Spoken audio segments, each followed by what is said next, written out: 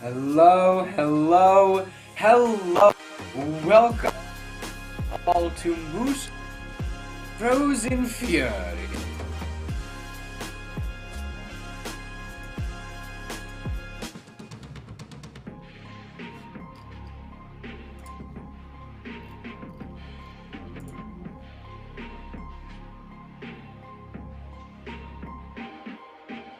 Yes, welcome everyone to Frozen Fury. We have a very exciting lineup. Today is ones, we had twos yesterday, so we're gonna see who can, fight each other and who's gonna come out on top with this one. So let's look into the bracket real quick. We have our first match that we'll be casting is Luna versus Anonymous Alex. Luna, we all know who Luna is, PR number one, countless gold medals, the new kid on the block, but also the really good kid on the block. And that's going to be versus Anonymous Alex, who is currently PR 10, but is still a formidable opponent. We look on to our next match. We're going to see kind of a Cutie versus MegD. After that, we'll go into Raydish versus Fakie, and then Zinker versus Sandstorm. So very exciting lineup we have for you guys. I'm very excited for this.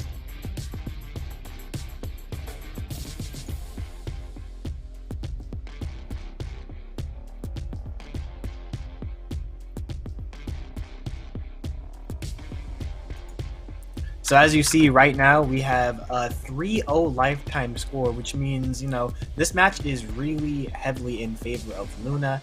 And we're seeing right now, you guys can't see this, but I can, Luna is on a Lucian pick.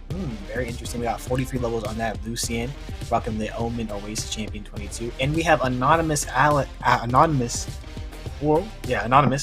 Jae-Yun. Now, we previously know Anonymous for playing that Taros. That was their breakout performance. But I have seen some things on Twitter. Great Sword is broken. Great Sword is this. It's still the worst in the game. But Great Sword has received some good buffs. And we're seeing Anonymous pick up Jae-Yun. And it's looking like it's going to be a very interesting fight. But we can just go down the stats here. We have Luna, 4 gold medals, 1 silver medal, 2 bronze medal. 32 placements, so it's looking pretty interesting for this matchup. You mentioned Luna being the new kid on the block, and that's actually pretty interesting to note because you could say a similar thing about Anonymous Alex. They both have both of their rise to power can be compared pretty similarly together. Luna there was a small span of time from the end of 2021, I forget if it was sometime during BCX or autumn of that year, up until Winters or Omen Oasis of the next year, 2022, where it felt overnight, and his improvement was just next level. And a lot of what that he has been able to do on our screens in front of us have been a result of that training arc. But Anonymous Alex, why else do you think we call him Anonymous Alex? They would kind of lurk around a little bit in like a Moose Wars here, a Galaxy Cup here, and kind of be in and out, and you would rarely really see them much placed that highly in a tournament until one day they just kind of chose to get top 6 in, I'm pretty sure, summers of 2021, which was completely ridiculous. So both of these players having, I don't know how much I want to say overnight success, but very, very alarmingly fast rises to power, both facing off on Fortress Alliance. Yes, and like you said, Graffiti, alarming success, but definitely a lot of grinding going into this. I've seen a bit of ranked gameplay from Luna's Lucian, and we all know that Anonymous does like that Jae-Yun. So let's see this gameplay. This Jae-Yun pick is actually very interesting from Anonymous because we usually know them as an axe pick. We saw we saw we saw Taros, we saw Jala, and we saw, I'm trying to remember what else, but there was definitely another axe character that we've seen Alex play. So definitely being a pretty committed axe main. It is very interesting to see them on the greatsword right here, but maybe it's just what they need to put a little bit more damage onto this Lucian and then maybe get the KO. But Luna is chasing very closely behind. Yes, very much so. The damage looks pretty even right now. Luna is going to land that recovery on Anonymous, knocking out their first stock, putting that 3-2 3 stocks to 2 stocks, but Luna is still pretty damaged on that stock, so we'll see how they can get themselves an advantage off this right here. And looks like a little bit of a guitar. Flash guitar, putting some damage on Anonymous's first stock. Ooh. Nice. It's a GC D-Light recovery gonna even up the stocks. Yeah, as we have both these players trading their first stocks in. Luna is pulling ahead as we have yellow into orange right here. Not stopping anymore. It was the guitars that really did, I mean, just a truck ton of hits and damage in the past few seconds of this. Right now, the blasters that are really maybe to new height. Also, I'm pretty sure that was either Weapon Starve or Alex admitting that they want to play more of the smaller sword rather than the great sword. But we will see great sword coming out. I'm pretty sure that is the Battle Pass Paladin JE skin, is it not? Yeah, that is the progression 2 of the Battle Pass JN skin. Go ahead and get your hands on that Battle Pass because there are some great skins in there. But right now we're seeing Anonymous use that great sword, kind of looking for an aerial KO. But Luna is gonna punish that missed recovery with a spot dodge and give Anonymous a recovery of their own. Ooh, not gonna knock out. I'm actually also kind of impressed you remember it was specifically the second stage of the progression. That's honestly nicely done. Yeah, that's my favorite skin to wear on Jaeyun. So I'm a great sword player, guys. Ooh. So, yeah. And we're gonna see this even up 1-to-1 stock with a little bit of damage on Anonymous' stock, and we're gonna see Luna pick up those guns. Remember last stock, the second stock, they did most of the damage with the guitars, but we know Luna's a pretty versatile player, so we'll see what they can do with these guns right now. Putting on some more damage onto Anonymous, juggling him in the air. Ooh. Ooh. Nair recovery is gonna put some more damage on the Luna. Ooh, gonna knock out all those options and confirm that KO with the ground pound into the top with the tentacles. Game 1 goes to Luna. One very impressive thing to note is that there was for a while Luna was in a considerable lead, but Alex was only just able to bring that back to an even game. But it seemed that any time Luna was able to pull ahead, Alex was always able to bring it back to even. And remind you, these are both the same players that have very similar status going to BCXC1 when everyone was like, who is this? And they were kind of like new kid up to bat. But now you can compare their statuses of the entirety of last year and of course the next BCX after that, just previously a few months ago in 22, that their stories have taken them to some pretty drastically different situations. Alex, surprisingly enough, not switching off the Jaeyun. I mean, to be fair, he was able to close in any gap that Luna was able to create, and he was never too far behind. Luna would just build a lead, and then Alex would just come back from it. So it probably just is the map change, but it's kind of hard to tell if maybe this map might benefit Qatar's a little bit better. Yes, we're landing here on Small Brawlhaven, and like you said, Graffiti, Guitars is a close-range weapon that gets a lot from kind of getting in your face. Ooh, GC D-Light recovery is going to get a nice little punish on Anonymous, giving Luna a very healthy lead this game too. Tasty. Yes. Now, given that Luna did take that first game, it was still very close. Ooh, Dare Stare, gonna be a nice little punish from Anonymous. We're seeing more people pick up the Greatsword, and what you just saw there was a little bit of spot dodge read from Anonymous, and that buffed finisher vertically is going to be able to knock out Luna, setting this 2-2 with still a little bit of damage on Anonymous' stock. How do you feel about this Greatsword gameplay from Anonymous, Graffiti? It's definitely sticking up, and the fact that he got the read off of that spot dodge is a very important thing to notice, because it does mean that he's getting the read a little bit, but Luna probably noticed that and is starting to dodge very differently. Luna's one of those players where you only have the read on for so long, because in order to play at the level that he's able to, you need to be constantly adapting both in and out of the game. So you can see Alex is not quite able to land that vertical finisher, and even still is chasing for, I don't know, maybe an in dodge or an up dodge, because Luna's been throwing out a few of those, but still cannot have much to say before he is about to have the second stock removed. So as much as I'd say there's a lot of hope, he actually turns that around, doesn't get a second stock removed just yet, at least not before taking that second stock off of Luna. There are some tiny little spots here of hope of like getting some good damage here, getting a read here. Still, I'm not sure how if I would feel more confident about this than maybe a Jala. His Jala has been his Jala knows how to destroy a bracket if she really has to. Factual. His Jala is very strong, but I'm also feeling, there's kind of that shared aspect between Jala and Jaeyun when we got that sword. And what we're seeing Anonymous right now is kind of play a little bit slower. Luna's jumping a lot. Looks like Anonymous is trying to catch Luna in one of those end lights, but it's not really working. Luna just really trying to bait out these moves from Anonymous because Greatsword can be punished, and it's going to get a nice little side light, end light. Going to put some damage on, some more damage. Insig's going to catch the dodge. Anonymous off stage. Luna has to edge guard this. Unarmed end light. Ooh, the gun down sync does not connect, but Luna is going to hit a D-Light recovery, and we all know on Brawlhaven that's going to kill on blasters. Game 2 goes to Luna.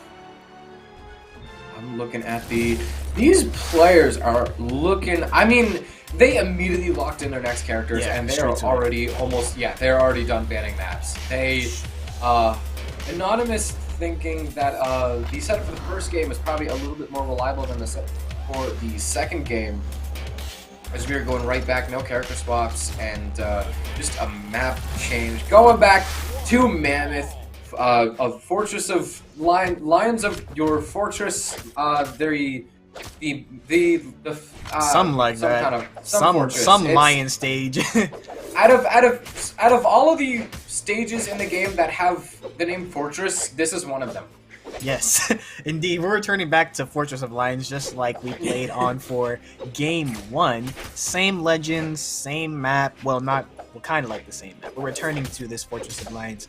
Do you think there's a specific reason why we're playing on... Ooh, that's going to be a great punish. Why we're on this map, Graffiti? Or... Ooh, what a great reverse! Is the space, because Luna was able to get some pretty early KOs during that second game, and overall just had better stage control, so maybe the platform and some more generous blast zones might be what lets Alex take that back. That has been a perfect way to describe this, where this whole game has been going. Luna would build up a great lead, but then Alex would have just like a little moment here and there that would prove that, I don't know, maybe he's just barely got it in him, but still, he needs to start answering back. Now, the dodge in read is not quite going to work. He keeps going for that. Luna might still have Alex red, because that guitar string, I mean, it hit pretty hard, and he's on the verge of, you know, maybe 2 stocks. Just barely comes back. I thought Luna almost fell there. I was about to get scared. Yeah. Whoa! Oh, no. Luna might be lagging a little bit. A little bit of maybe some lag or a misinput on Luna's end, kind of falling off the stage over there. But nonetheless, Luna kind of still securing himself a pretty good lead on this second stock. We're going to see if he can close this stock out with the blasters, but Anonymous Alex does seem to be getting in there with some unarmed, but is going to whiff that side light. D-Light recovery is not going to take off the map because Fortress of Lions does have a pretty tall ceiling, and it's really just, you know, Anonymous fighting for some damage right now because we know one recovery can do that and set stocks from 2 to 1. Alex is on bracket stock right here. You can see, I mean, he's definitely playing like it. He is chasing Luna down, trying to get any damage he can that he's able to muster up, and it's starting to pay off a little bit as he's on the verge of balancing out the game. Look at that. All he needs is to find just any D-Light recovery that you know happens so often on Sword to connect, and he has evened out the game. There it is. Alex still has quite a mountain to climb as he still needs to play the last piece of this game very nicely, and is still choosing not to play with the Greatsword. Double down on Sword just to weapon starve and have Greatsword primed again, which he's probably gonna weapon starve away from again. See, there we go. Was actually about to just weapon starve the Greatsword away from. This J-Yun pick is kind of weird if you're not gonna use the Greatsword, but I mean, hey, who am I to judge? Oh my god! It's working pretty well. Wow. Yeah, that J-Yun pick is good, and what a lot of people believe is like, oh yeah, like what you said, Graffiti. Obviously, if I play J-Yun, I'm gonna have the Greatsword, right? But a lot of people, the J-Yun's Greatswords are great, but don't let the Greatsword of J-Yun blind you from the great sword of J-Yun. Like, you got that side sig, it's extremely fast and kills pretty reasonably. You got that end sig that can catch you in the air, and that D sig that people also sleep on, that's kind of like a cheesy spike thing. So J-Yun's a pretty complete character, and we're seeing Anonymous fully utilize that kit to keep himself in winner's bracket. So that's very exciting to see. We're gonna kick this off in what map is this? Oh boy, this is Apocalypse. Yeah. Yes. They changed all these maps. Alex still has some juice left in him. Is starting to throw around the Greatsword a little bit. Weirdly enough, when you play Greatsword, if you've especially seen, oh my goodness gracious, entirely off of downers, but gets the recovery just to be able to make it back to a little bit extra damage. But there it is punishes the Luna throwing out the gravity cancel would have been a great way to get back to stage, but since it whiffed, that meant that Luna was out of a dodge. Alex was able to punish that with a pretty healthy greatsword string. And if you've seen some greatsword gameplay, like if you go back to some VODs from 2020 when greatsword just released, or if you've watched like Pavelski gameplay, especially I think during the crew battles, you know that greatsword players, they're looking for those huge reads that make it look like someone's like mid to low diamond montage. Like they're looking for those huge nasty reads to pull off, but Alex is not quite finding them. It is probably part of the reason why they're wanting to play a little bit more sword than greatsword, because lots of the times they thought they have Luna red, it just does not quite connect. Luna is a play at the level that either of these players, not just Luna, but Luna especially, considering their PR and seeding difference, Luna is just so incredibly good at adaptation. You don't want to switch up the gameplay mid-stock. Very much so, and I think that's what the reason why he's PR1, the availability of just Luna's great brain. That was a great side sig from Anonymous. But Luna's adaptability and the way he's able to like kind of see your game plan and understand your game plan and adjust to it is really what makes him that much of a player. But he's gonna have to show how much of a player he is while he gets this lead back, as Anonymous is up 2-1 in this game 4 scenario. So I low-key want a game 5. I don't know about you, Graffiti, but I low-key want a game 5. So Game 5 would also be a huge statement to Luna, because he was up 2-0 earlier. Now, Alex if Alex brings it back, brings it to Game 5, that'd be a huge message to Luna. Yeah, we're definitely going to see a lot of adaptation from Anonymous as well, as he's playing this pretty carefully, pretty well. Ooh, Sysek's not going to kill. That's the low strength of Lucian for you right there. Down air, going to send him down. That's going to confirm. 1-1. Ooh, game 4, 1-1. Luna's orange. I don't know. This is. I'm starting to bite my nails. Alex picking up sword. He just got to do a little bit more damage. You know, that's just a few more sidelights. That's a few more Sares. He just needs to punish just a few little bit longer. There's a sidelight as a punish. And also, at some point in time, he's going to try maybe a D-light to pick up for either recovery or a Sare. I got to say, if Alex has studied the textbook well enough, this game is in his hands. And you can even see that they're trying to chase a little bit for the recovery. But, oh my goodness gracious, Luna's cards, especially with all these Nares. Could have put Alex in a bit more difficult situation, but Alex is going to respond back, giving us the game 5. Wow, Luna was 2 up, and Anonymous just won 2 in a row, so we got a game 5 here. Man, what do you think what do you think Anonymous did different in those past 2 games to kind of even this up, Graffiti? Because that was amazing, the adaptation you just said. I am not sure. Game 4 looked drastically different from game 1. Facts. So it definitely took him a little bit of time to actually get warmed up and get there, but once he got there, by God, he got there. So I'm trying to put my finger on it, but I'm not quite sure, because also winning that game 4 was on Luna's pick of map. That was a map that Luna picked, and Alex still beat him on it. So Luna taking a quick second, probably just to reevaluate some choices and double check the calculator. We could be seeing a character swap. That, or he needs like a short little break just to kind of get a bit of a mental reset and then hop right back into it. Luna's been playing a lot of blasters recently, and also just kind of has always had guitars in a bit of a pocket, and those are definitely coming out to play since guitars are in a really nice spot this year so far, and we will be seeing a Nash coming out from Luna for game 5. And I know these are all weapons that we've seen Luna play a bunch of hammer, obviously. Ton of it. I mean, his claim to fame was the Taros, but I'm having a hard time recalling the last time I've seen Luna play spear. Yeah, I usually see Luna on more of, like you said, Taros. We all know his Taros. We all know his Ragnir. More of like an axe. We know he has an axe. We know he has a hammer. But we see more of that kind of guitar and gauntlet gameplay. But spear is pretty prevalent in this current meta.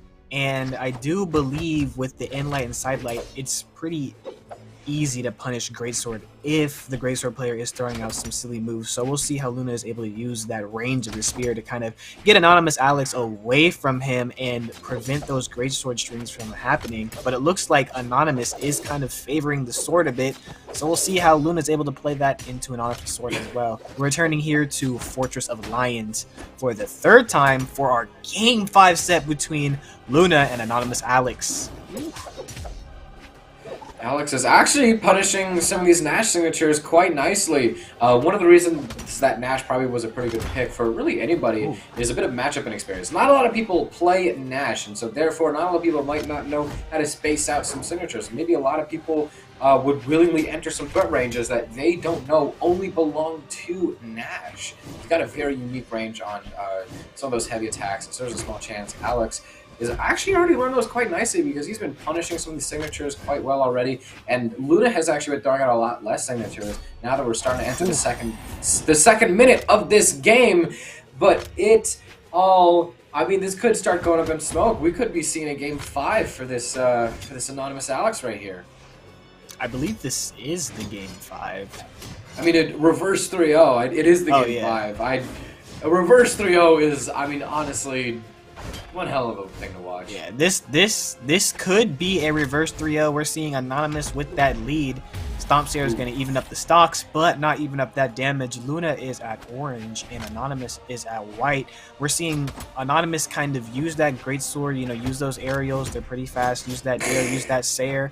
And we're seeing Anonymous really kind of utilize all of Greatsword, you know what I'm saying? Because just like in the previous games, we're seeing Luna avoid these strings and just adapt to that playstyle. So Anonymous using more of those aerial options is a great way to adapt to Luna's gameplay. But, you know, Luna's adapting to that hidden nairs and stuff, so Weapon Throw is going to get rid of Anonymous's weapon, and now it's going to be Luna with the spear and Anonymous unarmed. Recovery. Society is going to send him off the map. Luna has brought it back. At first it was Alex with a pretty considerable lead, and now Luna has brought it back to essentially sudden death on the second stock, but Alex is going to bring Luna down to bracket stock. This is a situation we were talking about, what, like just 10 minutes ago when Luna had Alex down on bracket stock, and now here they are. Alex is also actually gotten Luna downloaded pretty well, although Luna is able to take that, and we're into last stock Game 5 situation. Both of these players. Alex actually has Luna downloaded quite well, even though this is an entirely fresh new character, different weapons, different signatures, this, that, different everything. Alex is being very careful of not spending too much time in Luna's threat ranges, and has been very good about baiting some attacks, or just generally approaching in a way that Nash might not have covered, and approaching at an angle that Spear just doesn't really have that many options to cover. Alex is spacing and approaching Luna's Nash actually incredibly well. It is strange how much they know this matchup. Where did they get this practice from? That was so... What just happened? What just happened? That's Luna's hammer. Okay, Anonymous Luna's hammer just happened. Wow, yeah, that's PR1. That's PR1 for you guys. Wow, what a great set to start off this event, man. That's Game 5, and Anonymous almost came back, but we're seeing that little string from Luna. Luna is catching a nice little spot dodge there, and hitting a Stompseer to confirm that. But by no means was that easy for either player. I mean, that went down to like what? That was every game, I believe, was red. Both red final stocks, so very evenly matched players, and that just really shows you how competitive the scene in Brawlhalla is right now, that we can see a PR10 player take on Luna, like top 3 at BCX, and still be this close. So that's really great to see. So Alex always has that sauce in him. They're very picky about when they really pull the lid off of that sauce. We always got it somewhere down in there in the cupboard. There's a very selective when they bring it out of it. So, moving on to our next set. This could actually be pretty interesting. We got Cutie and MegD. We talked earlier about Luna and Alex. Their histories and their rise to power as players have very similar stories. They were kind of like in and out of communities until one day decided, I want to like be one of the best in the country. It was one of the best in the continent, and it was an overnight success for both of them. Cutie and MegD, I would actually argue to say that they have pretty similar stories themselves. They both found a lot of their success in 2v2s. Cutie and Walshy still one of the scariest teams to go up against. MegD, if you go back to 2021 and 2020, MegD teaming with Blue Guys was, I'm going to be honest, my personal favorite twos team or at least one of my personal favorite twos teams of all time. I loved watching them. And then they kind of slowly started to focus a little bit more on ones, and they've started to find some good success from there. I'm pretty sure Cutie has won a community tournament in ones here and there over the course of the past year. MegD got, I think, top 6 at BCX and second place at MSI. That is huge. Both these players Massive. having pretty similar histories, but one player, I feel like if you can compare the stats on screen right now, one player to a bit of a different degree than the other. Very much so. I heavily agree with you, Graffiti. If we look at our last placement, actually, we got MegD top 8ing at the Winter Championship 2023, and we have Cutie coming in 17th place. So a little bit more recent success from MegD here, and just like you said in the World Championship, MegD also top 8ing there. But, you never know with these players.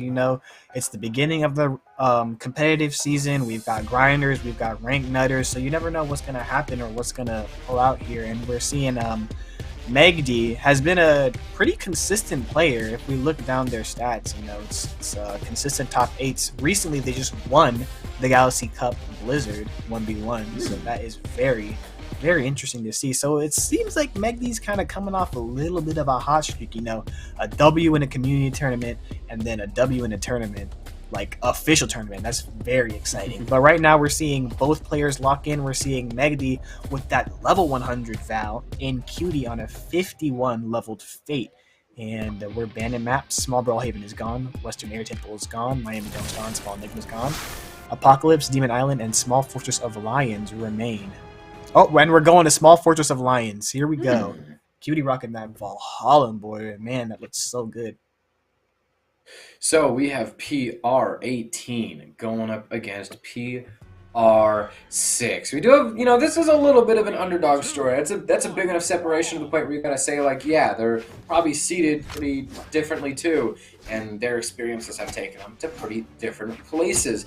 But still, the way that they're approaching this game is also very, very different. MegD, this is just another day in the office. Cutie is all, I don't want to say, like, fresh out of the works, but like still only just diving into the deep end of top level ones gameplay, and has only really been over the course of the past few months or even weeks really kind of been dedicating all this time to saying, I want to succeed in ones, while MegD for the past year and a half, this is, I mean, quite literally just another day at work for him. Very much. And I love how you say another day at work, because we know MegD is always working. I don't know if there's some older players in the chat, but I remember when MegD used to have those Wu Shang videos, and this man would be on ranked, constantly just improving and improving and improving, and that's why we've seen such consistent placement from MegD. Sisig is going to knock out Cutie and put MegD up 3 stocks to 2 stocks, but MegD is pretty heavily damaged on that stock, so we'll see if Cutie is able to even up, level out this playing field, or see if MegD is able to put some more damage on Cutie and give himself a bigger lead. Ooh, sidelights out. Not going to catch that dodge down from Cutie. Going to go for another sidelight, but Cutie's going to mix up that dodge. Cutie looking for something to kill. It's pretty hard to kill on Scythe because, you know they're looking for Sarah recovery. Got the orb out. Ooh, recovery from MegD. Ooh, MegD's going to fight the way back on stage, but a side air is going to hit but not knock out. Small Fortress of Lions is actually kind of big when it comes to kill boxes, so you got to have a kill close to the side of the map or the top of the map if you want to really knock out. If not, it's going to take a little bit longer. And we're just seeing MegD jump around and fight for their life as Cutie's going to say no. Hit a little orb side air and even it up 2-2 with not too much damage on. Right now, MegD has really been sticking to his tried and true method of dash close enough to you to the point where you think you gotta respond in some way, but also not too close to the point where you can always back away. And he's trying to bait Cutie out of any attacks that Cutie might want to throw out. You can see actually that happening a lot. MegD would dodge pretty preemptively, or would dash in, dash out, or would really just kind of float near Cutie, but not close enough to really put himself in any danger, but still put him in a pretty nice spot to be at a bit of a damage lead while he's up a stock. So MegD is, you can even see a little bit right there, just trying to bait Cutie out of anything else. That is MegD's preferred way of breaking neutral, letting you make the mistake first and him always being right behind you. Facts, and MegD is a great person to like learn neutral from. That Insig is gonna do a lot of damage, but not quite knock MegD out, because like we had discussed, Small Fortress of Lions does have a bit bigger kill boxes compared to like a map like Brawlhaven. Nair Recovery is going to knock MegD out. But one thing you did say, Graffiti, I do like how you said, you talked about MegD's neutral, man. If you're a new player and you want to improve, I definitely recommend you to watch some sets that MegD has played. MegD has some of the best neutral in the game. Jumping around you, baiting out your moves, and everyone's like, oh, MegD's passive, MegD's passive. No, MegD knows how to play the game, and we're seeing that right now because he has a nice little lead. Falling Cider is going to do some more damage to Cutie. Cutie jumping around trying to avoid these nairs and recoveries. MegD is going to get rid of the gauntlets, but gonna pick up that sword. D-Light Recovery is available. D-Light Cider on the edge of the map is also available, and D-Light Cider is gonna send Cutie off the map. Dodge out. Can MegD edge guard this? Cutie gonna fight back to the map. Cider is gonna send Cutie all the way to the other side. MegD's really gotta edge guard this right now. Oh, GC D-Light's not gonna hit. Gonna take a fat punish from Cutie. And you earlier saying that MegD having some of the best neutral, it's also very important to state that MegD also has some of the best mental in probably the whole community. You can drag him through anything you want and he will always be ready to play. He has played through quite a few hour-long sets in his time, and he will never hesitate to drag you through another one of those if he has to. MegD actually has to burn a dodge, dodging through the weapon throw, and that lets Cutie clutch out the win from a damage deficiency. We spent the whole entire game talking about MegD while Cutie over here sneaking around our backs and bringing home a point on the scoreboard. MegD actually, weirdly enough, using the Hattori little profile pick. I know this is a very small detail. We haven't actually really seen MegD play Hattori in a while, but Spear's in a really good spot right now, so it might be time for him to break out any moment, but still, we're doing the complete run back. I can kind of understand why MegD would want to do a perfect run back repeat of last game, and he's actually proven it, and he's only taken the first bit of damage 15 seconds in. He's already done like multiple dodge read combos onto Cutie, but still, MegD started that last game phenomenally and really deserving a lot of the praise we were singing out to him, but Cutie just changed something just snapped. Like someone turned the lights on in the house of his brain, and he's just like, oh, I know how to do this, and then just took the second half of the game, and MegD slowly kind of had a hard time gaining control of that. And although he's ready to play right here, he's having like a perfect mental reset. Like I said, MegD is one of the hardest players to break in this game. You can put him through anything, you can say whatever you want in chat, he's always going to come back from that. He's always going to, he's never completely out. He's always going to have a say in the matter as he's up in game 2. Very, very, very much so. MegD is a very consistent player. But, like you said, we gotta give Cutie their props as well. Some things I did see, I like the fate. I like what Cutie's doing here. Cutie, we're seeing them go for a lot of these. Wow, that was a great edge guard. That was a great unarmed side air. We're seeing Cutie go for a lot of these dash jump fast fall inlights. And that's a great way to approach. It's very hard to react to. And then just utilizing that scythe off stage to kind of catch MegD's jumps out and send him all the way to the other side where he does not want to be. So it's great to see another scythe player, you know, although scythe is, you know, pretty formidable in this meta. It's also can be kind of difficult to play. So love to see when someone's able to correctly utilize it off the side of the stage. Ooh, Cider is gonna send Cutie. Yeah, I don't think could they have got back from that? I don't know. I don't know.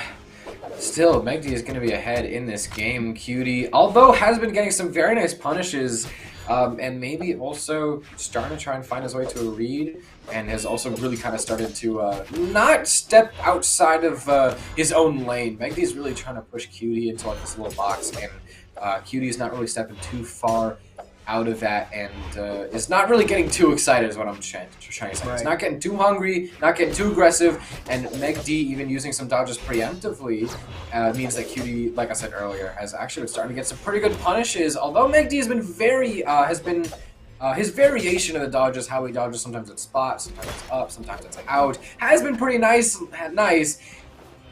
Cutie just barely making it back. I did not know how to, had to follow up because that D-Light, that was just so spacing at times out perfectly.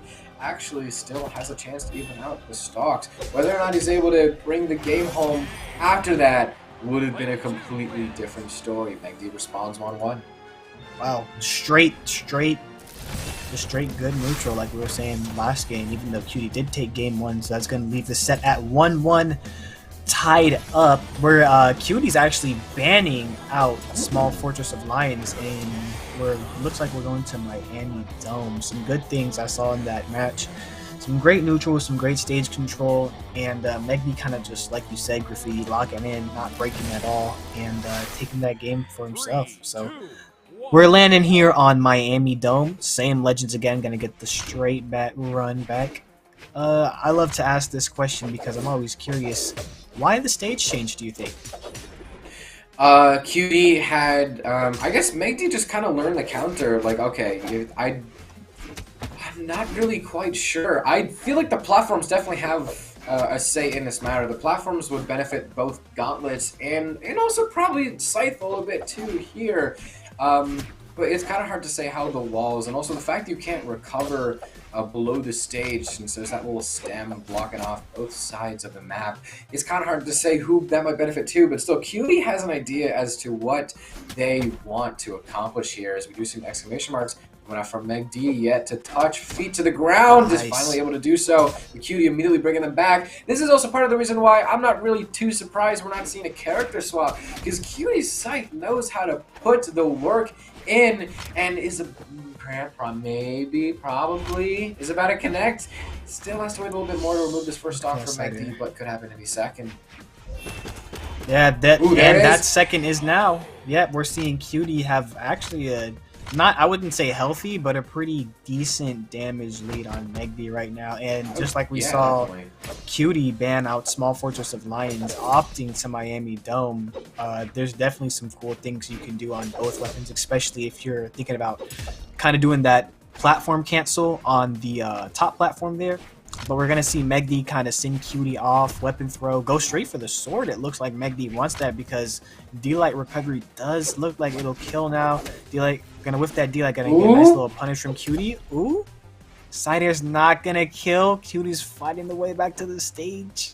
Is he going to get back on? Ooh, nah. MegD's able to catch that jump and even up 2-2 with just a little bit of damage on him. You can start to see that Cutie is finally starting to get some of these reads on MegD. That is something that you really, really want to see. Like I talked a little bit more about Greatsword, Scythe players, although they don't really look for it too much, it's something that we always love to see, those like dubious reads, especially like if you get a read off stage and you're able to just continue carrying the blast zone. That is something that anyone loves. I would pay money to see that again. I remember that was commonplace in tournaments.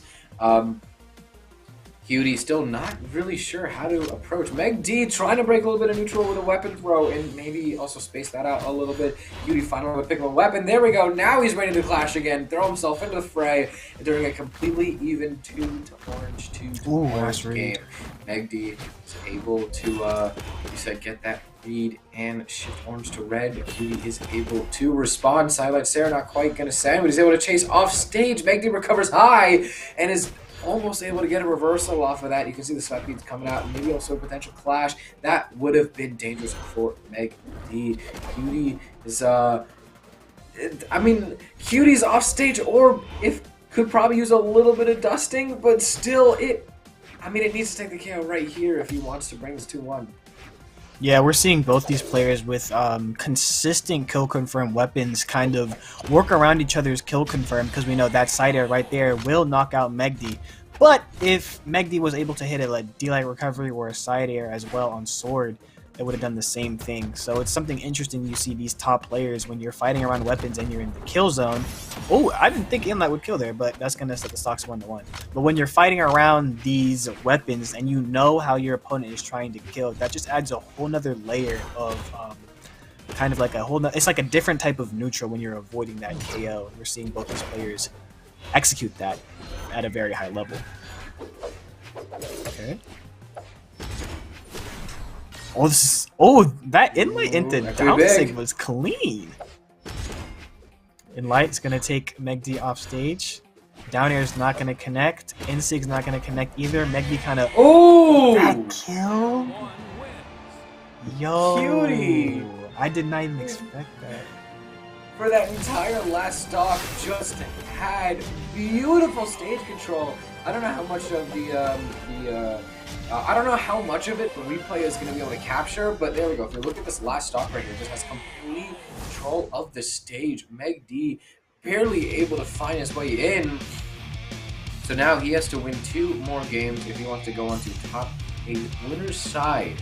If he goes down here, if he loses the next game, then that will mean he still has a very good chance at top 8, but he's going to have to play twice as many games in lower bracket. Not a place you want to be, and not a place that MegD is actually all too familiar with. This man's been in winner's bracket for quite some time.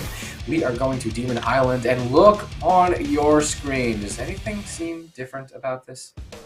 I think I see something a little different. It looks like maybe there's a color over on Demon Island. No! MegD switched to a Surrey! So we're throwing those gauntlets away and we're picking up those katars. Get 'em out of just here. like you said. Yeah, get those gauntlets out of here. They're not doing anything. Stinky! Yeah. You don't want to hear what I have to say about gauntlets out here. But we're seeing MegD pick up those katars, and, you know, like you said, graffiti katars are in a pretty good spot right now. And MegD is also pretty familiar with the sword and the Asuri. We know that as well. So we're going to see if Cutie is going to be able to use this kind of orb to fight off this close range of katars, or we're going to see MegD kind of utilize this different character pick to get an edge on Cutie.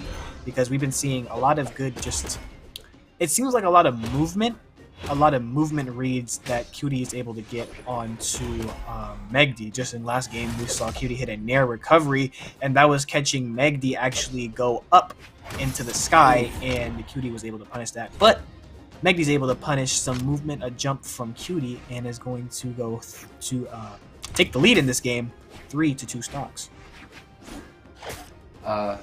So the fact that Cutie had MegD's movement read very well, that might actually fall apart a little bit here, because your character, I mean, not just the stats, but your character's attacks influence your movement a lot, because since your attacks have different threat ranges, you're going to want to move to different spots of the map. So Cutie already kind of knew, probably after fighting hundreds of Vals in rank, let's be honest, very popular character.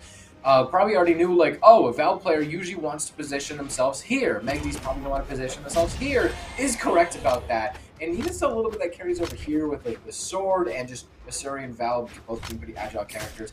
MegD still has a bit of a damage lead and is going to expand a bit to a decent amount right there. So a lot of the movement Cutie had read from last game might kind of start to crumble a little bit. Although there are some similarities between the characters, there are also some differences you got to take into account. MegD is actually not really converting a lot of these. Oh, that what a great punish! Side sig. That, I mean, that was bold. That would have been very hard to react to. I'm impressed with his reaction times. But still, MegD is surprisingly not building off too many conversions off of some of these N-lights or D-lights that they're hitting off of these katars. And still choosing to stick with sword for the KO. Pretty smart choice. Sword being a bit better KOs than katars. Still, their katar game picking neutral, especially when they don't want to build up, they don't want to commit too hard, is quite interesting to see them not really follow up after some of these attacks too much. But Satellite Sarah going to give Cutie the lead again. MegD on bracket stock. Yeah, we saw that Sidelight Sayer just kind of catch MegD kind of trying to get back onto the stage. That, man, just such clean, high-level gameplay from both of these players. And we're seeing Cutie have that. Whoa, Cutie just threw it away. Ooh! But, unarmed sauce? Whoa, whoa! Unarmed sauce on. Oh, Cutie's still going. Gonna pick up that orb, throw the orb, down air. Gonna miss that throw again, Oh but my we God. know Cutie does have the unarmed sauce, so we'll see what Cutie will be able to work out over here. Gonna pick up the scythe. Side air is going to knock out Cutie. Now, I really like this Asuri pick from MegD because in the previous games we saw MegD kind of get read a little bit, but Qatars do have pretty fast options, so if you are getting stringed pretty badly, you can kind of attack and wake up out of those. But we're seeing Cutie pick up that orb and Insect's not gonna knock out, but it's gonna do so much. Ooh, and just like last game, near goodness recovery. gracious. Near recovery, catching that kind of jump, retreating up to the air, trying to avoid the ground is once again going to secure that game for Cutie and secure the set for Cutie. What a great set, man. So that last game was moving a bit slower than a few other of these games, especially game 2 or 3 from this set. And when the game slows down, that usually means that the game is currently in favor of the person who's losing, because that means that they're able to, like, okay, let me slow stuff down, I need a little bit more room, a little bit more space, and I'm going to, like, push you away from me. I'm just going to try to make life just a little bit easier for myself. So the game is slowing down. That means MegD was doing good that last game. Cutie just played his own game against him and just outdid him purely, even despite the character pick. We were saying that the character pick might have been pretty difficult for Cutie to kind of like over-adapt to and find that new level above, but he was still able to find that quite nicely. Now our next set, as we are going down, winners quarterfinals, is pretty interesting if we want to rattle off those names. Yeah, we're seeing Raydish and Fakie is going to be our next set that we are casting, and we're gonna look.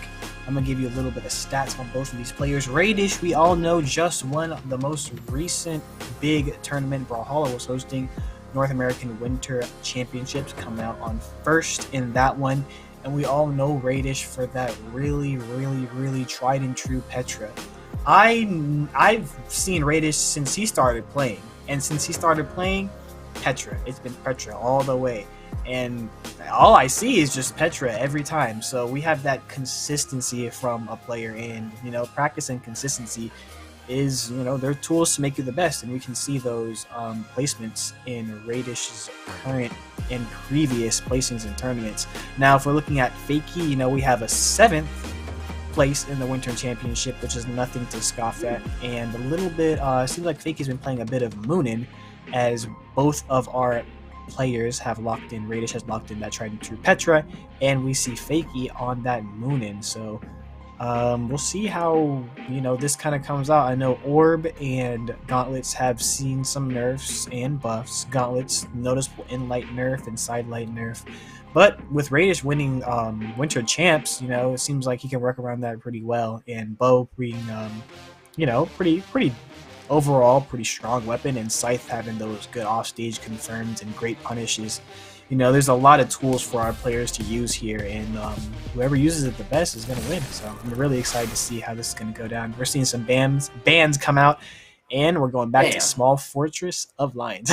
Bam! I'm ready for the action to start. Let's start hitting each other. Yeah, no, we did see some bans coming out, but now that we have our map picked, we're gonna see some bams coming left and right. Both of these players choosing their characters quite nicely, actually. Fakie being, if you remember, depending on how much Fakie gameplay you've seen, you'll know that he's a pretty dedicated Scythe main. The Bow to back him up as a bit of a secondary, along with just some fantastic stats and signatures. Moonin is always going to be pretty annoying to fight, if we can be honest. Radish, actually that would have been disastrous for either of them. Both of them very quickly running out of options, trying to outdo the other, make their way back to the edge and touch that side of the wall. Radish sliding down with that deal light, the deal light off the ground pound. That would have also been both these players ready to go full send off stage. Moonin can be a pretty fantastic character off stage, and Radish, even though Petra, like, by default might not be that, like, top tier of an off stage legend, Radish knows to use her as such, and when someone is that good at the character, they elevate the character to a new height. It is a very strange phenomenon we've seen happen quite a few times, but that deal of recovery, it's not as strange a phenomenon that we see it happen just as much. Dodges through the desync perfectly. How the hell the time that, still having to deal that recovery. There we go. Fakie, as you can even see, uses but you can see Fakie uses another Legends skin for the bow, and then a Skyforged scythe. Kind of, at least I'm hoping proving a bit of a point of a scythe main with a bow as a secondary. Raydish with the orb is a bit more of a secondary, and the gauntlets just to kind of back him up with a character with. Stop me if you've heard this before. Pretty good stats and good signatures too. Yeah, definitely good stats and good signatures. And Moonin, a lot of people say Moonin is slept on, and we are seeing that Skyforge Scythe come out, kind of that tried and true. I play Scythe skin if you want to, show that off in ranked or in your sets. But like you said, elevating the character when you play so much reminds me of a time I was talking to Java, and Java actually has enough experience to have a Prestige 100 Bodvar, and I believe Radish has sort of the same amount of level of experience on Petro, so he definitely knows what to do in most situations. And when you have so much experience on one character, it's like you can deal with most things. But we're seeing Fakie kind of use this scythe to dismantle a lot of that experience, and down air into weapon throw is not going to connect, but going to send Radish off the map, dodging to the map. Fakie's still going to hit Radish off. Now we're back to the center, kind of looking for those side airs, and Radish is going to land that falling side air onto Fakie to knock Fakie out and give Radish a little bit of a lead. Still got some good damage on Radish though.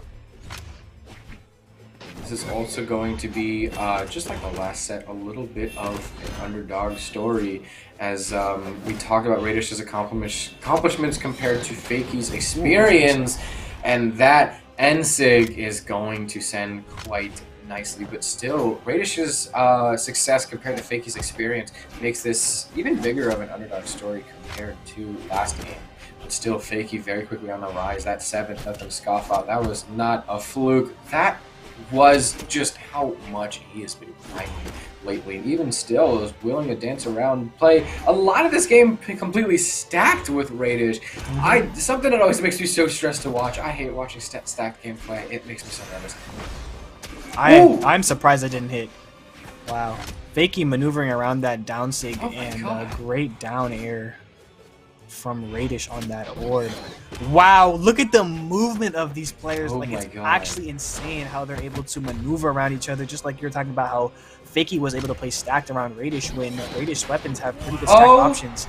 But Fakie is going to catch Radish out with a Insig, and that's going to put Fakie up. Wow. We're going to go into our games now. Ooh.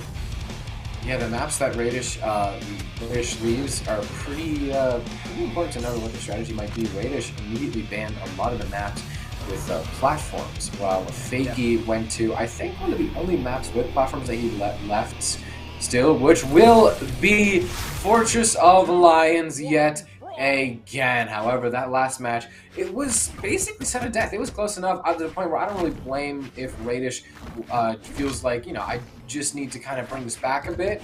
I just got to respond. I just got to, make sure it doesn't slip. I don't get too confident. I am still playing the same way I am the whole game through, and maybe Fakie won't snatch this from me, but still some of the ways that he's able to punish these dodges and just kind of dance around it on top of Radish. Although he's able to hit 2 signatures in a row, although oh my god, able to hit some attacks here and there, Fakie is overall kind of in control of the neutral here.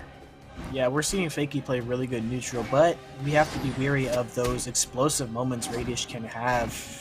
Just when I'm going to keep saying it as long as he's on the screen, when you have so much experience with one character, you know exactly what to do, especially if you're in advantage state. And so, down air, nice. What a great wall bounce down air is going to send Fakie off the stage, confirming that knockout, putting Radish up 3-2 stocks with a little bit of damage on him.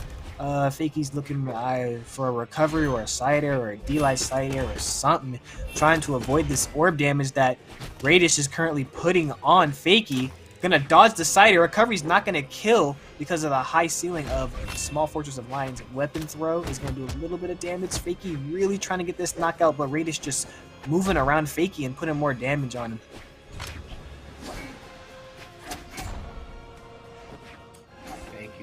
Radish in a pretty good spot. Dare bounces off the wall. You can see Radish even some startup frames for that Dare coming in, knowing that that first stock was done. Fakie wasting no time to put Radish's second stock into the play and immediately tying out any damage.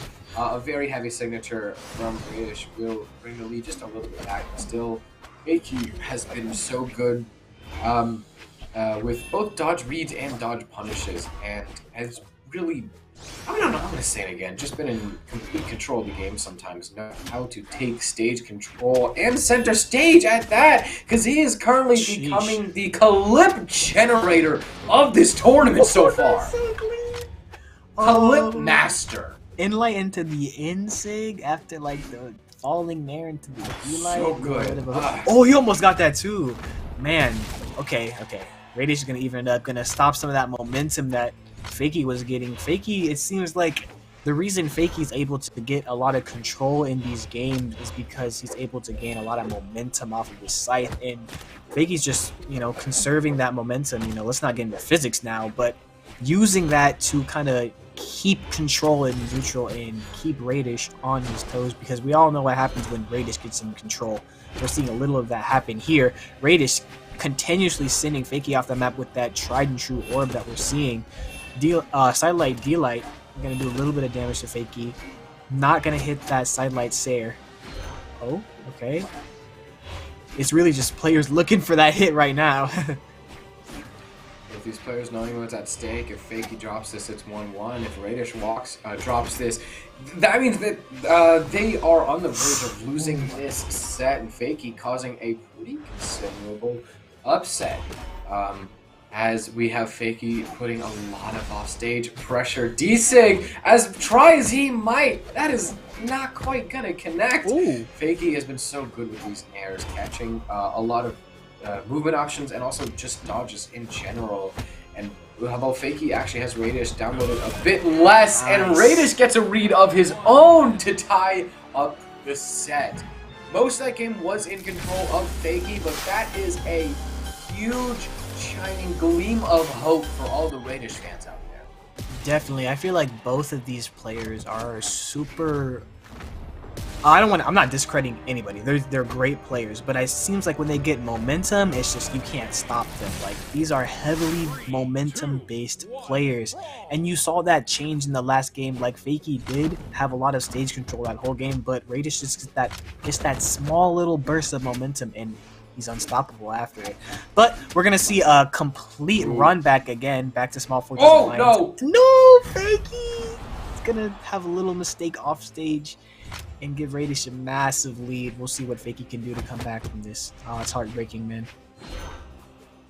Fakie picking up the Shinsekai Kojibo, and gonna have to do some cleaning with that, brings him close to even. Radish, no hesitation to say like, oh yeah, no, you lost that fair and square. I'm gonna go go to the top of the screen for my weapon start. I'm serious about taking this set from your hands. And some more Silent and Sairs will prove that true, as Radish is, if he plays the next few seconds, the Brawlhalla of his life, correct, could be up stocks 3-1. Weapon starting for the Gauntlets. Ground pound not quite going to send. Fakie trying to scheme a little bit for reversal of his own, gets back to stage for the scythe. Radish's defense, you talk about momentum. When Radish has momentum, it's always very fun to watch, but sometimes Radish doesn't actually need defense and just has some solid defense. Or it doesn't need momentum, it just has solid defense. Has probably some of the best defense in North America. Fakie is just controlling the game speed, though.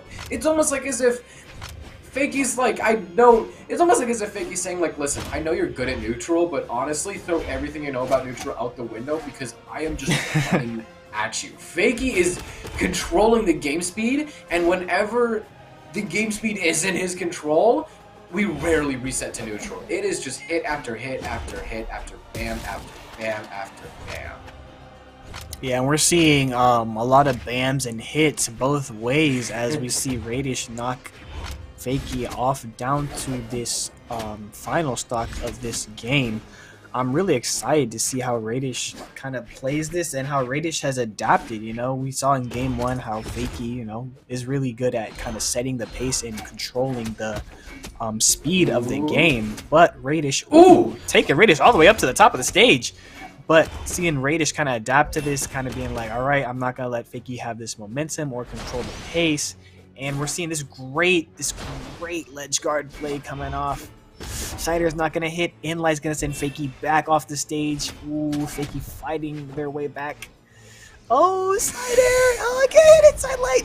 Okay, nice. Fakie's going to set the stocks 1-1, although it's going to be a very, very long road up in order to get this knockout on Raydish.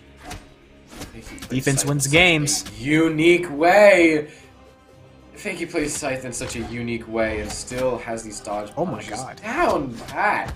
Oh my god. Times, and just overall, his ability to never fall too far behind is just immaculate. Not quite able to get the punish of that side Sig. Picks up Scythe again because he's had it double down this whole time, but it ends. Sig will let Raiders get the punish and send him a little bit closer. This is 1-1. This is determined who gets the lead in the set. Though this determines who is just one game closer to top 8 winner's side and who has to play the long con. Fakie ducking down under the weapon. Radish, you can see jittering on stage, just trying to figure out what next to do. Sarah is going to send high. Fakie chasing Radish to all the ends of the earth possible and brings it back from the jaws of defeat for a 2-1. Holy, like, moly. Fakie, like, I said it was a long hill up, but Fakie saw that hill and he ran up. Like, I'm very, wow. I'm over here like Crocky, I'm moving in my chair. But that's great gameplay from Fakie. We're seeing those movement-based punishes. Like, you see Radish kind of try to cross over Fakie, and Fakie, what he'll do is turn around and Enlight and send Radish back the other way in anticipation of that crossover. So we're seeing some extremely high-level side gameplay from Fakie and just a great Petra from Radish. So this is a very exciting set, and I'm not sure how I feel about the Small Fortress of Lions, because it seems like both players were kind of struggling to knock out. If we were on a smaller map like Brawlhaven, it does seem like maybe the game could have gone a different way, you know, because there were a lot of those times where we're both in one stock red, right?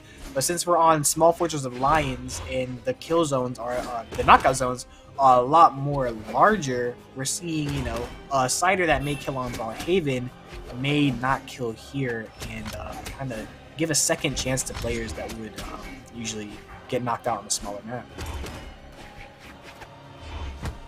So Graffiti, how do you feel like what do you think is the drawing thing to Small Fortress of Lions? Because we've been seeing like so many players go to this. I don't know. I mean, the high ceiling is probably what Fakie is going for, because both Orb and Gauntlet have some pretty good upwards KOs, and so maybe Fakie is just kind of picking that to avoid any upwards KOs if we have a recovery or ending of the swords. Grounded ground pound almost KOs upward. That would have been ridiculous. And also the fact that you can't recover below the stage and there's a lot of space to the side of the stage. You can see it took Fakie a long time to fly from one end of the screen to the other to lose that first stock. So it might be just generally the offstage area. Oh, perfect. Scare Radish off. Yeah. Wow. I mean, okay. Fakie's SD last game was more detrimental than Radish's SD this game, because that stock was already on its way out. Fakie had Fakie picked up Scythe, and Radish was dipping down in a barbecue sauce spread. Still, this orb is this orb is leaving me speechless right now. But yeah, it's probably the high ceiling making it harder for Radish to get any KOs, along with it's a pretty big offstage area to give Fakie a lot of space to kind of play around with Scythe and just restrict Radish's movement when he tries to recover. Yeah, we saw Radish kind of go out with a dash jump reverse ground pound that was just slightly misspaced. That definitely would have been able to put a nice little number onto Fakie, but we're seeing Fakie definitely utilize this Scythe here, trying to catch some of Radish's movement, but that Inlight's going to send Fakie way off the stage. Radish picking up the orb, looking for a Sidelight Cider. Going to dodge that Insig that's caught Radish so many times, and we're seeing Fakie kind of, dash jump reverse ground pound. Damn! Ooh, what a great confirm. and Fakie's gonna nice, kind of take that stock out pretty cleanly, pretty professionally with a nice dash jump, reverse ground pound on that scythe into a dare, and there's just no getting back from that, honestly. Ooh, another one. Fakie, Fakie putting Radish on bracket stock with some pretty nice in-game awareness, recognizing like, okay, Radish is speeding up the game around me, and although I'm going to lose that second stock, Radish recognizing speeding up the game around me, really chasing me down this orb, I'm going to hang back a little bit. I know it's been my whole thing, and what the casters have really been saying the praises about me so much that, that I just completely chase down and sometimes don't even really respect neutral. I'm going to respect this one time because Radish is hot on my tail, and I'm going to try to get the bleeding to stop so I can get that KO. Fakie, great recognition of the game state, and always willing to adapt. And it's kind of, this could be it. Fakie pits the tail the wrong way, but it does not matter. Raydish goes down to lower brackets at the hand of this Hugin demon. Wow, I'm speechless now. Like, wow, that's like, it's just the level of gameplay that we're seeing here is just so high, and I love to see it. We're seeing like I'm telling you, that dash jump reverse ground pound is really great, and we're seeing Fakie use a little bit more of the scythe, as we knew scythe is more of Fakie's preferred weapon, and we're seeing Radish favor on that orb as opposed to gauntlets, and Fakie, man, he really knows how to use that scythe. And like you said, Graffiti, I really believe that the small Fortress of Mayans was in Fakie's favor with all that offstage space that he has to kind of maneuver Radish around the map, and at the same time counteracting Radish's ability to knock out with those gauntlet inlights that are a lot weaker now due to the patch, and the sidelight side airs that are already kind of hard to hit because you're expecting that when you're going against an orb player.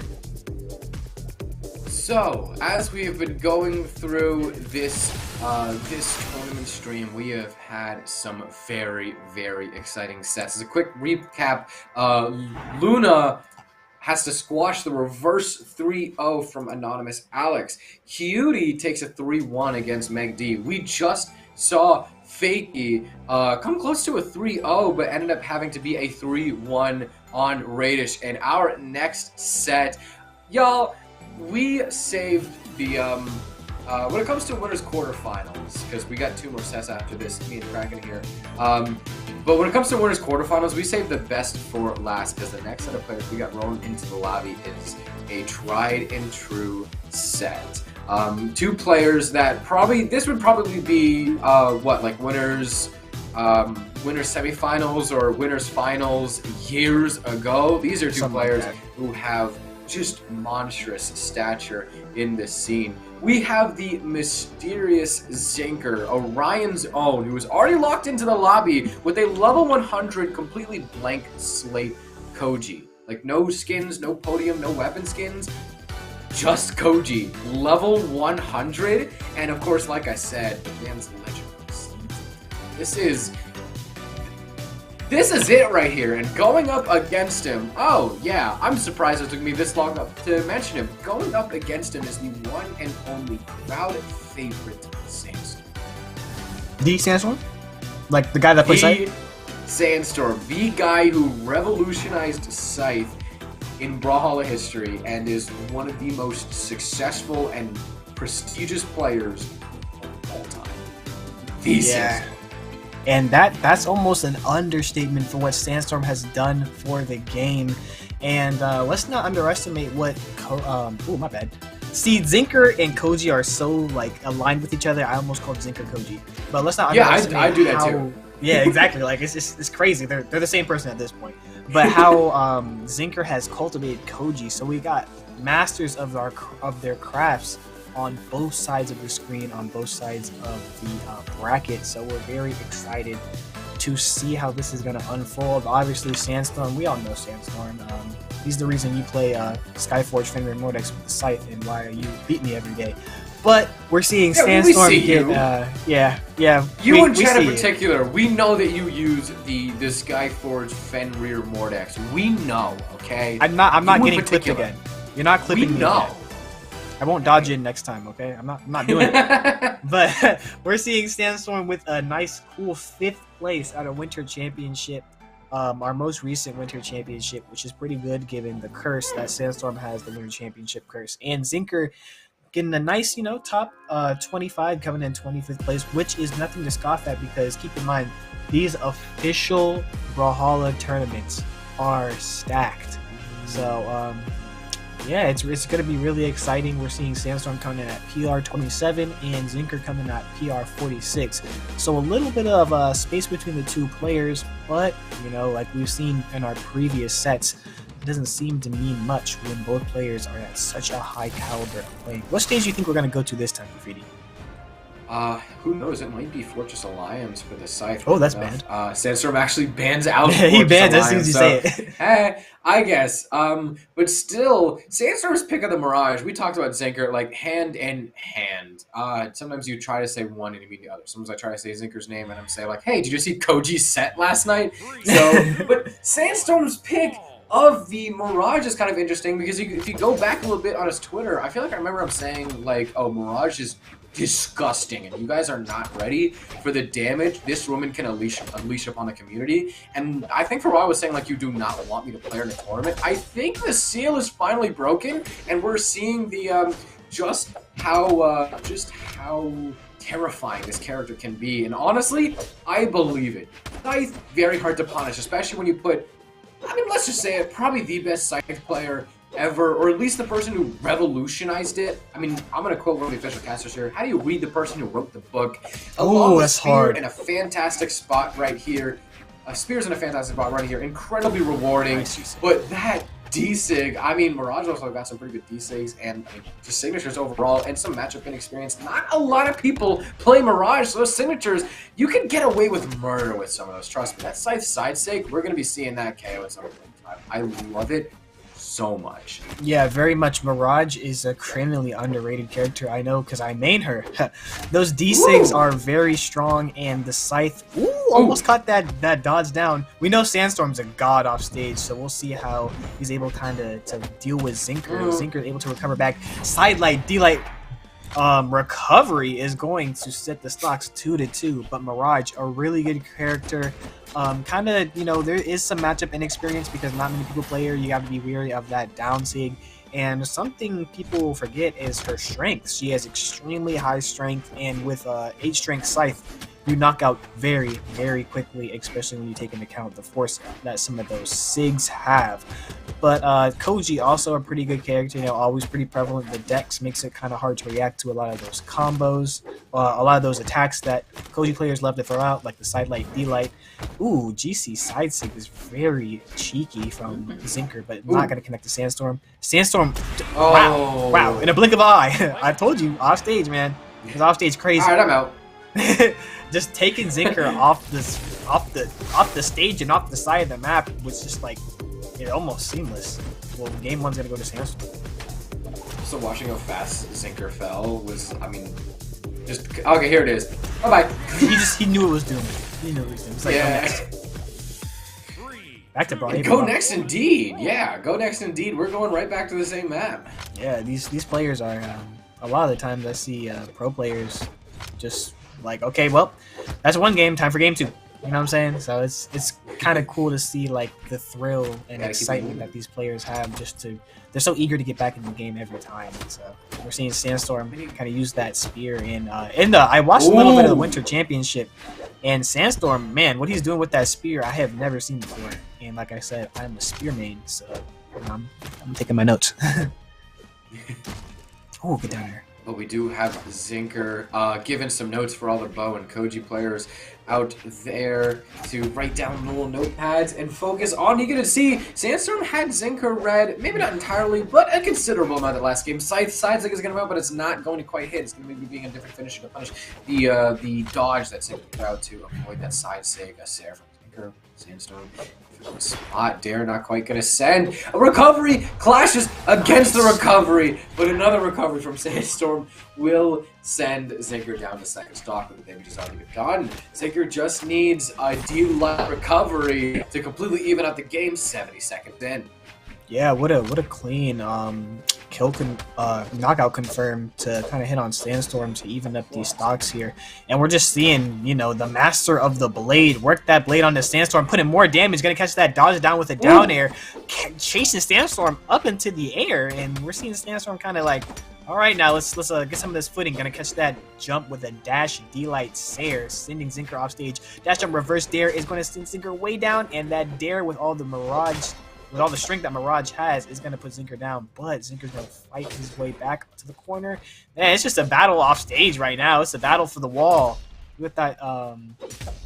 Ooh, nice. Zinker's going to fall down there and hit a nice little side air on Sandstorm, giving Zinker not a huge lead, but a lead nonetheless, giving Zinker 2 stocks in Sandstorm, 1 fresh stock.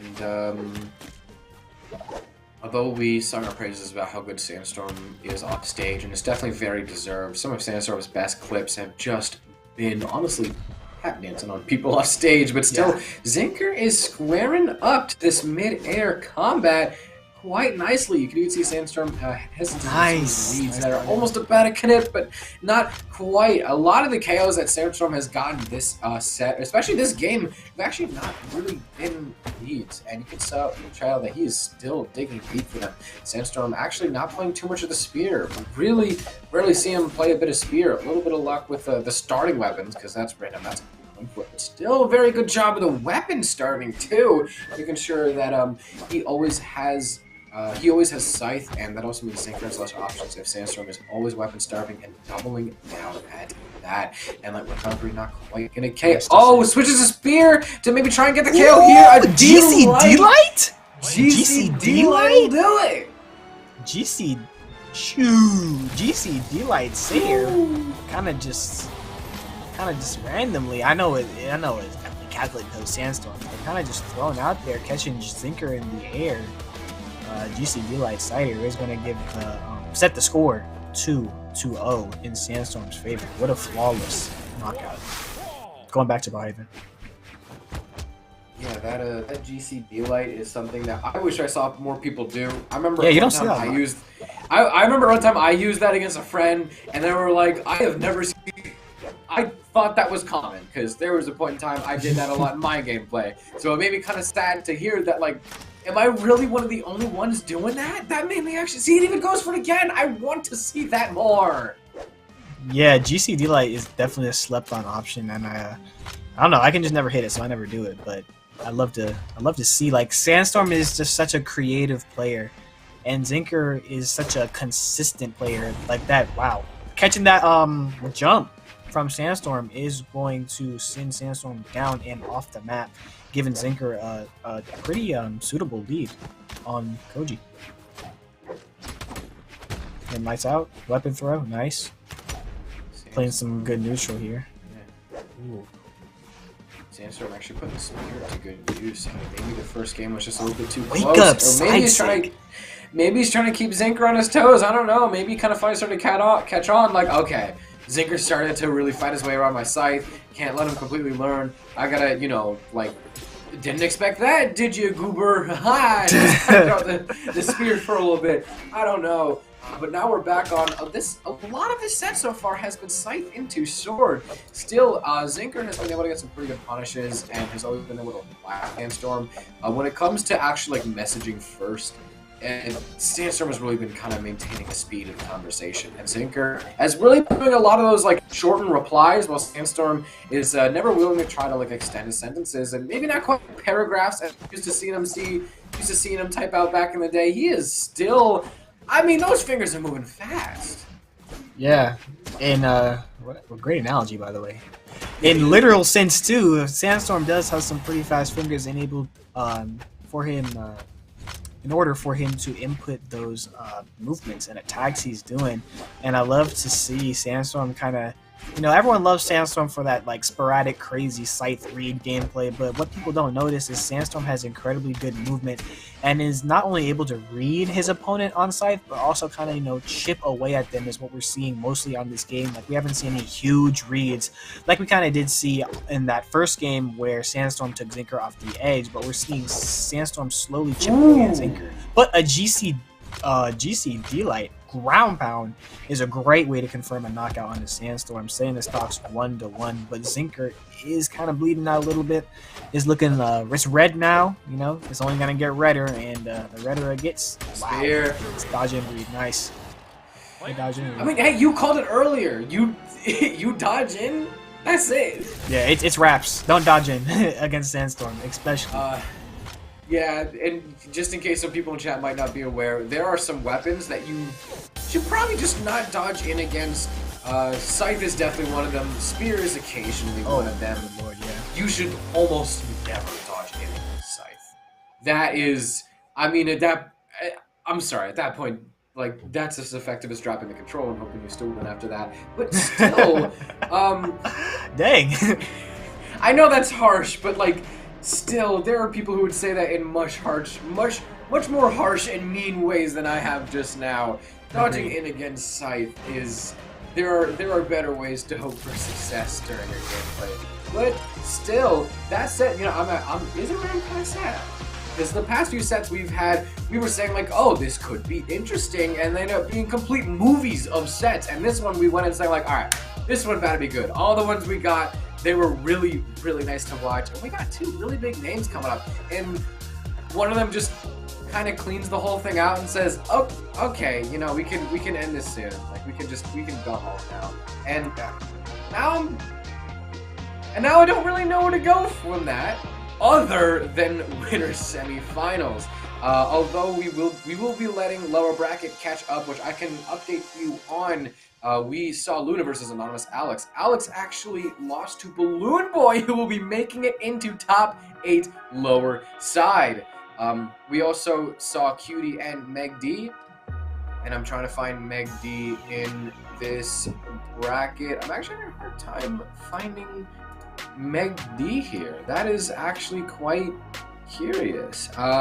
Oh, okay. MegD is actually starting his set against Wubs, who has actually taken quite a few names off the board. So who knows? Both those players have a very good chance to make it to the top 8. We saw Fakie 3-1 Raydish. Let me find where Raydish is in the bracket. Similar thing with, actually almost the exact same story. Radish is starting their set against Zakoi, but Zakoi has crossed off quite the name this set. So this tournament, so all these players have a bigger chance, and Zinker will go down to their last set, top 8, to fight off against a Guichubo. And Guichubo, Guichubo's 3-1 Simba and 2-1 Tiffany. That is scary. That's gonna be one hell of a player to respond to. But we're gonna let top 8 lower side, or top 32, top 12 lower side.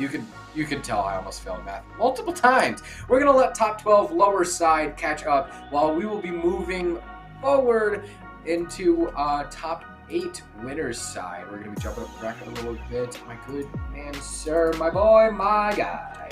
Kraken, if you would like to read off some of the names we got coming up next during our last 2 sets together.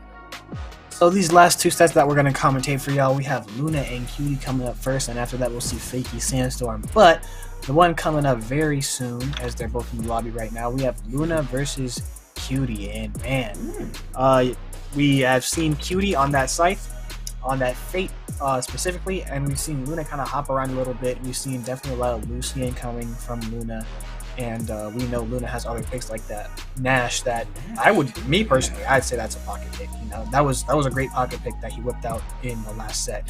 But going into this, we are seeing some predicted picks. Got Luna on the Lucian, that's a level 43 Lucian, and we got Fate. Cutie has locked in that legend, and that's level 51. So I know that this is coming from the guy who said, I'm not sure how much this will work, before the guy won with that setup that the person that I was just previously criticizing. But like, one thing we don't praise Luna enough for is being a very versatile player, and really is kind of good with anything. Granted, he has a few picks that are just like immediately top tier, and just some characters that he's so much better with than the rest of the cast, but still the entire cast of the game he's pretty solid with. So Luna being a very versatile player, if Cutie really starts to accelerate the game as he is right now, that recovery would have been fatal. Yeah, but still, yeah, if Cutie really starts to accelerate the game out of Luna's hands, Luna can just switch over to something else. The man's got big pockets. Yeah, the man has enormous pockets and they are very deep. We know Luna for playing so many different legends. Ooh, double?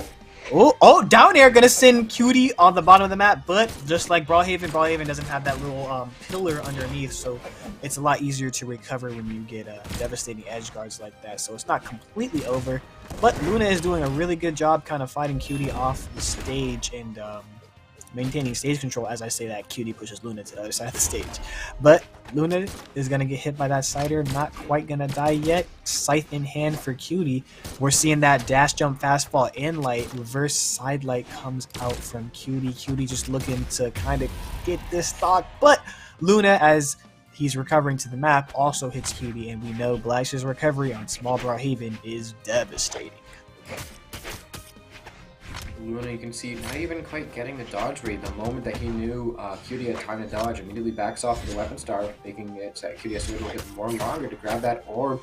Fine, revoke. This last stock, Luna doesn't even get the dodge read, gets the dodge punish, and then just builds the entire combo off of that. This could be looking like an incredibly clean stock before Luna seals the Ziploc bag closed with an orb and light. And Luna now has to finish the work on the second stock, while Cutie is actually taking up the game just as much as Luna has before. And, I mean, some of these attacks are actually hitting a lot. Cutie is starting to learn his way into Luna right now, although the damage lead is in Illusion's favor as he charges back for that side stick. You rarely see someone charge back a side stick like that, good lord, but still, Cutie... There were some little specks of hope during that second stock when he was kind of tossing Luna around a bit with the scythe. Yeah, sure. Yeah, with that scythe do be tossing people, and we're seeing Luna kind of dig into. Oh my God, can you confirm that? Okay. Oh yeah, it's GC sidelight. Yeah, GC sidelight off the map is not going to connect to Luna and going to be a very risky option. And Fakie, like a very high level player he is able to punish that with a swift orb down here. Now we've got some scythe action coming out. Oh, Luna just barely jumping away from the grasp of Fakie's scythe and fighting his way back on stage. Fakie guarding that weapon with his life, his game 1 life, because both of these players are on the first stock. Oh my God, they're fighting so high up, and Brawlhaven down here is gonna connect. Fakie just playing that edge, looking for something to kind of take Luna off stage. Meanwhile, Luna just fighting back to the ground, kind of trying to reset this chaos a little bit. You see the micro spacing coming out from Luna. You see kind of like that stutter step over. Side Sig's gonna connect onto Luna, but not gonna knock out. Ooh, Fakie is so close. Luna is so close. This game is so close. A D-Light recovery is gonna catch a little bit of movement and put Luna up 1-0 in this set. Man, that was super exciting. But hey, if both these players want to have that complete run back as Cutie leaves Small Brawlhaven, Luna straight back to Small Brawlhaven. Straight back to it. It was a sudden death match right now. Any one of those could have lost their last stock and get knocked down to that 0-4 efficiency in the set. So really, I don't blame either of them for saying like, nah, I could do that again. After all, they just need to clean up one more mistake that they did in that game and just do a little bit better than they did in the last game, because now they're warmed up to each other. In this, all they need to do is just push that little bit higher, and then they could bring this. They could bring this their way. Cutie could make this 1-1 nice set and really prove himself to Luna, or Luna could immediately establish and prove his dominance time and time again. And that 2-0 would be very scary for Cutie. What? All I'm gonna say is there's a reason he's number 1. There's a reason he's number 1, and he's styling now. Oh, that would have killed if Fakie didn't hit that recovery. But yeah, one thing that Luna is very good at, and why Luna is so successful in all of these tournaments, is his punish game. Luna has some of the best punishes in Brawlhalla, and that's like a really big factor for his success. Ooh, Fakie's gonna take Luna way up to. What? Whoa! Oh, Cutie! Whoa! Okay, what just happened? Did he just D-Light pick up Qatar's recovery into a KO? I've never seen that before. Man, this man Luna is different, man. This man Luna is different. There's a reason he's number one. After the last game being a sudden death, it would be one hell of a way to close out the set. I mean, it would have been one way to close out this, or at least a 2-0 lead with a 3 stock, but still a 2 stock would be more than welcome. Jesus. That's exactly what Luna plans to do. Cutie responding back though. Nice. And able to actually keep him on the ledge there, and even punish the weapon pickup. Jason a little bit too hungry for that. Cutie is able to respond back. It might actually be the guitars that's letting Luna reach a new soaring height right here. God. As he's even doing better off stage. Cutie is able to punish the off stage commit, bring the stocks close to even right here. Not quite the clash. Did that just clash? Going to seal the game. Pain. Pain. Wow, Wow, there's a lot to say about that set. First of all, very well played by both players. Luna kind of taking a lot of information from game 1 and applying it to this second game, where they were both at Brawlhaven again. Like I said, man, Luna has some of the best punishes in the world. I believe I can say that, and we're seeing Luna kind of just, like, even with the combination of just unarmed weapon throws and weapon attacks, like, you don't see that very often. You know, Luna is throwing up, picking up, and attacking. Like, it's very, very interesting. And we're actually seeing Fakie forced off that Fate onto a Kaya that is recently been a very popular pick. You know, Bo is pretty strong. Oh, another clash. Oh my god. Oh my god.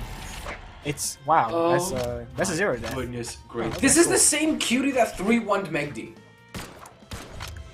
I have no words. Wow, Luna's in his groove right now, and Fakie is gonna get a little bit of damage onto that. Oh, not another one. And this perspires. I was getting a little nervous there, Graffiti. I don't know. I thought it was gonna be a down air in a DCD like I was right there with you. I was getting really nervous for Cutie right here. Oh man, it's just crazy how Luna is able to, like, he'll go off stage and do this without options. That is insane to me.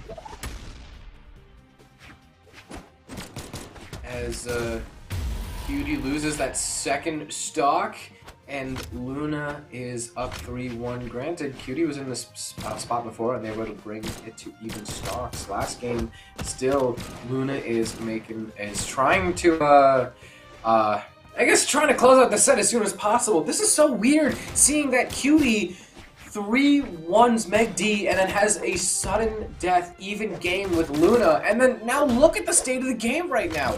Cutie cannot catch a break, although if Cutie wanted to do a reverse 3 stock just to start a reverse 3-0 on Luna, which, I mean, like, who in the world could do that? Kaya would not be a bad place to start. Cutie needs to play the rest of this game perfectly, or else Luna goes on to winners finals. That was fast. That's the set. Great job. Excuse me, I meant to say Cutie. But great job from both players. I mean, Luna definitely that was a really close game between Luna and Cutie. But, you know, Luna kind of just seemed to download and adapt the whole set. And yeah, we're seeing the PR #1 player do his thing. So it was a great set to watch. Next up, we're having. Let's actually look at these stats a little bit. We have Luna playing a lot more blaster heavy game on the last game, and we're seeing Cutie switch off that Fate that we've seen him play before onto that Kaya, and it didn't seem to do. It did okay, but not good enough that he needed to prevent this 3-0. So, but a great performance from Cutie. Best of luck to you in the demon hellfire of lower bracket there is down there. But, you know, best of luck. Great job, Luna. So our next match coming up here, you want to give us a little bit of information on that, Graffiti? So, this last set and this next upcoming set have a very, very similar story. And I'm going to describe one, and I want you to I want you to try and guess which set I'm talking about. In winners quarterfinals, a dedicated Scythe main of a community legend pulls a huge upset, and while being double-digit PR, knocks down a single-digit PR who was top 6 at BCX down to lower bracket, is now here in winter semis against arguably one of the best players in the world. Which set am I describing? I believe, yeah, 1 + 1 is 2, 2 + 2 is 4. That's Fakie versus Sandstorm. We have Fakie versus Sandstorm coming up here. Two really great Scythe players, and what makes me really excited about this set is they're both amazing Scythe players. We are able to see Fakie fight Radish with a great Scythe and great understanding of movement and great understanding of neutral and controlling that pace of the game. Graffiti, how do you think the way Fakie is able to control the pace of the game and use neutral, how do you think Fakie's going to be able to use that in this scenario versus Sandstorm? Or if he's going to be able to at all? The funny part about Mellow Riddle is that it was actually both sets of winter semis. So, because we had in winners quarterfinals, Cutie 3-1 MegD. We had Fakie 3-1 Raydish. If anything, the 3-1 makes it funnier of how similar they are. Then we had Cutie run into Luna. Now we got Fakie run into Sandstorm. Both very dedicated Scythe mains off of a huge upset. Yes, very, very big upsets we have going on here, and it looks like we've got a lock-in from Fakie. That will be the Hugin Fakie's playing, the skin mirror of Moonin, and we're seeing Sandstorm stick on that Mirage that works so well for him in his set versus Zinker, and we're going to go ahead and look at our stage bans here, waiting on that first ban. What map are we not going to play on? Because that's what banning means. It means you're not going to be playing on that map, and we're thinking hard right now. I already have a pretty good guess. I don't think either one of these players really want platforms. Sandstorm loved Brawlhaven, and Fakie loved Fortress of Lions. So there's a small chance. There's a pretty good chance we'll be going to one of those, and therefore just kind of banning out everything else. We'll probably be banning out Enigma and the Dome, and also just the Air Temple. Pretty shortly, there goes Air Temple. Never mind, we're actually banning out Brawlhaven. And Sandstorm has a pretty interesting choice. It's probably going to be Demon Island or Fortress if it's Apocalypse. I mean, I don't there. Right. I was about to say, like, I was going to do something weird on stream right here to, like, embarrass myself for being that wrong. I did not want to commit that hard because I've been wrong before. And I would not want to embarrass myself instead in front of all of y'all. But yeah, we have quite the underdog story. How do you beat the person who wrote the book? I don't know. But I don't know. Fakie, you can see. Look at that Hugin. Hugin's got their reading glasses on. They're ready to start trying. Yeah, we're seeing both these players pick up Scythe first, funny enough, and it seems like in recent sets that we've seen in this tournament, they both favor Scythe as well, and Sandstorm being, known for his Scythe gameplay, and Fakie, I know him for his Scythe gameplay as well. We're going to see who's able to utilize that a little bit better than the other to take this W. Sandstorm picking up that spear, doing mad damage. Yeah, immediately proving that they've been doing a considerable amount of lab in training mode and has been able to hit quite a few a whole lot of ranked. And ranked with some pretty awkward setups. It is not quite an awkward setup that lets him get the Scythe D-Sig grounded on Demon Island, the KO Fakie's first stock. You would see the read almost comes through. Both these players' movement is impeccable. Also, both of these players' drip is impeccable. I mean, look, Sandstorm looking really clean, and I'm pretty sure that's the Space Battle Pass color scheme with overall weapon skins, top tier. Fakie, I mean, come on, it's Sunset. It is Sunset, and also Shinsekai Koji. You got the little particle effects, you got the whoosh whoosh. That honestly appeals to my brain a lot. That makes my brain very happy. They look great right now. Brawling in fashion. Ooh. Brawling in fashion. That Nair is going to put Sandstorm on his second stock. But, fresh white stock, and Fakie stock is kind of orange, just getting red now. A lot of, one thing I want to point out is I see Sandstorm a lot of the times in light into a weapon throw. That'll catch just standing still or a dash back or a move back from the opponent. A little bit of movement and a side sig to catch kind of a crossover is going to take out Fakie's second stock. Fakie is now in a pretty troubling situation as that Enlight somehow catches bow. Enlight has some very weird range on it. But still, this bow is going to have to try and find its way into Sandstorm's scythe. It's actually kind of funny that Sandstorm is playing Mirage because like the whole thing is sand. Funny. Ah, jokes facts. write themselves. The jokes write themselves literally. But still, Fakie, you can see kind of dancing around. Their movement, both of their movement in the first stock was just like BCX low, instantly high tier. And Fakie's trying to bring that back, just kind of dancing around Sandstorm to bring the stocks even. Bow, I mean, Bow is pretty hard to fight at any level, especially when you got someone like Fakie who has played Hugin for quite a considerable amount of time. But they know what they're doing. They even had Bow double down. They're choosing. That is an active choice to not use Scythe, although maybe this Scythe trying to build up a little bit more damage, especially now that damage, stocks, and game is even, or maybe it's just general weapon starting. Kind of hard to tell as they able to get the Enlight to punish the weapon pickup what it is. Spear, both these players started the game with Scythe, but have to close it out on not Scythe. Their secondaries, respectively. Sandstorm gets the read successfully. He's come so close that every single time he tries to hit that, but Fakie with a D-Sig responds back. Sandstorm hit that ground a D-Sig the cow, and now Fakie responds back with the exact same thing. Wow, that was an intense set, and it was also, not only was it intense, it was also kind of quick, you know.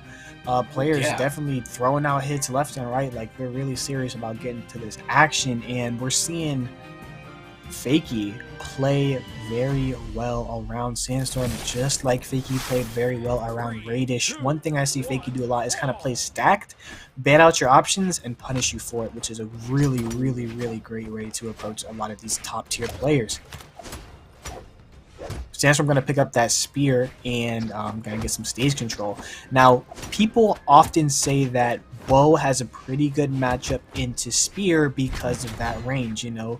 Bow D-Light can kind of get over spear Enlight and spear side light.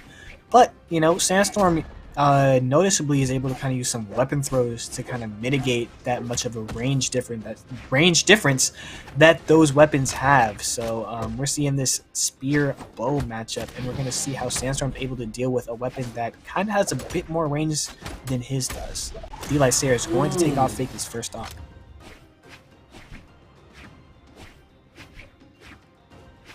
Fakie in a bit of a better spot this game compared to last game, as Sandstorm is having a bit of a hard time answering back to the Scythe. You can even see, there we go, baiting out the options, dashes in, Sandstorm whiffs an attack, Fakie runs back in for that N-Sig, and honestly, that N-Sig has probably been half of his KOs on stream so far. Like, he's been using that quite nicely. Fakie also, there we go, even more baits and even more punishes. Fakie is playing of... Oh, that would have been huge! Sandstorm still has some options left to get back on stage. Thankfully, not an overcommit, but this might be an overcommit for Fakie, as you can see him using a lot of jumps, a lot of dodges to try and make their way out of this complete barrage of attacks that Sandstorm is throwing in their direction. And he's not stopping. He's not giving him time to breathe. He wants to finish this now. He wants the 1-1 this moment. Wow, yeah, Sandstorm just absolutely catching Fakie's movement out with that spear. You know, dash jump reverse down airs are a really, really fast way to hit your opponent below and off the stage. It's also extremely hard to react to, and I love to see Sandstorm utilizing that spear and utilizing that weapon throw down, you know? But Fakie's gonna stop throwing that thing at me. That light weapon throw, and he's going to rip an N-Sig out, evening up the stocks. Still, Fakie does have a bit more damage on himself compared to Sandstorm, and Sandstorm's capitalizing off the lead he has. Enlight recovery is going to send Fakie off weapon throw, sending him further off. D-Light just might confirm it. No more options to get back, and Sandstorm charges up a celebratory N-Sig on Mirage. 1-1. The thing about that game is that a very, very early stock from Sandstorm. There it is again. Like, look at this. There is no way Fakie was coming back. So that stock is a huge deciding factor as to how this game went, and that celebratory N-Sig is very deserved. Fakie is now gonna know that, like, okay, I can't have a repeat of that situation. It's probably gonna be very careful about some ledge guards. I didn't check, but I'm open to maybe seeing a map changes. We are. It turns out it actually was the map, because that's the kind of play that you can really only do on Demon Islands. Like, that is. there's not a lot of other maps that you can do that kind of stuff on. So a map change is going to be very good. And also see Fakie dashing away from the ledge, trying to give Sandstorm a little bit more respect off the stage, but also still dashing in. There we go, just like you called it earlier, playing stacked to bait out Sandstorm's attacks and then punish of his own, playing a very aggressive game of bait-centered neutral. Yeah, that's a great way to describe it, and we're seeing Fakie continue to use that gameplay, and Sandstorm looking to adapt to that, gonna punish that Insig with a D-like Sayer. What a perfect punish. Dash jump reverse dare is not gonna connect, but it's gonna put a little bit of damage onto Sandstorm. Now Fakie with the bow in hand, not gonna get hit by that down sig, but gonna get hit by the second one. Yeah. That was a lot to watch. That was a lot of stacked whiffs. Yeah, definitely. Like it's crazy how like these players can move around these stacked options. And Sandstorm. No Let him My cook. goodness Let him gracious. cook. Let him cook. He's completely overlapped him in T-minus 5 seconds. Oh my god. Well, Sandstorm, man, on that scythe, he is different. He is different on that scythe. Who let him cook? Who let him cook? Don't let him cook. Don't let him do that. Dash jump reverse ground pound is not going to help, but Sandstorm just being incredibly aggressive with this scythe, saying, Fakie, get off me. I made this. Weapon throw is going to take that stock off Sandstorm. Oh, that's the first stock, a minute and a half in, just like 100 seconds. That is still white 2 to red 1. That huge stock from Sandstorm. Fakie needs a gorgeous reverse 3 stock to tie up the set right here. And although he's making pretty nice work in the second stock right here, being this heavy damage on his last stock will not bode well. Another celebratory M-Sig going to prove that Sandstorm is able to replicate the successes when he finds out what works. Fakie with a little bit of a drip change, going for a mental reset, knows that they need to win 2 more games. Actually leaves Demon Island on the board, which Sandstorm takes us to. That is a very all or nothing move. You can't just say like, maybe. Fakie either knows for a fact which kind of situations to not let happen again, or I don't know, it's kind of hard to tell. This is very all or nothing pick. You know, I like the way Fakie plays, and Fakie seems like they've got that sort of confidence to them, you know what I'm saying? And that's the only reason I see them really picking Demon Island, is that, you know, okay, Sandstorm kind of, you know, caught my movement a little bit, but I'm going to show Sandstorm and everyone that I know what I'm doing, I'm confident in my pick, and all I need is a little bit of a color change, you know, change the mood a little bit, and I'll be back on my swag. Okay. Demon Island does seem to be a much better map for Fakie, as that last game was, I mean, that was just Sandstorm Central right there. Yeah. Ooh. Sandstorm playing the Sand character, gonna whiff that GC D-Sig and take a sidelight punish, but gonna just use it again.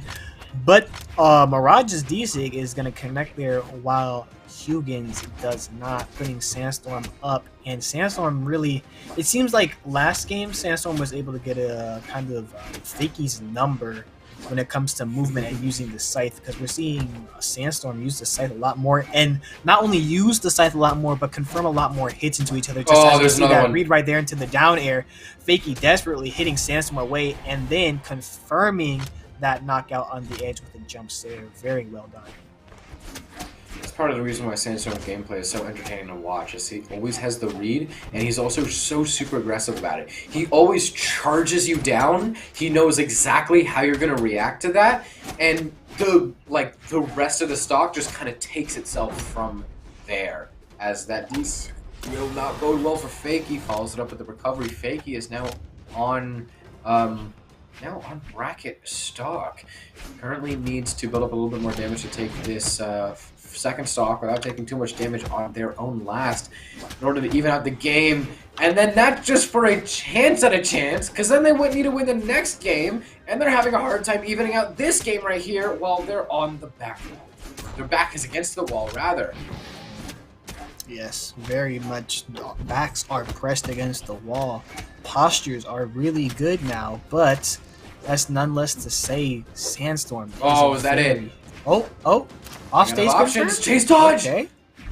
Fakie's able to fight their way back on stage. Gonna get hit by that down stick, not quite gonna get knocked out, and gonna punish Sandstorm for missing that GC down stick that would have killed Fakie, but Fakie was really good about moving around that, opting for the scythe, hitting Sandstorm. Sandstorm's gonna be able to get away from that pressure and not get red, but Fakie's gonna put a lot more damage onto him. D-Light connects. Oh, he read the dodge in! He read the dodge in! That is it! Well, oh my god. So, after a very convincing game one from Fakie, Sandstorm takes it all home, bets it all on red, and then just kind of 3-0s that halfway through that set. And that will place him, guys, this is going to sound very exciting. That will mean that y'all at home have quite the treat. Luna versus Sandstorm in winners finals. They both have a podium finish, and this is to determine who goes on to Grands and who has to find a way back to Grands through a lower bracket, which might not pan out too well for one of them if someone in the lower bracket is really really turning into a shark in those deep waters. To give you all a bit of an update as to what's happening in lower bracket, though, we have Raydish taking a game 5 against Zakoi. We will see them back in top 8. We got Cutie taking a 3-0 against Zinker. So that means we got a little bit of the understudy swapping in, and the cast member we saw earlier has to pack their stuff up prematurely. Very, very sad to see, but we got another face coming in that we would love for y'all to say hi to. Then, of course, like I said earlier, we got Balloon Boy 3-0 Anonymous Alex, and we got MegD 3-1 Bubs. So a lot of the same characters we have coming through top 12 or top 8. So with that being said, we got to wrap this up here. That is the end of me and Kraken walking y'all through the bracket. This has been a wonderful time. Thank you for giving us a little bit of time out of your day. Please follow us. Our tags are right here. We are very, very pretty people, and we're also very funny. Please follow us. Please follow us. We have Twitter accounts. Please follow them. So with that being said, again, thank y'all so much. Kraken, is there anything that you want to say before we sign out? We got another bunch of lovely casters to take y'all on home. As always, thank you so much for tuning in to this great Moose Wars action and this wonderful Valhalla competition. As always, shout out AG Moore for holding these events. And yeah, thank you for having us. And, stick around. You're going to see a new group of fresh casters, and you're going to see a lot more action to come.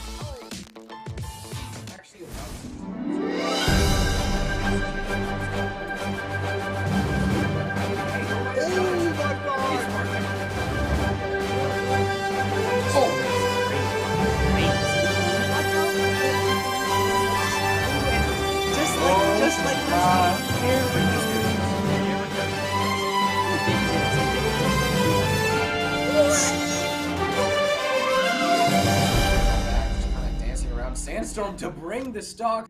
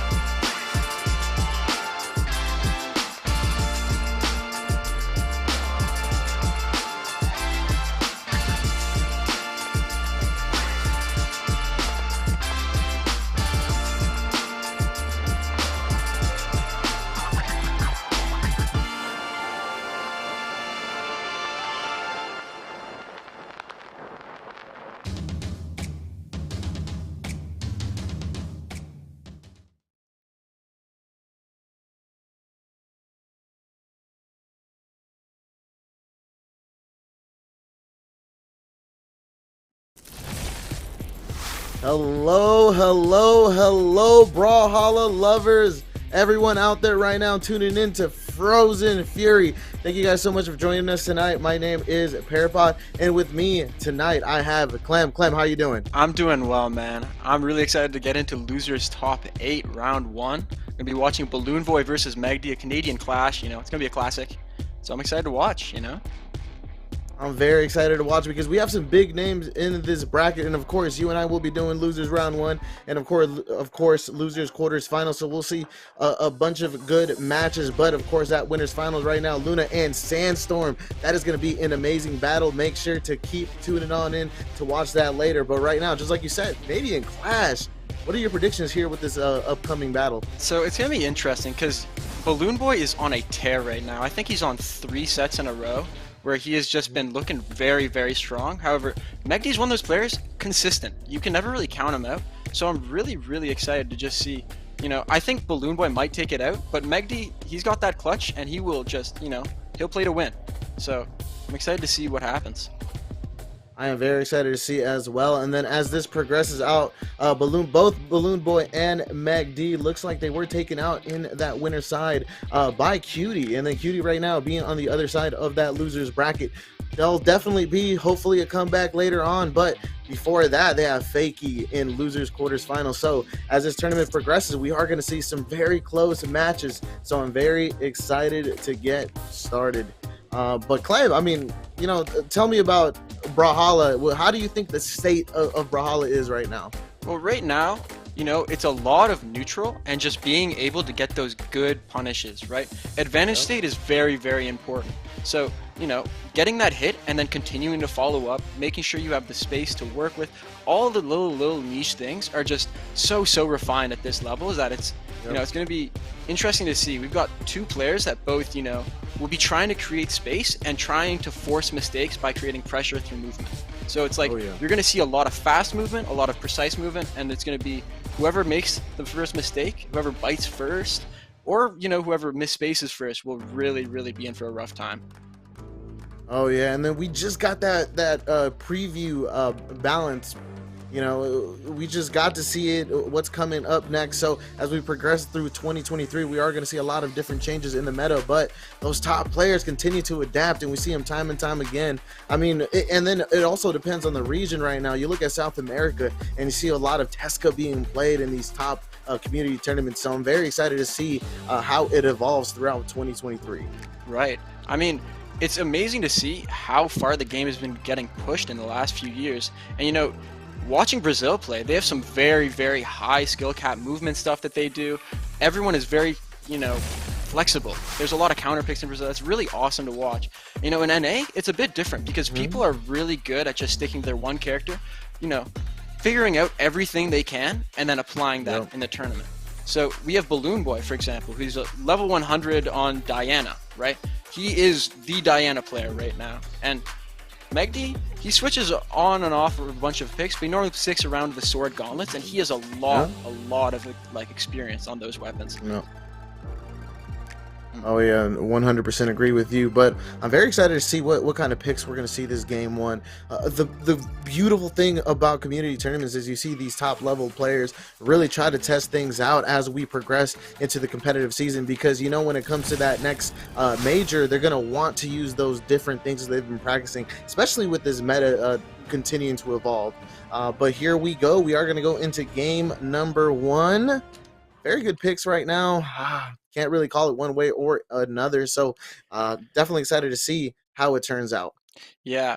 Well, we see Magdy on a glass cannon character right now. So he's going to be trying to make all those hits count, and he's going to try not to get hit, right? Because every bit of damage with that 4 defense, it's a little more scary. So it'll be interesting to see how they really play around each other right now. All right, we are going to start off in Demon Island. Both players are going to look for those weapons right now, that Orb versus Blasters. Both players just looking for something. We'll see who gets it started first. Yeah, not much happening so far. Both players just trying to get that early lead. Megdy finding a lot of Sares right now. Just punishing Balloon Boy for overstepping. Just letting him know with the really great spacing so far. This is 4 Sares that Megdy has gotten. Oh yeah, you know, we see all the time these different play styles. Sometimes we'll see some aggressive play styles, and other time we'll just see, you know, wait and just see what your opponent does before reacting. And MegD, I think, is very good at putting those things together. Yeah, and as we were talking about earlier, Magdy getting a huge extension and getting a good early lead, getting the sidelight Sarah confirmed. Maybe he can close out the stock right now with a good KO. Catches the Sarah. Wow. Continue to just get those Sares, man. I mean, if it works, why stop, right? I mean, continue to just catch those jumps as he should. Right now, MegD is still on that first stock. They're going to try to get some extra credit here. Right. Sarah into Enlight. Quick 5-piece confirmed, getting a lot of damage onto his second stock. I mean, MegD right now taking it a little bit slow, but it's working out. It's definitely working out. Getting a lot of extra credit right now. Maybe even the potential to get a whole nother stock here. Right. But Balloon Boy is definitely going to do everything in their power to ensure that does not happen. Yeah, finding the Sarah, getting a bit of stage control, but it's hard finding the KO on a weapon like bow, especially considering, you know, some nerfs here and there. Sarah, aside to catches, MegD looking to confirm the second stock, but not able to just yet. Maybe that's it. Yep. Wow. The recovery will catch and it will finally secure that first stock, but right now the mountain is just getting higher and higher, especially if MegD is able to secure this stock, but it is definitely possible here. Yeah, you can't That's never count out a character like Diana. Some very, very quick damage build as well as some sig confirms to, you know, add on the extra threat, but MegD just not letting Balloon within an inch of coming back in this game. He's really keeping really good control over the momentum. Yes, they are, but Balloon Boy just trying to get as much damage as possible with that second stock before it is let go. Catches them right there with a 2-piece, that Sarah finisher. And now MegD is looking pretty good for game number 1, but just like you said, we can't count out Balloon Boy. The thing about Brawlhalla is most of the time that final stock is almost always the best stock because you know you have to make something happen, and it ends with this last stock. Yeah, it's always scary against a player like MegD because that guy, once he gets a lead, he will hold on to it like it's his life is on the line. Like, he will always try and push that advantage and try and get as much out of his life as possible. And we're seeing that right now. You know, it's even, but the thing is that MegD has a whole extra stock. So he's feeling really confident just to go and build up this damage just to get that KO. He's catching stray Sares, you know, getting the quick little hits, and it's just what he needs to take the game right now. Oh yeah, MegD right now, once again, just looking for that door to be open on the side of Balloon Boy, continuing to try to get those easy little 2-piece combos that are going to continue to build that damage where they will eventually be able to secure a stock here. But Balloon Boy right now struggling to get anything started. Here it is. Misses the signature. Great punish there. No follow-up. Not quite yet. Not quite yet. Balloon still has a little more gas in the tank, but he has to avoid those stray hits. Delay recovery, gets the KO. Now, this is one of those make it or break it moments. If he takes if Balloon makes a big comeback here, it'd be amazing for the set. But any momentum he gets back from this right now is just good motivation for the next game. Satellite Sarah catches, getting the KO. And just once again, man, just trusting those 2-piece little combos that just continue to build up damage, especially with that orb that far off to the side of the stage. It is going to be able to KO at that moment. Great job by MegD. Probably see some adaptation here on the side of Balloon Boy. What do you think they need to do in order to secure this next game? I really think it's just a matter of accuracy at this point. Because the thing is that MegD is really just playing the spacing well, and he gets into his spot, and then he hits the move, right? Plain and simple. You see him move in, stick around, and then he gets the KOs. Really, he's just consistent, right? And Balloon Boy has not really found that consistency. You know, I think he might need to play the blasters a little more, try and get momentum, and try and push the advantage a little harder. Because right now, he's just getting stuffed out by MegD. You know, MegD surprisingly get majority of that damage with that orb, and we did see it do quite well. So right now, finally going to get that orb first. Balloon Boy is going to try to look for an opening right away and get something started. Great little damage there, but MegD just returning the favor. Those quick 4-piece combos, he has just been consistent with it since game 1. I mean, Balloon Boy has yet to really respond with any huge extensions of his own. So it's kind of scary, you know? We want to see a little more. But he's finding a lot of response. He's bringing the lead a little back. But again, MegD with those quick multiple string combos. A pretty even right now, similar in damage, and of course we're still on that first stock. The only difference is that MegD is up a game so far in the set, but Balloon Boy is going to try to turn the tide. Maybe starting here with this first stock, but MegD has him off stage, comes right back, misses that signature, and that signature will catch you up. Nice. Wow. Really, really great option select. Catching MegD lacking, throwing him to the left blast zone. Now let's see, can he keep that momentum going?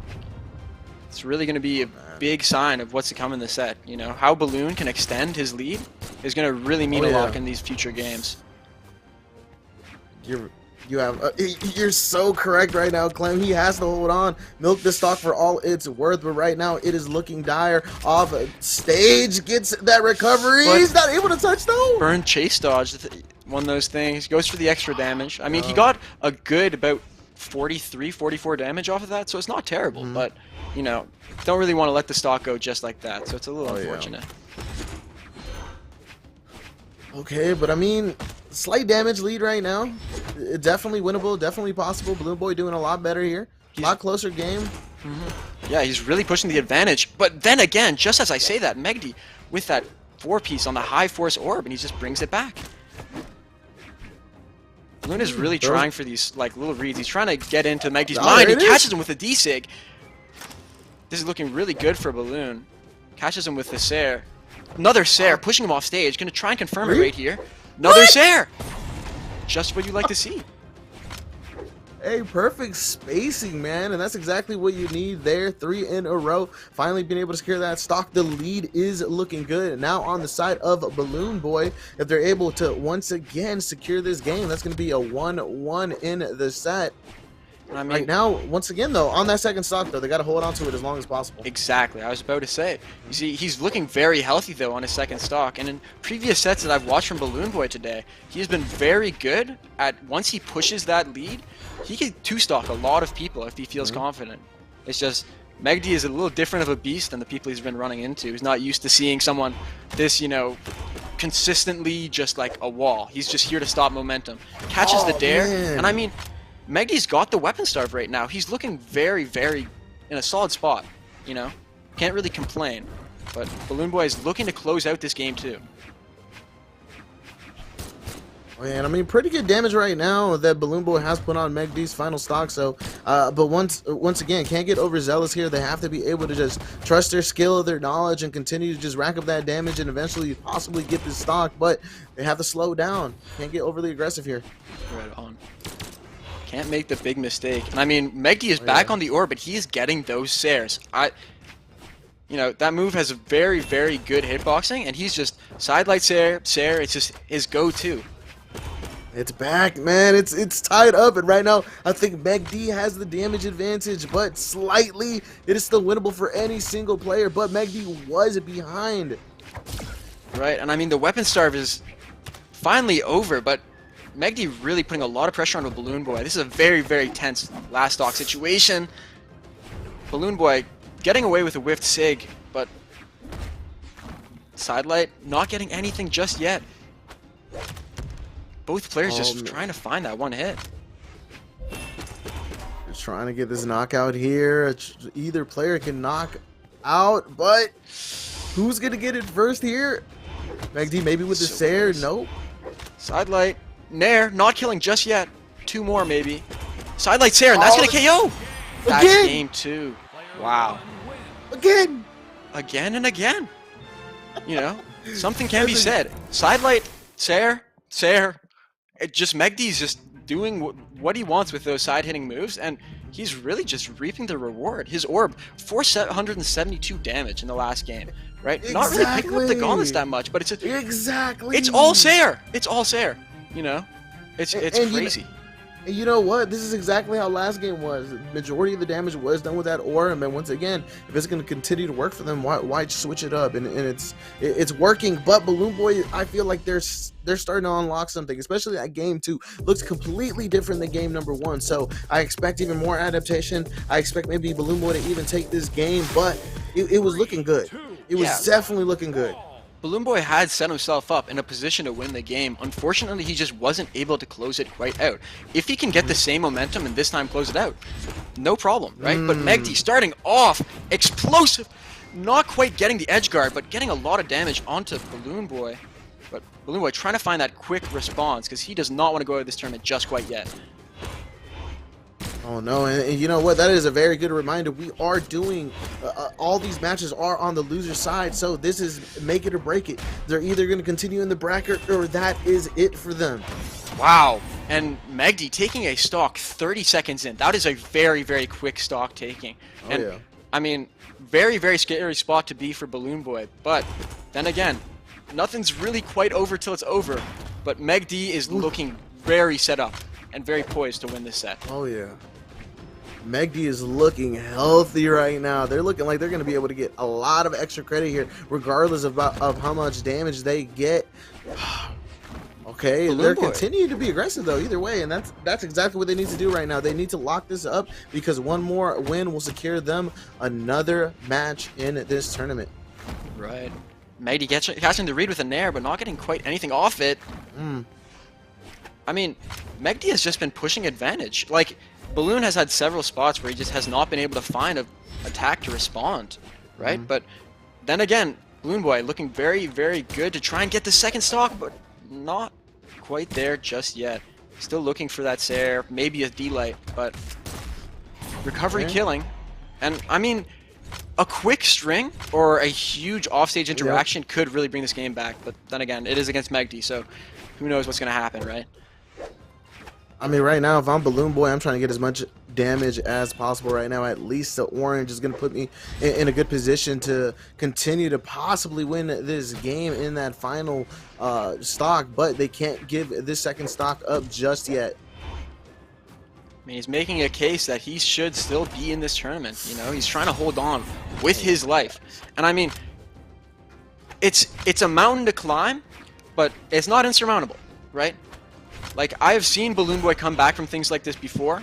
I'm not sure if he can do it against a player of the caliber of MegD. Yeah. However, we're just going to have to see how it plays out, honestly. Right now, chat, everyone out there, you got to put your hands up in the air. Balloon Boy needs that spirit energy right now, down 2-0 in the set. If they do end up losing this stock, that is going to do it. They will be out of the tournament. So MegD is trying to clutch up right now and finish this as quick as possible. Sair catching. MegD going even with Balloon Boy, but he's got a whole stock to work with again. He's in the same spot where he was, where he's very comfortable just finding those stray hits. Balloon Boy is looking for some heavy options, and they're just not hitting, and he's getting caught out.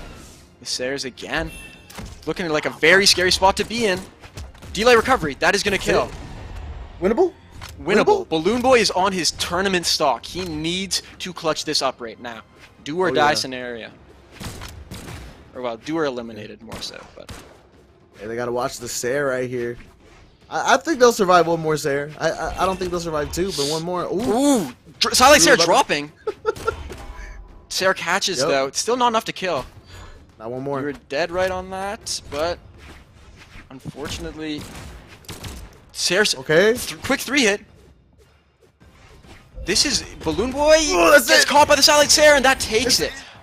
Oh, MegD closing out the set 3-0. But 3-0 is not exactly the best describer of that set. That set was very, very close for many, many times. Oh, unfortunately, MegD just always being able to close out that game, right?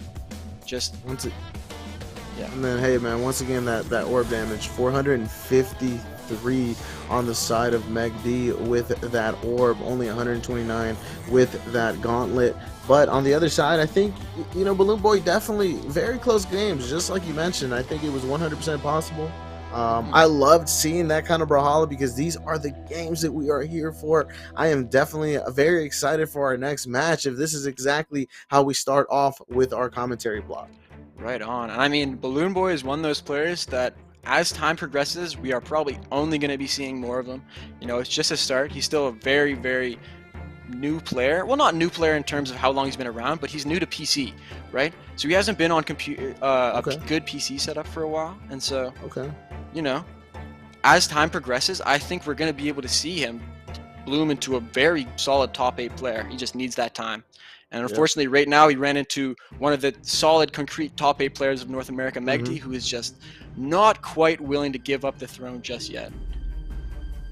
And I 100% agree with you, Clem. I mean, we've been seeing a lot of different players pop up. They're, you know, some of them are starting to evolve, some of them are starting to learn new tech, some of them are getting new equipment. So as we progress through this competitive season, I mean, even towards the end of last season, we were seeing a lot of shifts in those top placements. So I'm very excited to see how we look at the end of this year.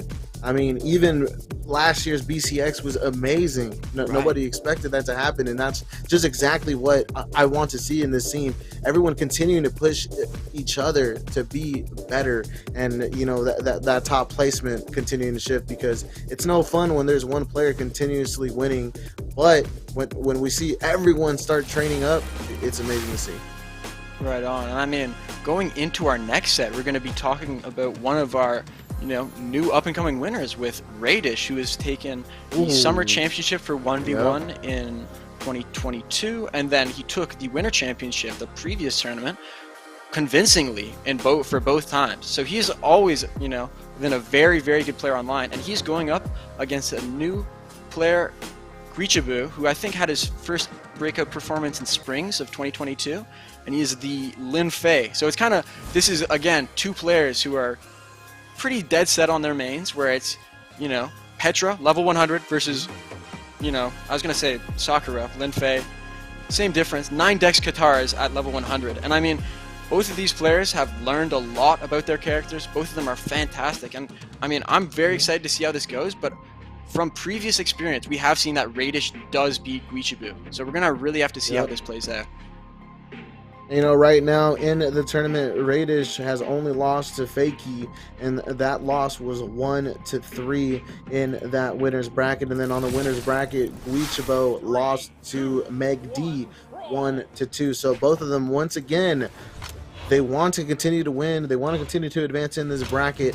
And right now, this is their final shot, or could potentially be their final shot. So they have to give it all they have. Wow, off the start, Cutie getting one quick little cannon read and just extending a lot. Oh my gosh, and he's pushing the advantage even further. Radish is already into the red, 20 seconds in, side stick catches, and that is the first stock. Radish getting absolutely tossed around. This is interesting to see, but let's just see how Cutie plays out this stock for the rest. I mean, he's got a huge lead to work with. It's looking really, really great for him. I've seen Cutie in tons and tons of community tournaments, and I always get the pleasure of commentating his matches, so I've definitely seen an evolution with this player, and I can definitely see them continue to place top in these major tournaments, especially in these community tournaments. So Raydish definitely has a very strong opponent here. This is a clash of the Titans, and Raydish right now needs to adapt some way, somehow. He's just not like... Radish needs to fight back right now, genuinely. No other words, because the thing is that Cutie is doing what he wants. He is throwing all his moves, he's doing his reaction reads, he's doing the hard reads, and he's getting these huge extensions on a Radish. And I mean, Radish has not found a single response yet. It's looking like a 3-stock right now, which is crazy to say, considering, their previous history and how things have gone in the past. Radish is going to be trying to claw back this lead desperately, because it is not... a good look to have this be the way it goes for game 1. He's almost kill percent already again. Oh yeah, and a very clean 3-0 if they do get it. I want to say they don't have that much damage, but that damage is starting to rack up here on the side of Cutie, so they have to be very careful, or not very careful, because they're ahead by almost 2 whole stocks. That's insane. I mean, it's just a huge lead. Like, Cutie just needs the one opportunity. He's going for random GC side sticks. He's kind of feeling like super duper confident. Then again, who knows? Maybe Radish enters the god mode that we have seen in previous tournaments. But I mean, almost taking a stock right there. Not quite just yet. And I mean,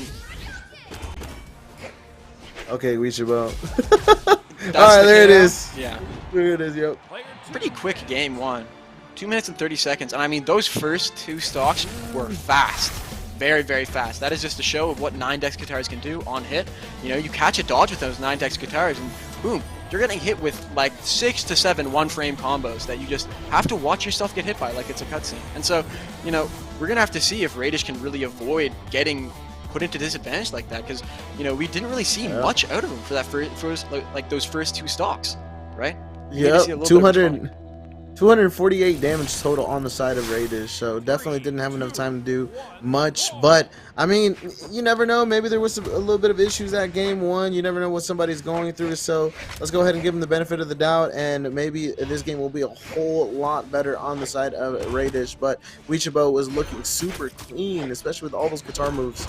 Yeah, I mean, he was getting a lot of reads, and we're going to have to see if he can keep that up, because Radish right now is just playing neutral and just getting the moves, you know, hitting, going for trades with a low force character is always good, right? So he's just doing more damage right now, and it's just what he needs to be doing. Complete tempo change since game 1, but it's to be, we've not seen the end of the first stock, right? So who knows how it's going to play out. Okay, Wichebo right now trying to continue to rack up that damage. Radish kind of keeping that distance now. Great job, because of course that orb has the big potential of just spacing out their opponent, and that signature will connect and it will kill. Okay, right now we have a pretty good lead on the side of Radish. You know, if it doesn't work once, just throw it out again. Why not, right? And I mean, works out. Radish having solid lead. And I mean, I think he figured it out. I think he realized he just doesn't need to attack first every single time.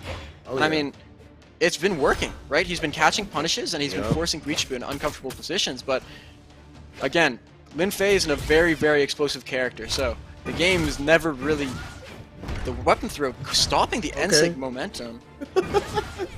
Wichebo, he needs to get this KO, quite honestly, because this is it's becoming more of like a harder lead to come back from, and so D-Sig not catching. Radish just really building up to that solid lead just by hitting those 1 or 2 moves and just doing a lot of damage to the low defense, low force Lin Fei. Oh, I didn't get it this time. No punish. No, nothing. So right now, Wichebo continuing to lose that second stock, almost on the verge of getting taken out. Side lights there. Not it just yet, those big APOC walls, but only a matter of time before he gets hit with that stray side lights there. Wichebo is he's attacking first, which is always, you know, a bad sign, right? Like, Wichebo works best when his opponent is mashing and very angry, right? So if Radish could just keep a level head, play the smart game where he's not going into 9-dex guitars, it's a very, very winnable game. And I mean, we're just seeing that. He's looking for the KO with that little Sair. He's just gonna wait for his opportunity. That being said, 9-dex guitars very, very fast at building damage. I don't know about that. Maybe that's a little bit too greedy. Went straight down for the ground pound. I think they're gonna continue to rack up some damage with those guitars. It was looking pretty good. But Radish right now having that lead. Wichebo struggling to get that weapon. Finally gets that cannon. Maybe we'll see something start up here. Wichebo feeling the effects of that NSYNC nerf, getting punished for once, and I mean, Radish has just been not letting him play his game. He's just, you know, it's been looking better with the cannon though. However, Wichebo has been finding a lot of stray aerials and just building up that damage very slowly. And I mean, it's not a terrible situation for him to be in, but he just needs the KO. It's the one hardest part on Lin Fei, is getting that last hit to secure the stock. Oh, for sure. Is that gonna kill? Yes, it will. Hey, with these guitars, anything's possible. I mean, yeah, seriously. we saw the stocks last game. Like, anything is possible. You know. Okay, this might be it. Oh, nope. Nope. Sidelight Sair. Drops the Sidelight Sair. Level 100 Petra player. Recovery catches. I mean, it's very, very... It seems very close, but the thing is that Radish has a much easier time winning this game. 1 Sair. 2 more maybe, and he's dead. Woohoo! That was a great weapon toss there. Okay. Able to get a little bit more damage here, but you are right, man. 1 Sair here? Potentially, especially this far out. Recovery not catching. It's just very, very tense. Wichebo just not, he doesn't have the exact same moves to control the stage. He can't exactly hit him super far away. As Radish catches the Sair, and that's going to be a KO. Evening it up at a 1-1 apiece. And I'm just going to say Orb Sair is doing some work tonight.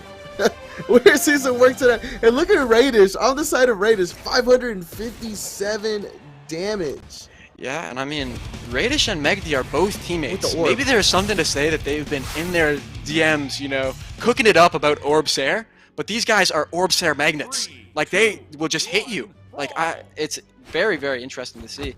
I mean, I mean, very convincing win from Radish, but yeah. Guichibu again with the explosive start. Who knows?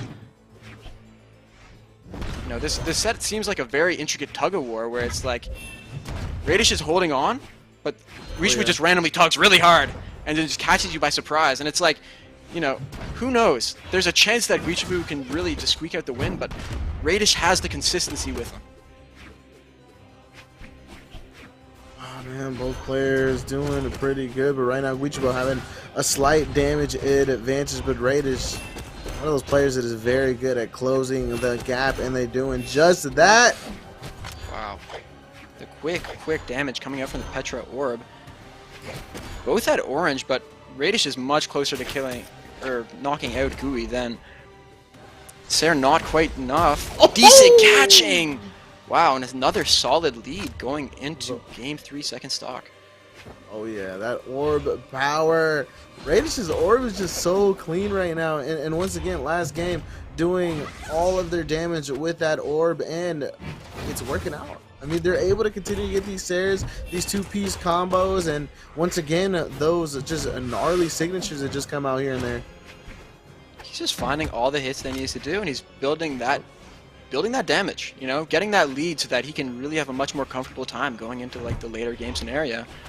But disarmed. I mean, one thing is that we still have yet to see Radish do too much on the gauntlet, so it's going to be interesting to see if that's like his weakened point, right? If Guichibu can get Radish stuck on gauntlets, then again, Radish proved me just wrong with a quick sig, you know.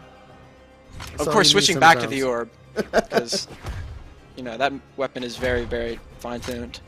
But again, Guichibu just struggling to get the KO finally. But 2 minutes in, getting your first KO, you can't really be too confident about what's to come. So, again, he's going to need that 9 Dex Guitar effect where he just gets a bunch of hits. But it's hard. Very difficult against a player like Radish, who's literally won tournaments just by maintaining control and having good momentum. Gets that orb back. We see those gauntlets come out here and there. I mean, try to get something just a little bit earlier, but tosses them away. Gets that orb back. Right now, both players looking to get something starting here, but Guichibu having almost everything to lose in this scenario as Radish is up a stock. Guichibu is barely missing these last hits to extend it. I mean, Radish dodged the right way for the dare, but the active frames were just not strong enough. Oh yeah. Can he get a big string going? He just can't find it just yet. Radish has been avoiding all the reads so far, and I mean, it's a win condition, right? Linfei needs those reads. He gets the delay recovery, but it's still not enough. He needs to find that KO soon. Wow. Well, all of a sudden, this is a lot more scary for Radish. Oh yeah, I 100% agree with that. Guichibu bringing it back, continuing to rack up that damage. Great weapon starvation right there, but Radish is going to continue to look for something here. Another toss of that weapon. Guichibu just looking for that damage. I mean, once again, Guichibu has the low defense, and he's playing against a Petra. He's close to getting knocked out, but the thing is that he has the ability to get a very big read. Did he kill him? Oh! No, not just yet. But the damage is back. He's winning in damage right now. He just needs to find the KO. Recovery catching. Very tense scenario. And like catching. Okay. They're not quilling just quite yet. The small fortress, high ceilings. Oh, throws it out again. Just close. Guichibu. Throws out their catching, but he's just not finding the KO move. Endlight's not going to kill due to the change in like the force direction. Weapon throw hitting, but it's not going to really change anything. Guichibu is unarmed. Where's he going to spawn? Where's he going to spawn? RNG! Guichibu gets to the RNG, but he's not able to find the KO soon. Oh, not off the reaction. Switches a cannon, trying to find that KO. He's going to look for a Nair and Ensig. Swapping back to the guitars. This is a very important. The silencer hits, and that KOs! Oh no, it's it with the emote. And you see, Guichibu did more damage than Radish, right? Radish, all he had to do was just get him to red, orb Ser, right? Guichibu was stuck looking for those heavy moves where he just had to find one hit that was going to KO, and Radish was simply just not getting hit by them, right? Guichibu was, you know, hitting with dares or hitting with like a side light, but the thing is that if he's not finding the KO, you know, nothing's gonna happen. It's very unfortunate. He caught the dodge with that string. I wonder if he had anything confirmed there, if we just had to go for the nair, but very, very unfortunate. Once again, Raydish, 75 damage on the gauntlets, but he's used it for good use, you know? When he swapped to gauntlets, he was getting the KOs with a good sig, you know, getting a little bit of damage, but the orb has been the highlight. You know, we've been watching this orb, and the orb has been the counterplay, right? He's a lot more confident in orb, and we're just going to have to see if Guichibu can adapt and, you know, actually close out the game. And he definitely turned up at the end of that last game. Unfortunately, not being able to secure that last stock. We saw a lot of those neutral signatures come out, but none of them connected. And right now, Guichibu behind once again. Radish continuing to rack up that damage, looking for that stock already. Gets the weapon for Guichibu. And right now, Guichibu weaponless, and Radish on the verge of securing this first stock potentially. Right. I mean, he's going to be looking for those Sares. Not going to KO just yet. One more. And I mean, sidelight Sare will KO, just as we say it, it happens. And at that consistent orb KO, and I mean, this is really scary, right?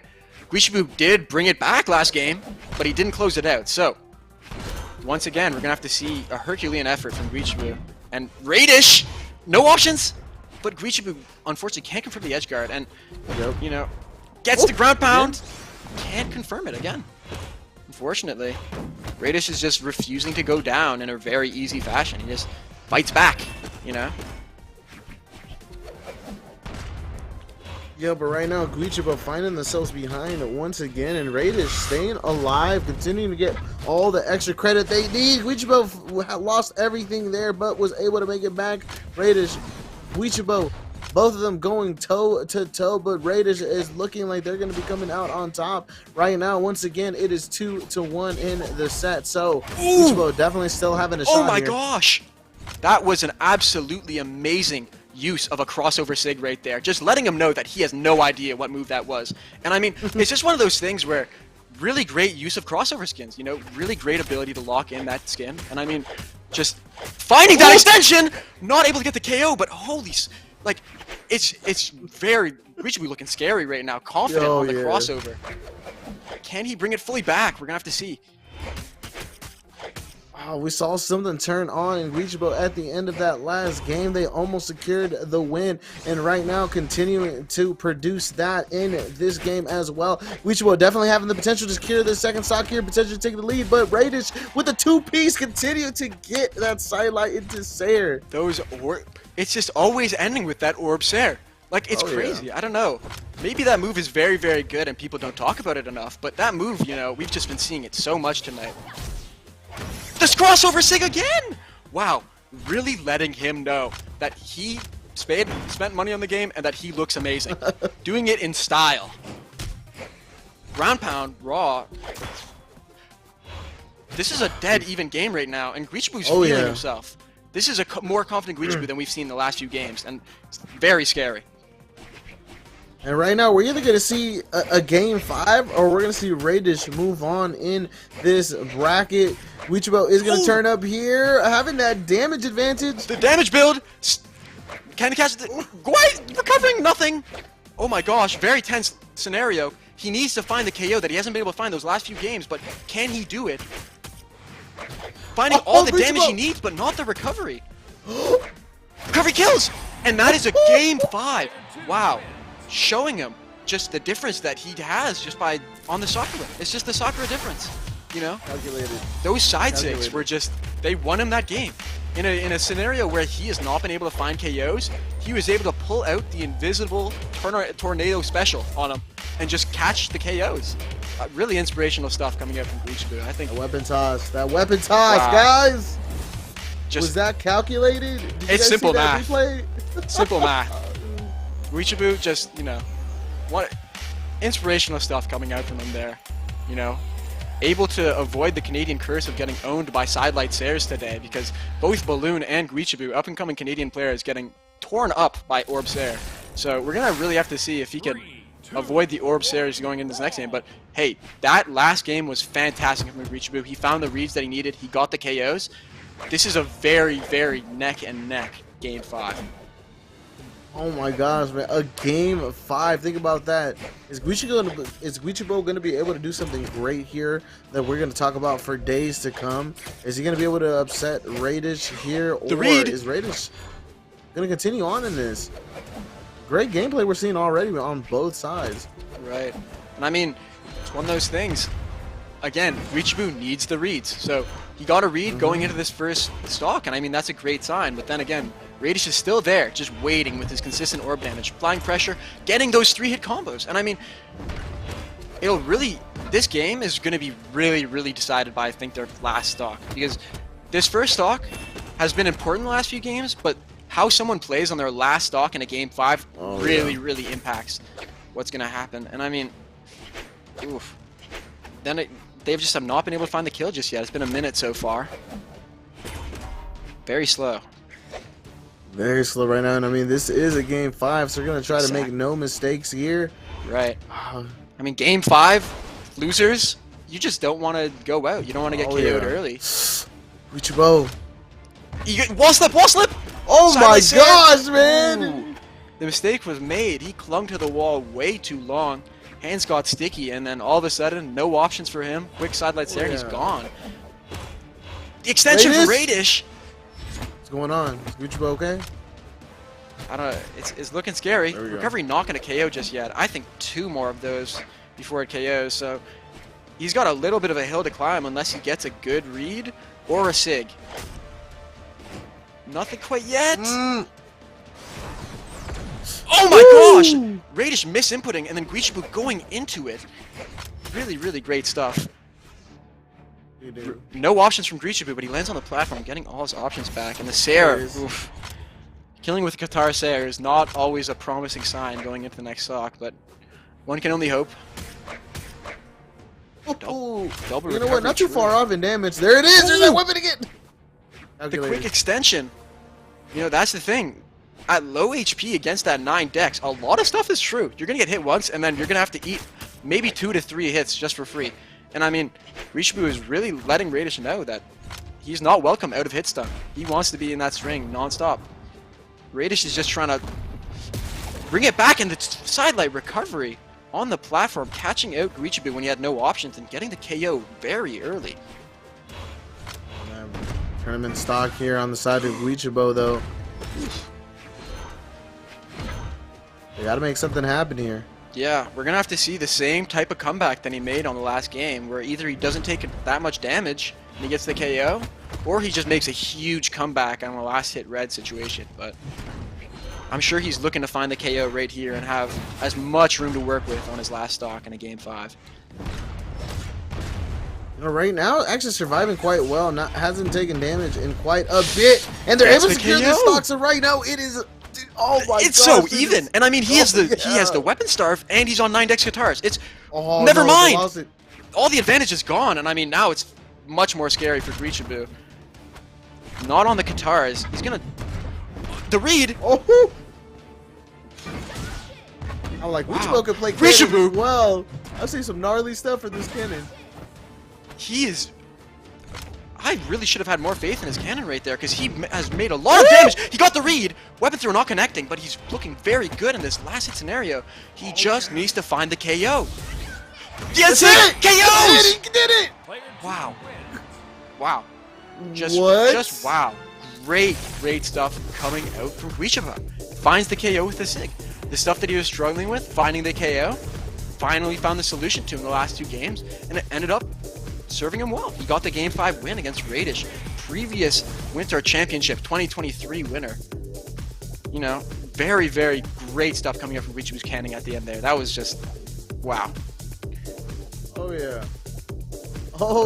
Guichibo definitely very proficient with both weapons. Yes, they use guitars for most of that time there, but once in a while they will go ahead and use that cannon a little bit more, and definitely it came in clutch there when it mattered. They were able to secure a lot of different combos, a lot of good reads. It was just awesome to see, and then they were able to clutch up at the end and secure that final stock. Radish did well. I definitely don't know what happened that first game that we saw of the set. Yeah. But definitely turned up to 100 after that, so it was amazing to see. But Guichbo will go ahead and move on in the bracket, and it looks like we are going to see them go against Cutie in Lucha's quarterfinals. But before that, we're going to go back to MegD, and they're going to be going against Fakie, so that's going to be another match, meaning that we are officially moving on to losers quarterfinals.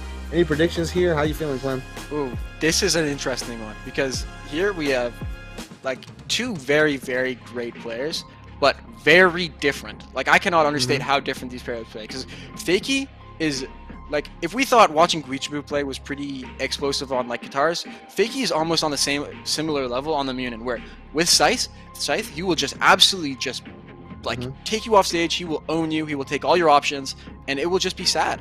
You know, and then he still has the same proficiency because he used to be a Kaya main, so he's got that secondary of a bow. So he's just a really intimidating player to play against, because most people who pick up Munin don't have the facilities to play both of their weapons, right? But Fakie has a mastery on both of them, right? And so we're gonna have to see MegD. I don't know what MegD's gonna lock in. It's looking like he might lock in the Val right now, going the tried and true. And I mean, if he's playing the Val, I think he can win this, because his Val can never be discounted. He got second MSI, very, very good on the Val. So I think MegD might win this, but if Fakie can catch him out and take him off stage, get an early KO, who knows, right? What are your thoughts? Oh yeah. Well, what I think right now is I always like to look at the momentum overall of the tournament, and right now Fakie has been doing a phenomenal job. I mean, throughout their bracket run, they actually went against Wrench, where they were able to beat them 2-1. Ayo Blue, they beat them 2-0. Pierre beat them 2-1. Raydish beat them 3-1. The only player that they have lost to thus far is Sandstorm themselves. Sandstorm. Yep. The only time he lost was when he's played against someone who was on Scythe that was like just as good. So, you know, it's gonna be interesting. I mean, Fakie, he got 5th in Winters, I'm pretty sure, or 4th. Very high placement. Not exactly sure on the exact one, but we're getting off into a quick game 1, and MegD is finding a lot of hits on the sword. We're gonna have to see how Fakie can respond. And I don't see a lot of this character played. I mean, so I love seeing Fakie just rock it all the time and do well with it. Just like I said earlier, there's a lot of those players that are continuing to evolve, continuing to bring in new meta. So it's awesome to see Fakie just continuing to thrive in this competitive environment. Yeah, and I mean, what we're going to be seeing is Fakie has that high dex bow and scythe, so he's going to be able to throw out a lot of attacks. So a lot of stuff that you see from Fakie might even be like baits and just trying to make MegD make a mistake. But so far, MegD has shown that he is not falling for anything. He's just going to get his neutral hits, recovery catching, and MegD doesn't have many options to work with. Ground pound confirming it. Wow, and MegD has the lead going into their MegD's second stock. Also by Fakie, though, reading the movement, was able to dodge in, turn around, recovery, so able to catch that movement there, and then of course emphasizing on it. Great job on the side of Fakie right now, looking for some extra credit on this first stock, and MegD just trying to end it as quick as possible. They can't get overconfident here. They got to make sure they stop taking too much damage, especially on the second stock. Ooh, the Fakie off stage, always very, very scared to get taken off stage by a competent Scythe player. You know, some Scythe players will just go for like their Nair air combos, but when it's one of them that, you know, if they've seen their fair share of Sandstorm clips and they want to experiment, never a fun time against those guys. So, delay recovery, taken close to the top. Fakie really lost a lot of his lead due to that weapon starve. Yep. Great job by MegD here, though, going in, not being scared, just continuing to rack up this damage and doing quite well with it. But Fakie finally having that bow, though, maybe is going to return the favor here. And right now it's quite even, similar stocks, similar damage. Right. We're going to have to just see who can secure that KO, who can find that option. And I mean, it's just dead even. It's not, you know, it's not very decisive right now. MegD in a good spot, but can he avoid the ledge trap? He's going to choose instead to weapon start Fakie. He's going to look for the KO move on sword. Going to be like a GCD light, a Sair. The side sig. Very, very, very good call out coming out from MegD. And I mean, now he's leading. Coming down from a deficit, now he's in the lead. Very, very good looks for MegD. Oh yeah, looking very clean. Fakie's going to have to make some changes here. I mean, they got to play a lot more safely against this MegD because MegD's actually playing quite aggressively this game. Amazing to see, and they're doing quite well with it. But Fakie right now looking to secure the second stock. If they're able to do that, they are going to look quite well in this game. But MegD doing a great job there. Again, showing his Val proficiency, doing some stuff that I don't really see too often. And I mean, Fakie's going to be trying to confirm this KO, but MegD's job right now is not the hardest. He just has to find his quick little D-Light. The recovery's going to take him out. So, once again, as I was saying in the Guichibu set, you can't count out players like Fakie out, right? He's just too good in advantage state that you can't just say, oh, it's over. But MegD, when it comes to last stock, it's a nightmare because he will just find the move. He will get into his spot, he will find the D-Light, and he will get you. So, we're going to have to see how this plays out right now. Fakie, though! There is nothing more dangerous than a scythe player on their final stock because if they're able to get something started, especially off stage and take you off, they are going to be able to take you out, knock you out in an instant. So they got to be very careful. But MegD able to get that recovery there at the end. Great job on the side of MegD, Fakie down, but it was a pretty close game. I think it was winnable on either side, but unfortunately for Fakie, MegD was able to get that final hit. But Fakie, what kind of changes do you think they're going to be able to make here? I don't know, honestly. I don't know if it's a change of map that's needed. I don't know if he just, he just needs to, like, again, he's playing a string weapon. He needs to get the big extensions, right? Yep. Plain and simple, you can't really go even and neutral with a person who's playing sword because, sword will always just find a way to just hit you in a trade. And like, when you want to get the KO and it's a last hit situation with sword, they're probably going to be winning it. So you don't want to get to that point. So it's like, we need Fakie in the advantage to where he doesn't have to worry about like a very easy KO. Like, Fakie needs to be in a lead going into the last stock to really, really, have the profit of just playing that string weapon. But off to a good start. And right now looking a lot better, but MegD, once again, we saw that this last game, they were able to secure some knockouts quite quickly, especially rack up damage quite quickly. Just like you said, that sword is very dangerous, and just the finishers, goes for the side say. I'm not sure if Fakie touched here. I don't think he has any options to work with. No, he touched. He did touch, but nothing. What? Wow. The stage. Clearly wanted to diagonal up dodge, but I don't even know if that would have made him. I think he had to go straight up there, and that would have gone punished by the side sig. So just great coverage from MegD. And he's got solid lead and a weapon starve going. So great spot if you're MegD right now. Oh yeah, and it was looking so good for Fakie for a while there at the very beginning, but once again, not being able to touch there. Very dangerous off stage. I think both players have a potential to be very dangerous off stage. Yeah, because, MegD's not exactly the most flashy off stage, but anyone who picks up gauntlets off stage has one off stage. That weapon is off stage, right?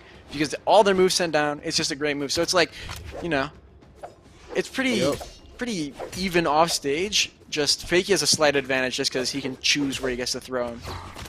But once again, Fakie evened it up a little bit, but MegD with the consistent damage is really just not letting that lead go. Continue to trust that sword. I mean, once again, just those options by the sword come out so quickly. Once you get to that KO percentage, they're going to be able to D-light you into almost a lot of different things, especially that recovery, and that is going to do it. MegD right now up a whole stock. It is very healthy right now. Yeah, he's looking very confident in the lead.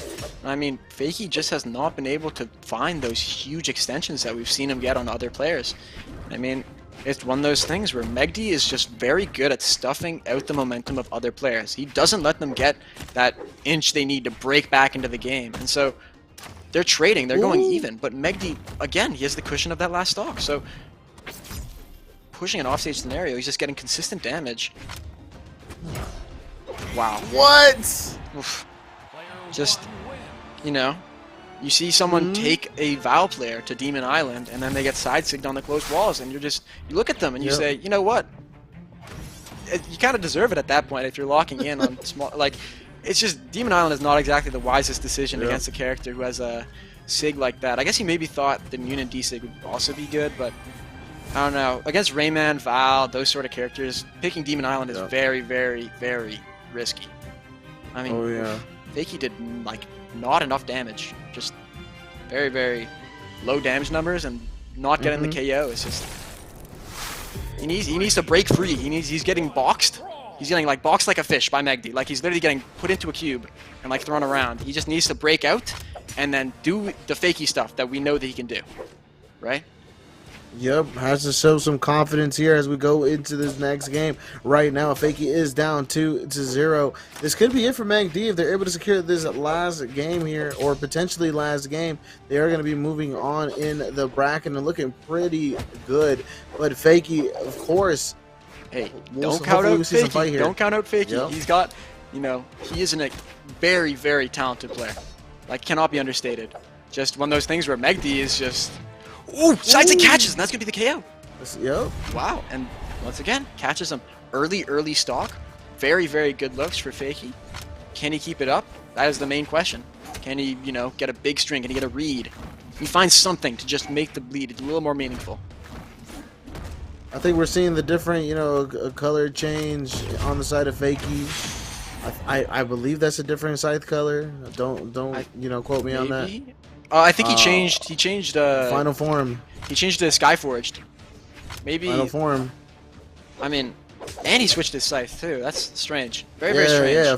Final form. Here we go. I swear I've seen that setup before. He might be a fan, but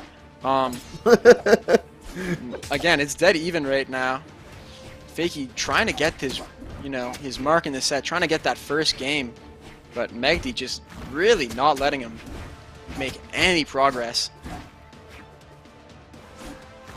I mean, maybe Fakie has figured something out here. I mean, it's looking a lot closer potentially, but once again, we've seen this before, and then Magdy just being able to take off in almost an instant. But right now, damage advantage is slightly on the side of Magdy. Getting caught out At Edge Garden.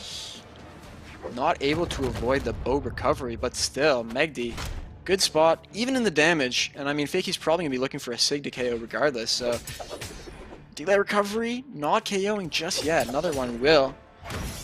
That is it. And now, Fakie on his tournament stock.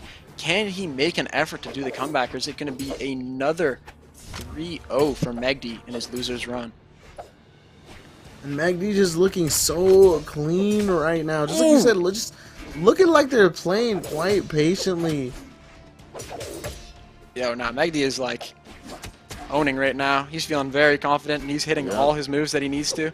The side light, you know, Magdy's just in sandbox mode right now. He's just hitting all his moves. It's just doing what sword players do. Wow, just the advantage state. Fakie has just not gotten in like once. N-Light still. Fakie, boxed like a fish. Can he do anything? Can he fight back? D-Light Sair, off stage. He needs to hit a move. It's just one of those things. That's it. Is that it? That's it, That's yo. it. Yeah. Just no moves to be hit for that whole last stock. Very, very unfortunate. You hate to see it.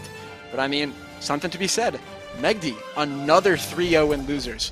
Maybe it's a trend. Who knows? Whoever's gonna have to play against him for that, like in that, you know, quest for third place, should be a little scared because that is the second 3-0 in top 8, and you know, MegD didn't lose. Like Balloon Boy and Fakie are both good players, so a little interesting. Now, okay, quick little switch to our next set. It's gonna be Cutie versus Guichabu. Okay, that's gonna be an interesting one. I mean, it's probably going to be a bit different than the Fakie MegD set because, you know, both of those players are pretty explosive. But, I mean, we didn't really see too much explosiveness in the Fakie versus MegD set, so I don't know what's really to be said there. You know, just about that last game, 437 damage on the side of MegD with sword. I mean, just making it look so easy. Just like you said, just going back and forth with the D-Light and the Sairs, just the side lights. It was just almost like he was catching everything and just Fakie unable to do a lot there. But I am very excited about this other side of Losers Quarters Finals. We've seen Guichabu, and they were able to, you know, get it over Raydish in Losers Round 1, 3-2. But, I mean, Cutie? I mean, Cutie, that guy's good. I mean, the thing is, though, one thing you gotta notice, Guichibu did just play against a high force orb player. Oh yeah. Who is also the high force orb player. Not saying that Cutie is not an amazing orb player, because Cutie on the Fate, oh, nightmare to deal with. Not fun playing against that guy at all. But something to be said, Guichibu did just take out Raydish, right? So Guichibu has that momentum of a Game 5 win. It may have been close, but he's confident, right? He just beat someone very, very good. So it's going to be interesting to see. Lifetime score is 0-0. They have not run into each other in officials. So it's going to be interesting to see how it plays out. You have any predictions for this? Any reservations? Who do you think's going to win? You know, Guichibu really surprised me that last set. They were able to do a lot, but Cutie is one of those players that I've seen just continue to grow. Saw him a long time ago in a bunch of community tournaments, did quite okay, but now I'm continuing to see them in top placements, and they're continuing to do well in majors and community tournaments like this, and now we find them this deep into the bracket, so they're continuing to get better. I think it could go either way, but maybe Guichibu is feeling a little better because of that momentum from that last set, but we'll definitely see what happens here. Cutie versus Guichibu. Let's get into it. Let's get into it. I mean, Cutie getting the first weapon, but Guichibu finding quick unarmed damage on him. Not really adding up to too much. The game is very, very even, but it's going to be interesting to see how it plays out. Both players playing string weapons, right? So it's just going to be who can start throwing each other around harder. Who's going to lose their dodge first type of thing. And Guichibu showing that he is a creature of the sky, just flying around, but getting the quick hits. It's still dead even. Yeah, it's just the crazy part, man. We're going to see this game turn up out of nowhere just because of the mere fact that as soon as they get one thing, they're able to get a lot more. Guichibu starting something, throws that signature out, doesn't get anything. Great punish there. That was just such a crazy interaction. Not killing just yet. I'm still very confused about that. What is he's griefing a little bit. Okay. It's game 1. I don't know why he's sandbagging, but Cutie finding the side lights there. Neither of them have found the first stock, but it's just one of those things where, once again, Cutie saying that he can see the invisible Sig and that it will not throw him off his game, just getting the quick punish and getting the first stock, the first game. But who knows? If Cutie can get the extension... Oh! Big scythe read! Cutie! Oh! But he drops the Sair, only getting him to half of his HP, which is a completely balanced read, by the way. Recovery off stage, but not able to find the KO on Guichibu. But Guichibu is in the orange. The turnaround there. Cutie, unfortunately, throwing out all his options out the window and sinking to the bottom of Miami Dome. But he's built up a good enough lead that he's just looking for the KO right now. Quick Sair. Guichibu has no dodge. Gets a dodge batch just in time. Recovery. Can he get the Gimp? Potentially. Oh! The Gimp! He's dead, he's dead! Oh, he got it! But Guichibu might... He got it! He survived, he survived. Once again. Wow. Quick little comeback from Guichibu. The little Qatar magic we all know and I wouldn't say love, but we all have seen before. Sidelight Sair. Nope. Not enough to get Guichibu to his last stock just yet. Recovery kills. There it is. It's pretty tied up right now, similar damage, and now on both players on final stock. But very surprised on the side of Guichibu though, just because it was looking pretty dire there. Sandstorm. Cutie though. Yep. Oh my gosh, but the thing is, Guichibu quick on the turnaround, goes for a double ground pound, misses. Cutie, no options, he's only got one. But Guichibu doesn't punish him just in time. And I mean, it's back to dead even, but Guichibu has a slight lead. But then again, he still needs to find the KO on Lin Fei. That's the biggest issue. Both these characters not having the easiest time killing, but Cutie has a slight advantage. He's the higher force, so it's going to be interesting to see Cutie getting red. GCD Sig, wow. That was a good option. That was definitely a beautiful option. Genuinely, just a very, very, very smart option. You know, he covered the wall, and Cutie dodged into the wall. Simple, smart, makes sense. Really good option. And I mean, it has to be talked about. Guichibu was not winning that game without that second stock Gimp. That Gimp was huge, right? He killed him in like 3 hits, right? So it's one of those things where if Guichibu can get that extra value from like a good Gimp, a good string, he can really win the set. But then again, Cutie has to show that he also can string back and he can find those good KOs. We saw a lot of Scythe and Guitar play that Oh! last game. No options, doesn't catch the nair. Wow, Guichibo responded with a quick string. Oh! Holy. So he's got a big damage lead. Unfortunately, no KO just yet. Sides to catches, and that's going to KO. Buffs on that signature coming into effect. Very power crept character, Lin Fei. Just has been getting these silent buffs on a bunch of their moves. I mean, he's got a solid lead going into, you know, Cutie's second stock. Once again, Cutie's going to need to find a KO. He can't really get, like, advantaged. He can't just get stringed into oblivion. He has to really fight back here. He can't let it, like, escalate. And it's not looking good. Oh my, Guichibo is just looking phenomenal here, continuing to secure these knockouts and this damage. Guichibo right now on the verge of being a whole 2 stocks ahead, especially if he's able to secure the stock, and he is! Catches, and that is not a good look. Because, you know, Cutie, he went for that random haymaker. Like, a little misguided. Maybe he's tilted. That's like the biggest concern. Because if his mental is in disarray and he's playing against 9 decks, he's in for a terrible time. It's going to be like a nightmare experience. So I really hope Cutie can get it together. But right now, he is just looking like Jeff Wardo, just spamming Orb there to no avail. Catches the Sair. Oh, Guichibo. Sair. One more, he won't survive. Ooh. Oh, but he's still extending this lead. Guichibo has been doing the thing where he's just... There it is. Oof, finally. But, again, look at it. 1 minute, 50 seconds in. Cutie just got his first KO. And he's playing against 9 Dex Katars. He's going to have to get a very, very big... Like, he's going to have to find a good opportunity, and he's going to have to grasp it with both hands. Yeah. And almost grasping it with both hands, but unfortunately, was not holding on tight enough, and now he's getting stringed. But he gets the read. Guichibo. Dare and late, no read, but he's still getting that damage. Nair catches.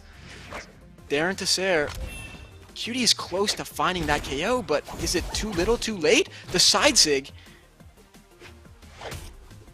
Nair catches. Very stressful. Not a good scenario to be in for Cutie. It is not. I mean, Guichibo right now on that second stock and still looking pretty good. Maybe one more of those Sairs that he won't survive, but right now looking for that finish on Cutie. Guichibo right now weaponless. Cutie, great recovery there. It's going to secure that second stock, but still a mountain to climb. I mean, they're literally on the verge of being knocked out here. Well, does Cutie have that dog in him? Does he have that clutch genetic? Can he lock in and, like, get this game too? No. Nope. He cannot. Unfortunately, Guichibo. Not this game. Not letting him know. Not letting him taste the chance at victory. Just quickly putting him out. And I mean, this is looking scary. You know what I mean? He is a mountain to climb. He is down 2-0 to Guichibo. I'm interested to see. He is sticking with the fate. So it's going to be another one of those games where we're just going to have to see what Cutie can do. How can he adapt? How can he stop these situations where he's getting red, like, from happening, I guess? How can he not get owned? We've yet I was just going to say, Guichibo, like I said, I've seen him just continuously compete in a lot of different things, and I've never seen them just go this insane. Guichibo is just continuing to evolve, and this is exactly why I love competitive Brawlhalla. We are seeing a lot of good gameplay here, but Cutie potentially turning up now. Cutie is showing life right now. We are seeing a revitalization. Someone just breath, like, he is coming in swinging. And I mean, it's looking good. If he can keep this momentum, good things. Then again, he had momentum game 1, he got gimped, so who knows? But much better start. Man. Much better start. What? That was some sorcery. And the GC sides are catching. Not getting the kill, but it is now dead even. Alright, Guichibo right now. Hey, it's looking a lot closer, just like you said. Yeah, I mean, does he have that dog? Does he have that clutch genetic? Can we see it? Not finding the KO, and I mean, this first stock I think is going to be very important, and That's not going to get him just yet, but it's close. Very, very close. Cutie going for a very risky ground pound, and it's just going to result in him dying. Yeah, that's really not amazing. You really do not feel good after doing that ground pound and dying, but again, who knows? Maybe he has the mental fortitude, maybe he doesn't. We have yet to really know. But if he can find that KO, he's not in a terrible spot. But he is on his tournament game. If he loses, he is out of the tournament. So he really needs to show something. Ooh. Are we really going to see 2 3-0s in losers quarters finals? I hope not. I believe in Cutie. I feel like they will come back, and right now they're able to secure that first stock. It is once again tied up, basically, with Reachable having just a slight damage advantage. Yeah, and I mean, Lin Fei, you know, the damage build is like very little. Like, it doesn't do a lot of damage, it's just a lot of hits, so he's not in the worst spot. If he can find a good extension. Okay, maybe. Ooh, signs of life here? Signs of life? He is breathing, he is breathing. The heart pulse monitor, it's going right now. Never mind, maybe not. But Guichabu! That could be it! No! Unfortunately, Cutie not taking advantage of Guichabu just folding right there and getting hit by the Ensig. Oh my gosh! That would have been clean! I was trying to put him up and down like an elevator, but wow. Cutie he's winning right now. There is... Oh yeah. He is in there. Oh! No dodge. Looking very good. Cutie, all of a sudden, he's moving more precise. He's feeling better. Water tastes better for him. Like, he is looking very, very good, but can he clutch it out? He really needs this game right here. Great job. He can't let Guichabo get any more damage, and he already knows that if Guichabo gets one hit, probably going to get a lot more, and that hitting him with the tornado special. Oh, yeah. Yeah. No, I've been hit by that move one too many times, and it's very unfortunate you can't see it, but one of those things. Better player wins. But Cutie has the lead. Well, we've seen this time and time again with an opponent against Guichabo. Guichabo, most of the time, able to clutch it up, especially with those guitars, but it's hit there by the neutral signature. Yeah, again, catching out that jump, he's really got him in a good spot. He just needs to find that KO, but Guichabo doing the 9 dex stuff to him. Oh, you missed that. This is scary. Because Cutie he wants that hit so bad. But he just can't find it. He's throwing moves out, but he just can't hit the one move he needs. And Guichabo is just hitting these dares. The end light bouncing him away. Can he find a recovery or a Sair? He really just needs it. And Guichabo is taking to the skies. To no avail, though. No, that's it! Ooh, wow. No 3-0. No 3-0.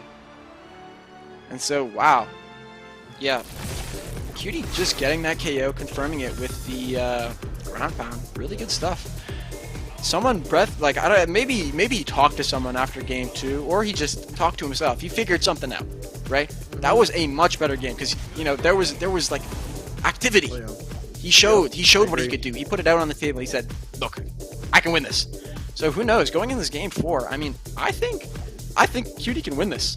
Honestly, like, if Reachable doesn't find like a good opening and he can't do what he wants to do, like what Cutie was like forcing him to do, you know, he was getting those sigs, he was getting those good hits.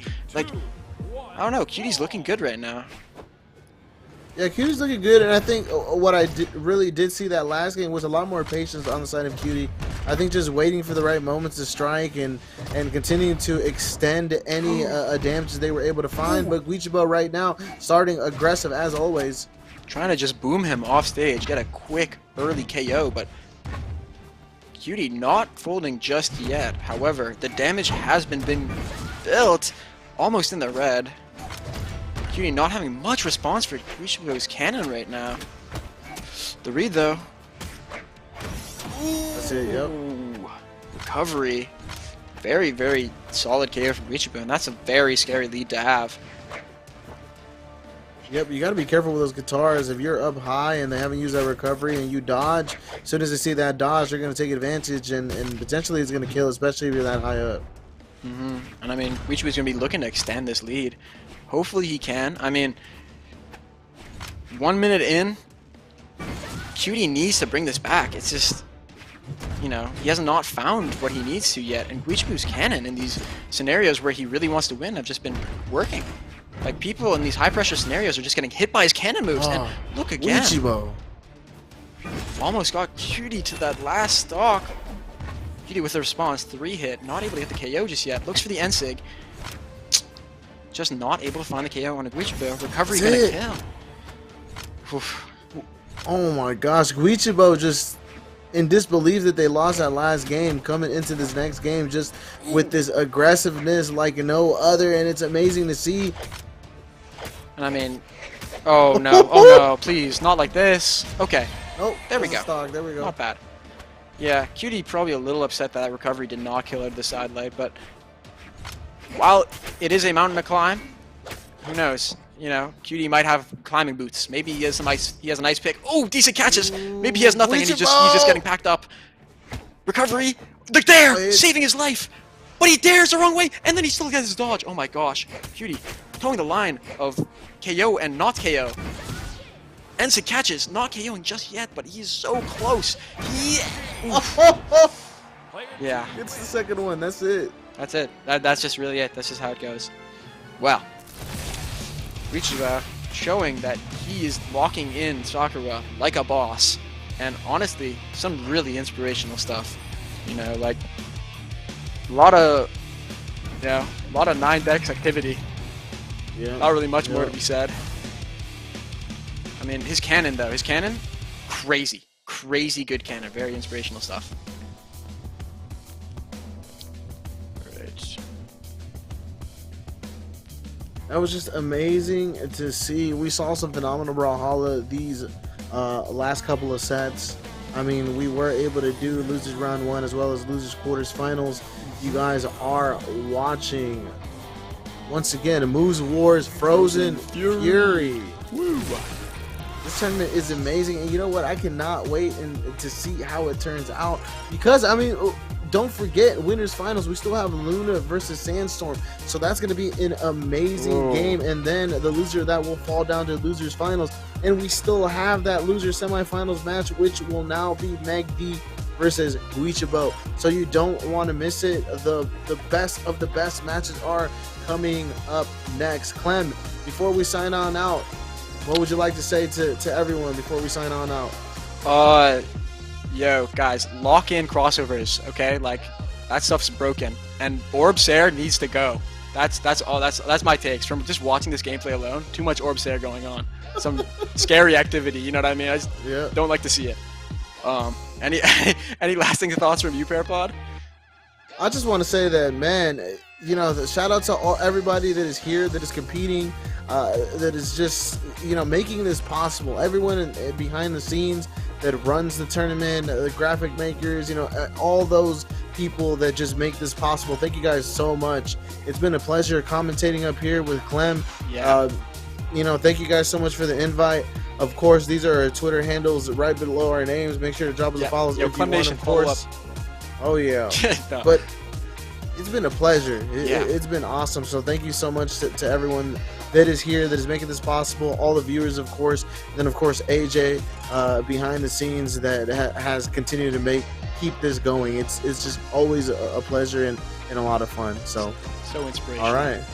Anything else, Clem? No, that's it. I hope the rest of the competitors very good luck, and I'm excited to see some more great action-packed Brawlhalla gameplay. It's gonna be great. Yep. All right, guys. So this has been the JV commentators. The varsity team, I think, is coming on next for the top bracket. That was a joke, by the way. We're all on the same team, and I think everyone on the team is amazing. So once again, you are watching Moose Wars Frozen Fury. This has been Parapod and Clem. Until next time, love you guys. Just finding that extension. Not able to get the KO, but it's just one of those things. That's it. Is that it? That's it. That's it. Yeah. Just no moves to be hit for that whole last stock. Wow. Especially if ever secure the stock, and he is. Catches. I was trying to put him up and down like an elevator, but.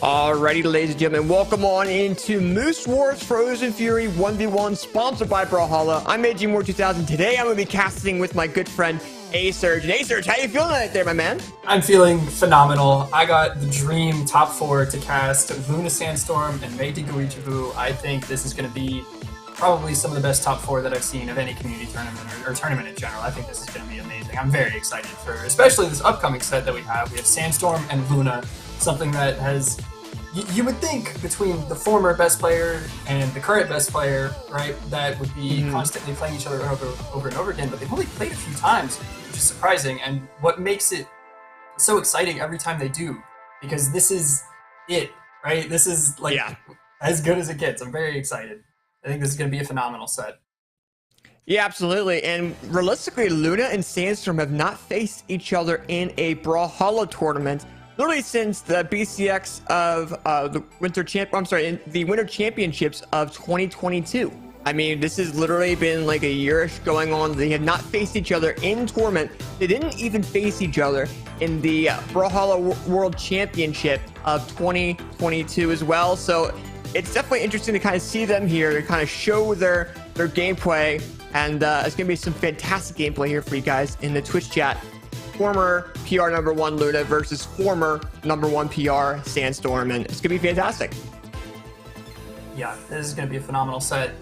We saw a lot of Scythe. I think we saw Mirage earlier from Sandstorm, which Mirage, prior to I think recently, was a very slept-on legend, at least in my opinion. But has grown. Spear and Scythe both have been top of the meta for quite a while. And Luna on the Lucian, another great combination. Blasters, which has risen definitely from what was generally considered a bottom 3 weapon to a really competent and good weapon now, and Katars, which have been top for quite a while. And of course, Luna and Sandstorm, who will swap characters. They would be playing some of the best options. I think this is kind of the best that it can get. The best characters, some of the best players. I think this might be a great set. I'm definitely looking forward to this. Absolutely. And with that being said, man, I mean, you brought up that we saw Sandstorm a little bit on the Mirage not too long ago. It looks like they're actually going to be locking in the M Bison, which actually would be that Thor choice going against Luna's Lucian. So we'll kind of have to see how Luna's Lucian does against Sandstorm's Thor pick, or M Bison pick. And that's going to be rather interesting because we've seen Luna kind of play that Lucian going into this tournament. We have not really seen a whole lot of Sandstorm's Thor going into it. So right now, I've seen him a little bit on Tesca. I know I popped in one of their matches in the Winners Top 32. I remember that they were playing Tesca a little bit. They felt Battle Boots was pretty good. So we're probably going to see one of those. We're definitely going to see Tesca coming out probably a little bit later, depending on how things go. But we're just waiting on the players to go ahead and start. And this is going to be one of the best sets that we have had on stream tonight. Luna versus Sandstorm. And this is Winners Finals, ladies and gentlemen. Yep. And with map picks between these two, you can never tell. I think they go pretty much anything. Comfort maps, any of it. We go right to Demon Island, which such a claustrophobic map, I think, with short walls. And I mean, the blast zone off the top is pretty high, but the sides are so close. And definitely a good counter pick to both Spear and Blasters, but not a lot of room to move around. As we get right into it, both players immediately hunting for the weapon, and Luna onto the Blasters, hoping to get some nice weapon starving. Sandstorm not able to get it so far, and already starting with combos, catches a dodge into the yellow. Lucian, not a high attack legend, but these hits will start piling up for Sandstorm. Yeah, absolutely, and they definitely will once they are able to go and grab a weapon. Luna's just weapon starting to grab on Sandstorm. Sandstorm's already in the red. The first stock, and he's out by Luna's hands of the Blasters. And that's what happens when someone has this much momentum going into this round. They want to win this game. They do not want to have this matchup go to the point where Luna has to go into the losers finals to face another opponent to get in the grands. Yeah, definitely not what you want to see. And Sandstorm's still already getting eaten alive with these guitars. Bouncing him all the way around the weapon throw. He's disarmed. Not where you want to be, off stage. Such a short wall. Scary position for Sandstorm being able to make it back and get the Scythe. But Luna just controlling this first game. D-Sig not going to do it. Sandstorm, this might be the opportunity to punish. And not going to happen. And Scythe's going to do it. Luna already 3 stocks to 1 in this first game. Luna is just absolutely a force with those guitars, something that I definitely would have never expected going into the past 6 or 12 months, especially with Luna being more known for some other characters. But Luna goes too far off that ledge, uses all their options, and Sandstorm does that really nice edge guarding and knocks out Luna's first stock. Losing a stock to a Spear Sidelight is pretty unexpected, but for Sandstorm, you'll take it. You really don't care as long as you get the stock, and you have a lot of ground to cover in this situation, and the guitars are already picking up the damage. Sandstorm in a terrible position so far. Already in orange, just trying to find some hits, but Luna keeps getting 3 to 4 hits per engagement, and Sandstorm only able to find 1. Opts for the Spear, a much better matchup personally, but Sandstorm still getting beaten around by Luna's guitars. Opts for the Scythe, these weapon throws moving Sandstorm around in a way he definitely does not want to be right now. Stage control for Sandstorm, but a little scary for Luna. Off the right side, not going to do a weapon throw. Nice. He doesn't have the options, and we go to last stock. Sandstorm, a nice comeback so far. Yeah, Sandstorm has kind of read the momentum that Luna was really throwing at them, especially with understanding that they had to go off the sides of the map, now off the ceiling of this map as well, because of how high that ceiling is going to be. And realistically, Sandstorm's taking that neutral control from Luna, and Luna's kind of having to resort to those blasters. And will Sandstorm reverse 3-stock Luna here? Maybe. The start of this game may not matter. Sandstorm's able to pick up some scythe damage, and DC gets punished. But Luna already with the counterplay, daring to Sayer, the perfect health for that. Sandstorm wants a couple more hits because Luna's not in KO %, but Sandstorm just gets hit once. It would be a struggle. Luna, a little bit of a flood, loses both weapons, but Dealer Recovery gonna do it. Game 1 for Luna. And yeah, it got scary right towards the end there, but Luna able to get it together. Yeah, Luna in the beginning of that round was able to get 2 stocks off of Sandstorm, but Sandstorm was able to kind of realize the momentum, realize the aggressiveness that Luna was really throwing out, and was able to knock him down to the final stock, red, orange, and Luna came in saying, you know what, we're gonna go and make things back into my favor, gets that lovely unarmed recovery, and Luna takes game number 1.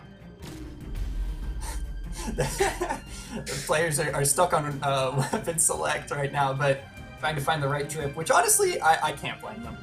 Sometimes it's just so good for the personal confidence to lock in the right drip, and if you don't play as well as you might think in the first game, you gotta find the right one. That game, I feel like, for Sandstorm, although you lost, it could have been so much worse, and the fact that you clawed back, it's so good for the mental, and probably these two players have some of the best mental in the game, being as seasoned, so it might not even matter, but when you're able to come back like that, and even if you lose, you know that you are in the right space to keep the game close, because if you could just cut down on a couple mistakes in the second game, all of a sudden you take a lead.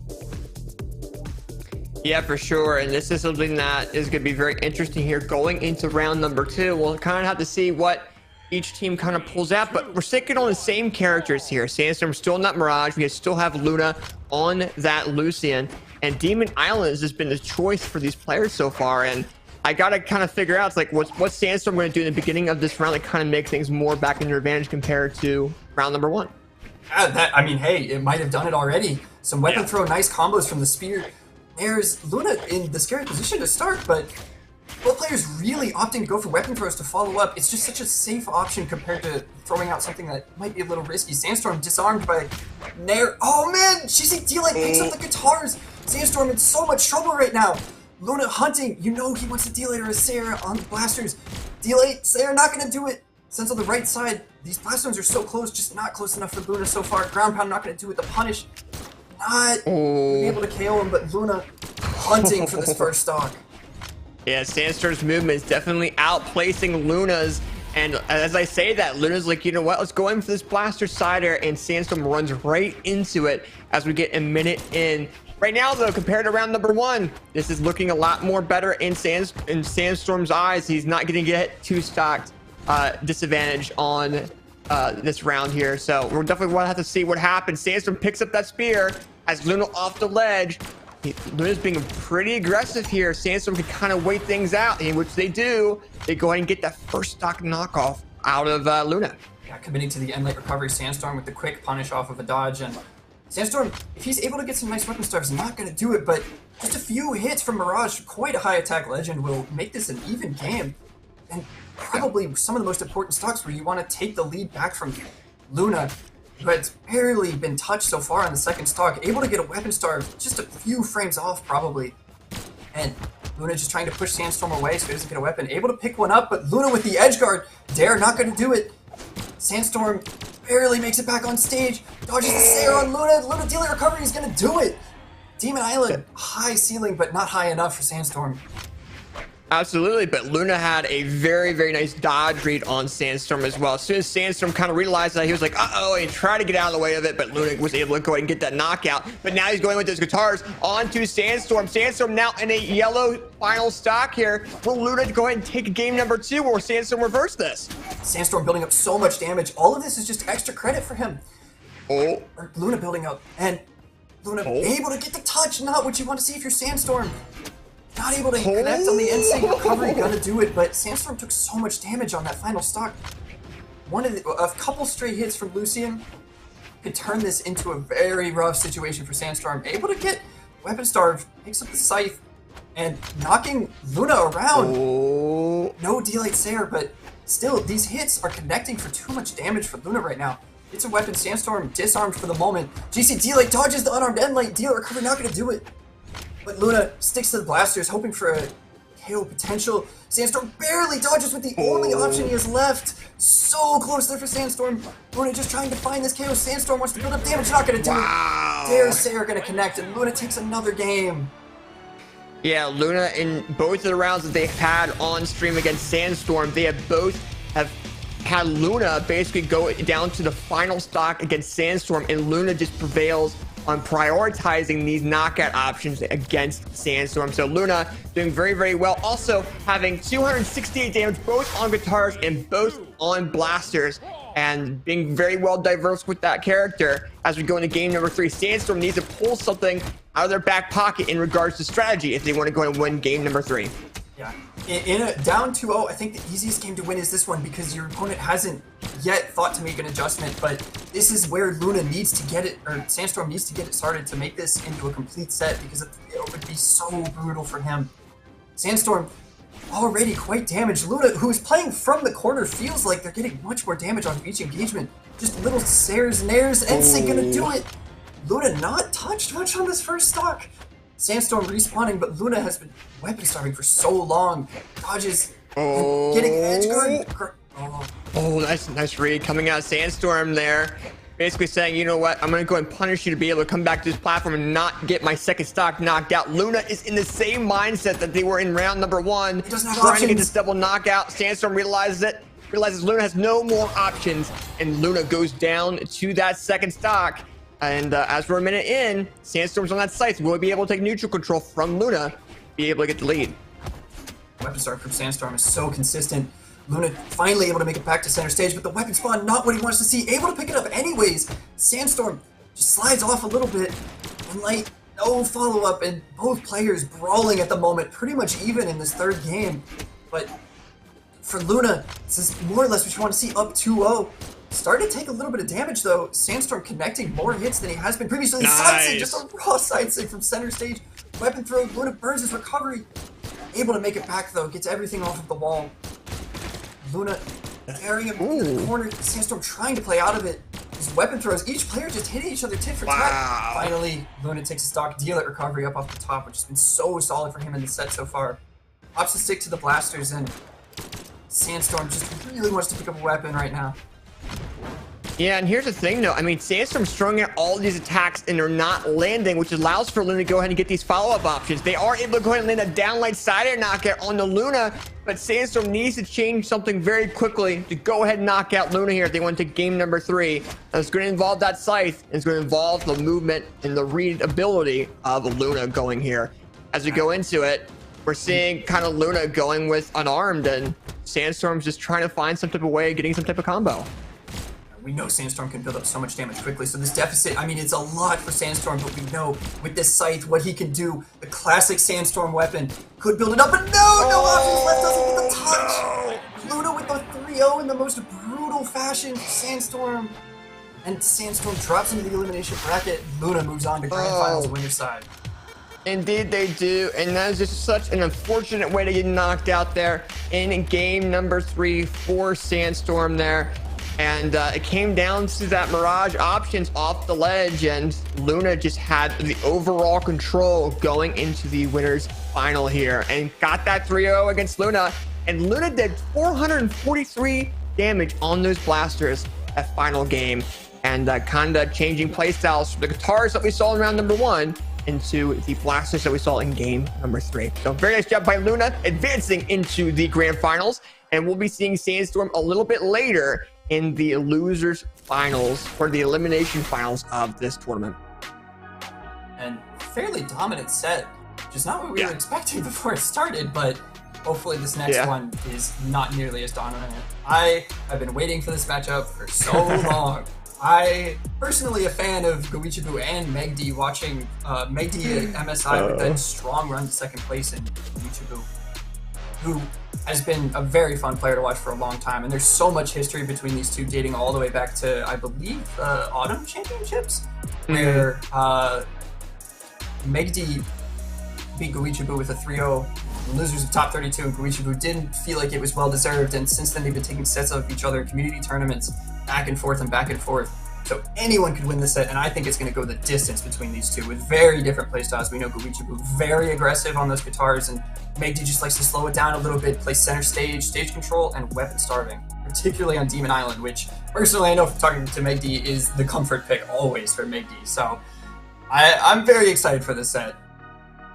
I am too, and also just to bring it up here, MegD and Goichibu have faced each other 11 times in tournaments, in communities or officials, and Goichibu is up 1 match going into this set here. So will Goichibu prevail and make this matchup a 7-5, or will MegD make it an even matchup between Goichibu and MegD going forward? But right now we're in game number 1. We're back on Demon Island. A lot of players are loving the high ceiling of Demon Island here, and MegD and Goichibu are trying to take advantage of it as much as they possibly can and try to knock off the sides and the floor of this map.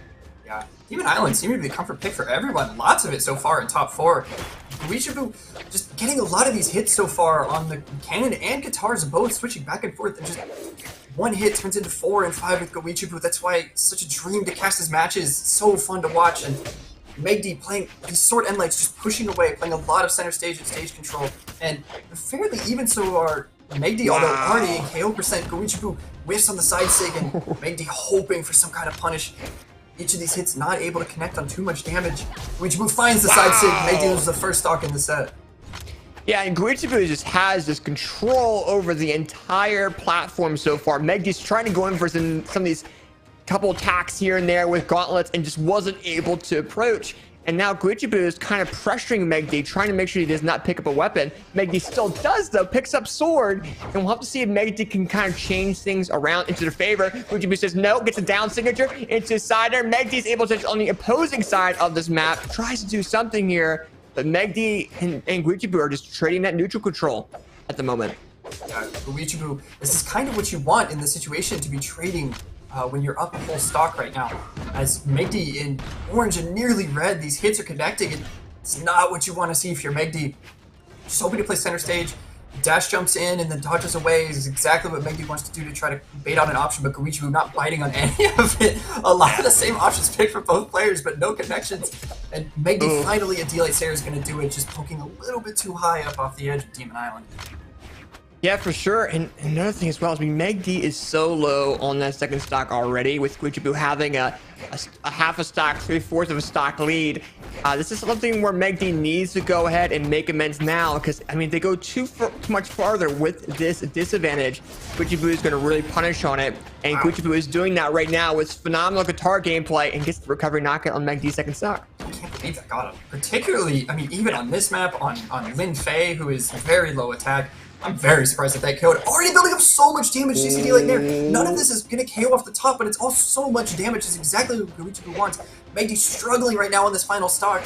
Looking in trouble in this first game. Catches the dodge. Goichibu doesn't opt for the Sarah because he goes back. Sares him off the wall. MegD hoping to make it back. Finally slips in, but he has a whole mountain to climb in it right now. He definitely does, and Goichibu has the stock lead, and MegD is having a rough time against it. Goichibu with a phenomenal signature, landing on MegD. It may have not have been, it was the final hit, but man, did MegD just not have any more options to come back to that platform. There's that recovery you're talking about that you're surprised knocked off the ceiling. And then we go to this final stock, down light recovery into a gravity canceled down signature, removed all of MegD's options to come back to the platform. And Cutie took game number 1. Yeah, that was a very fast-paced game for most of it. Just a little bit in that second stock with a little bit of neutral, but that's what you want to see for Cutie. You want to be playing a fast-paced game. MegD wants to slow it down, draw it out a little bit, just get these hits, back it up. And so far, Cutie was able to control the pacing of that first game. MegD wants to change that in game 2. Back to Demon Island. Cutie already on the guitars, building up damage. Just little hits, able to find 2 off of each neutral win for Cutie. And these little nairs and N-Sigs, MegD can't land. Absolutely. And right now, I mean, MegD is trying to change a little bit more of going into round number 2, trying to take that neutral control from Cutie that they need to be able to land these style guitar combos, these cannon combos, and so on. And I mean, right now it's staying relatively even. MegD's using that sword a lot more. Will they be able to take that control? And you really cannot land. And this whole time, just getting caught with N-Lights, Nairs, so many options for Cutie. Really wants to hunt for this KO now, which Linfei and Guitars seems to struggle with a little bit, but Cutie is no slouch as far as KOing, seems to do it at any point. We know, catches a dodge, but no punish. MegD trying to get a couple more hits so that he can get Cutie into the KO percent. Cutie disarmed, but still got hands. Loses the gauntlets on MegD, and now in such a hard position. Weapon spawn right above his head. Able to pick up the sword, ground pound, not gonna do it. But MegD just hunting, still N-lighted. Has enough options to make it back, but a scary position still gets desync. Barely touches down. And MegD loses the first stock in game 2.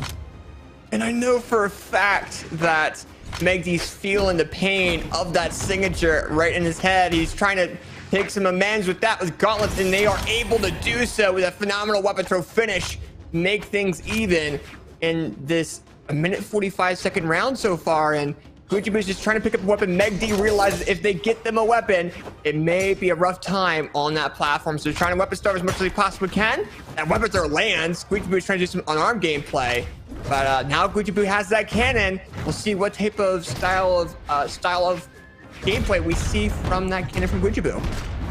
Yeah, it's fairly even on the second game, which is surprising given the lead that Cutie had, but just catches one dodge in from MegD, and all of a sudden, same thing for Cutie. Almost KOs off the left side, but Cutie not able to find it, still hunting afterwards too. Not able to do it. Just an unarmed N-Light, not a great punish off of that because he doesn't have a weapon yet. And MegD needs so many hits, a small little hill to climb, but so much. No dodge catch for the GCD light. Cutie beats him out with the grounded D-light. Just the way priority works in this game. Side sig not gonna do it. MegD barely alive right now. Oh, he got the signature again. Oh, dude, and MegD's feeling the pain of that cannon signature. Getting knocked out twice by that in a single round here going forward. And you know, MegD feels it going into this round. MegD really needs to find a way of countering that cannon signature and just cannon in general while MegD's off ledge. The movement from MegD is so good, but Cutie seems so on top of it. Just no dodge right now. Oh man, barely able to get a touchdown. It's the guitars, and Cutie playing with house money right now. Just trying to get some of this extra credit so that he can make it a pretty dominant game. Side sig. Quite the commitment from MegD, uncharacteristically jumps another one and able to connect on that one. And MegD hitting the sword. Cutie nearly a KO percent, maybe a few more hits. Maybe struggling for it right now though. The way this game is being slowed down, it feels like MegD's playstyle is kind of playing against him at the moment. Another commitment, side sig. Cutie no punish, but stage control. Just trying to find this KO for MegD right now. He's just playing around at this point. I mean, he's going unarmed. He's going for some weapon throws here and there. He's just trying to get something cool on MegD at the moment. Cutie just feels so comfortable with where they're at, and we're just seeing it with gameplay. And MegD's just trying to find some type of thing against Cutie. Gets that side air, throws the weapon, and it lands, and Cutie goes down to that final stock. But Cutie still has a huge lead against MegD right now. Based on the playstyle, it can be very hard for MegD to come back in this. Playing stage control comebacks can be so difficult.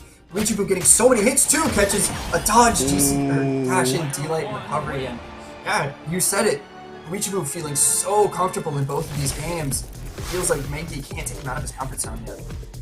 Absolutely, just because of the style that Guijibu plays with the guitars, and then a completely different style with the cannon, MegD is just having such a rough time really trying to land these attacks against Guijibu, which makes me wonder if MegD is going to choose a different character to approach Guijibu. Are they going to still play with that Val? Are they going to go in with the previous characters that they've played in tournaments, so on and so forth? But I mean, they're just having a rough time, especially even with Sword, which is the main weapon that you would usually counter against guitars compared to Gauntlet. And they're just having such a rough time landing these light attacks and reading those spot dodges from Guijibu. So overall, though, I mean, Guijibu did 659 damage. The weapon damage difference between both of the weapons that Guijibu plays, I think primarily more towards the guitars with 379 damage.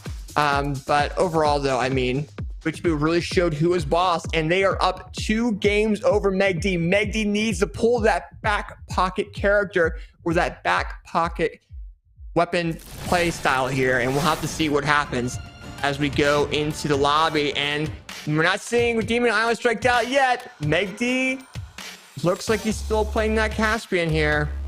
Yeah, and back pocket pick, you're correct. It is the Caspian.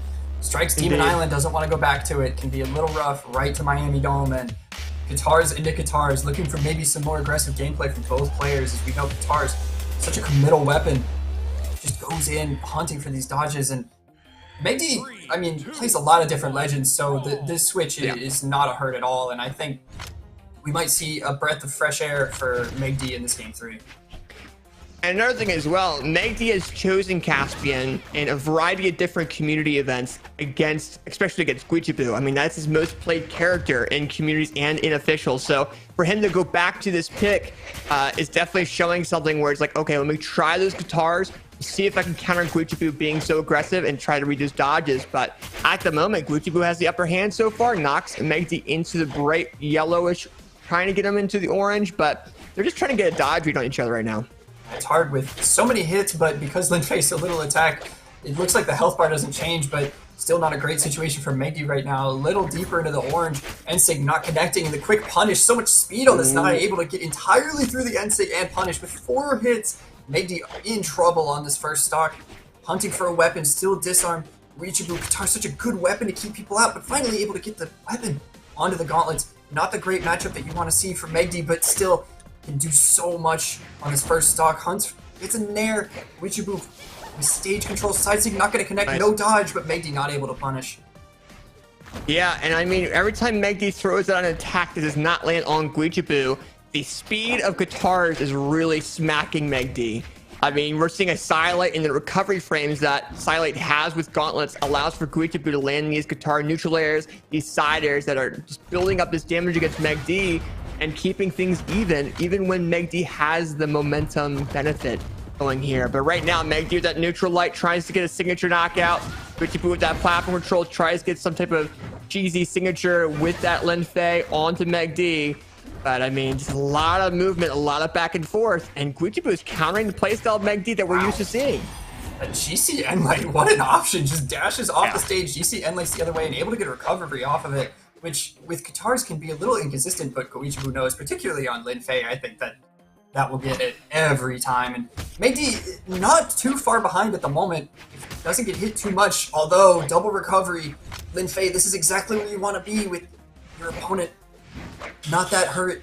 So many true combos that you have access to now. Guijibu building up so much damage, doesn't catch a dodge in, was looking for it. MegD quick with the dodge away, but still not finding this KO. Look how far that weapon throw sent him. Guijibu's so hurt. Still not losing this stock, particularly against Gauntlets, which is so surprising, having some good KO confirms. Finally, guitar recovery will do it off the top left. MegD looks to be opting for the guitars, trying to build up damage on the second stock of Guijibu.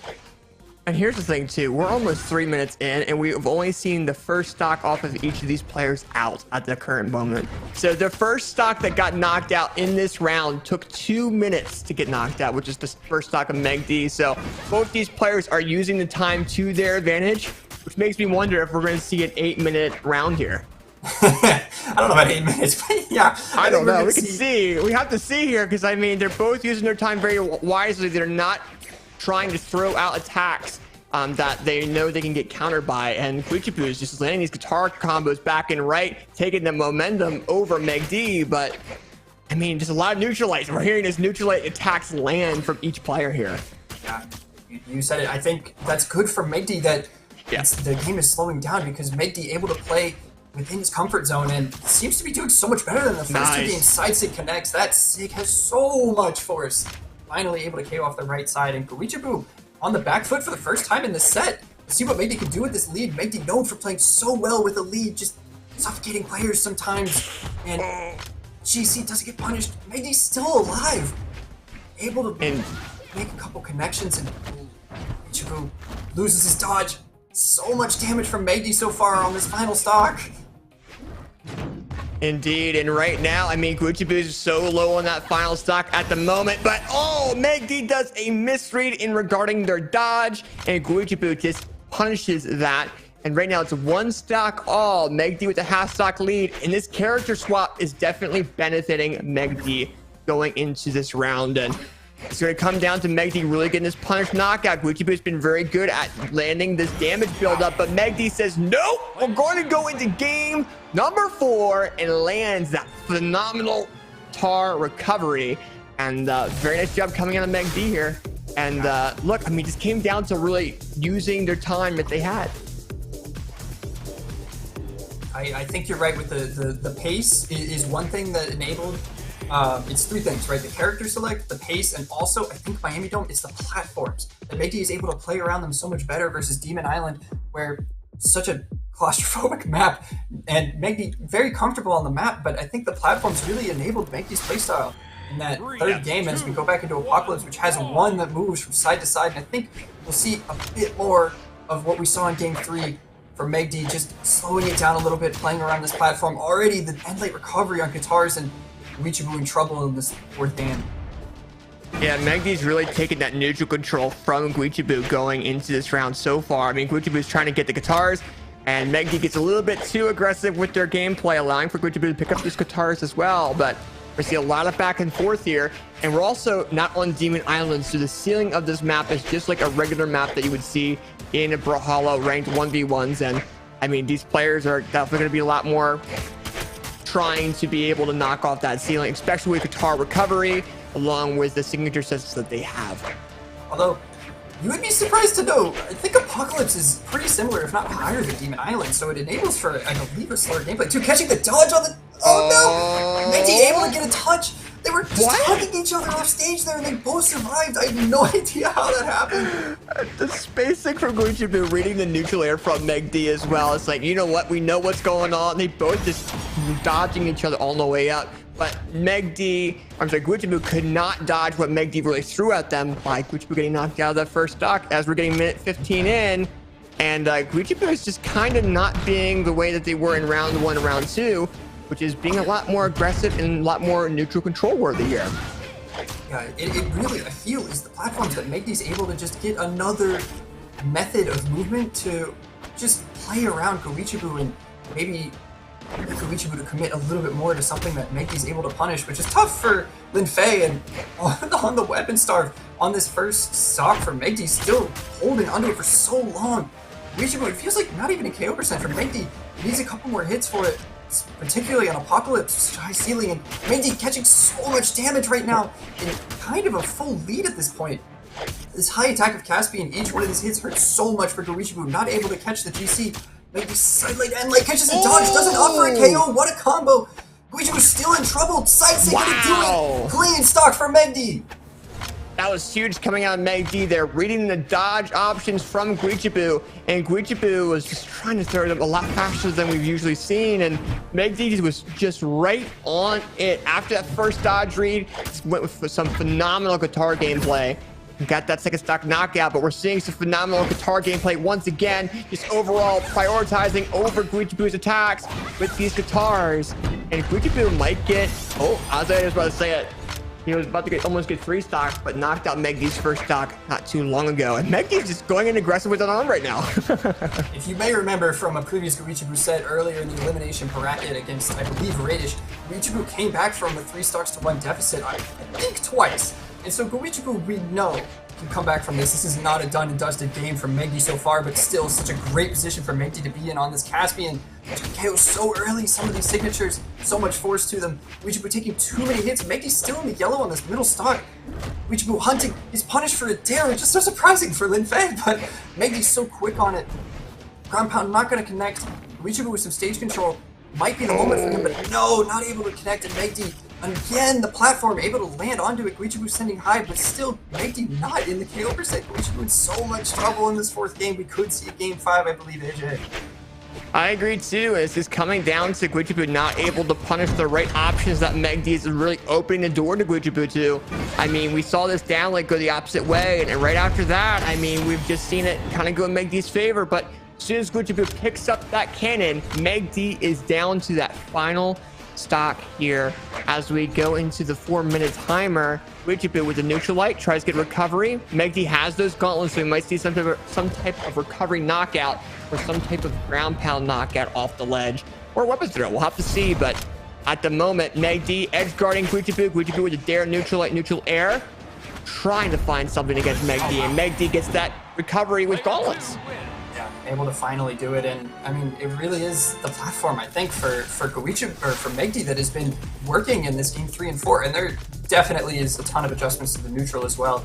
Guichibu strikes through a lot of platform-heavy maps that they go right to Miami Dome, and I knew it had to be this way. Wow. Game 5 between these two, it had to be like this. It was going this way no matter how it started, and it doesn't really matter how it started at this point. It's what happens in this game 5 as we move right into Miami. 3, 2. Absolutely. And MegD that last game used a lot, and I mean a lot of guitars. So we'll definitely have to see what they do with Miami Dome here and see realistically. I mean, Guichibu's movement is just catching MegD off guard. Their dodges are just getting caught by Guichibu at the moment. Yeah, MegD already taken quite a bit of damage in this first game so far, but we know with this Caspian will pick it up quickly. Catches with a nair, quite the soft to read, but so much reward from MegD, gets the recovery, and Guichibu in a little bit of trouble himself. Just one side signature for this Caspian. Guitars could do it if you do it towards the ledge, and Guichibu holding a lot of stage control, but MegD finally able to sneak in with the dare. Guichibu tries with the dare to his own, but he gets punished, and MegD hunting for the damage on this first stock. Trying to find this KO. Guichibu in deep red. Side signature would have done it, but so nervous to take hit by the weapon throw. Not able to find it. Catches the dodge and waits out the jump. Recovers up off the top. MegD, such a well-played KO in that first stock. Yeah, MegD really using their momentum that they had to pressure Guichibu to kind of force them to jump in the air and get that recovery knockout. Very nice job, but now Guichibu is saying, you know what, I'm gonna do that side air, side light into neutral signature, but MegD reads that signature very, very well. And at the moment, I mean, MegD's up almost an entire stock, or getting close to an entire stock on Guichibu. And Guichibu had the lead at the beginning with that cannon, and we're still seeing Guichibu with his guitars. And we'll have to see if they swap back over to that cannon very, very shortly. At the moment, MegD with this neutral control, Guichibu with the cannon, throwing out signatures, missing the neutral layer, missing the recovery options as well. And are they going to be able to get this knockout here? Is going to be the real question. MegD playing around this first stock so well. Still a complete stock advantage, but oh man, the side sig able to do it off the right side, and Guichibu, we know, can build up quite a lot of damage on this Lin Fei. Could even take a whole stock off of one hit, but really needs some magic at the moment to make this game look even on the second stock. Finds the punish on the side sig, but not much off of it. Guichibu really trying to build up a lot of damage. MegD just wants 1 or 2 straight hits in this situation. Ooh, nice 4-piece combo coming in from Guichibu, but MegD comes in with a falling recovery knockout on the Guichibu's second stock. And I mean, I like Guichibu's mentality where he's going with the guitars while MegD is on Gauntlet. And right now, I think MegD's just trying to counter the opposite, where he's like, I'm trying to maximize whenever I can on Guichibu while they are on that cannon with this guitar. So we'll see what happens here. Right now, Guichibu has it in that cannon, throws it away, realizing that MegD's on gauntlets. MegD realizes what Guichibu's going to do, and MegD gets neutral light, down light, and then it's just going crazy with the guitars at the moment. This is what MegD does to you. Just takes a small advantage and runs away with it. Just, you're not able to get in anymore.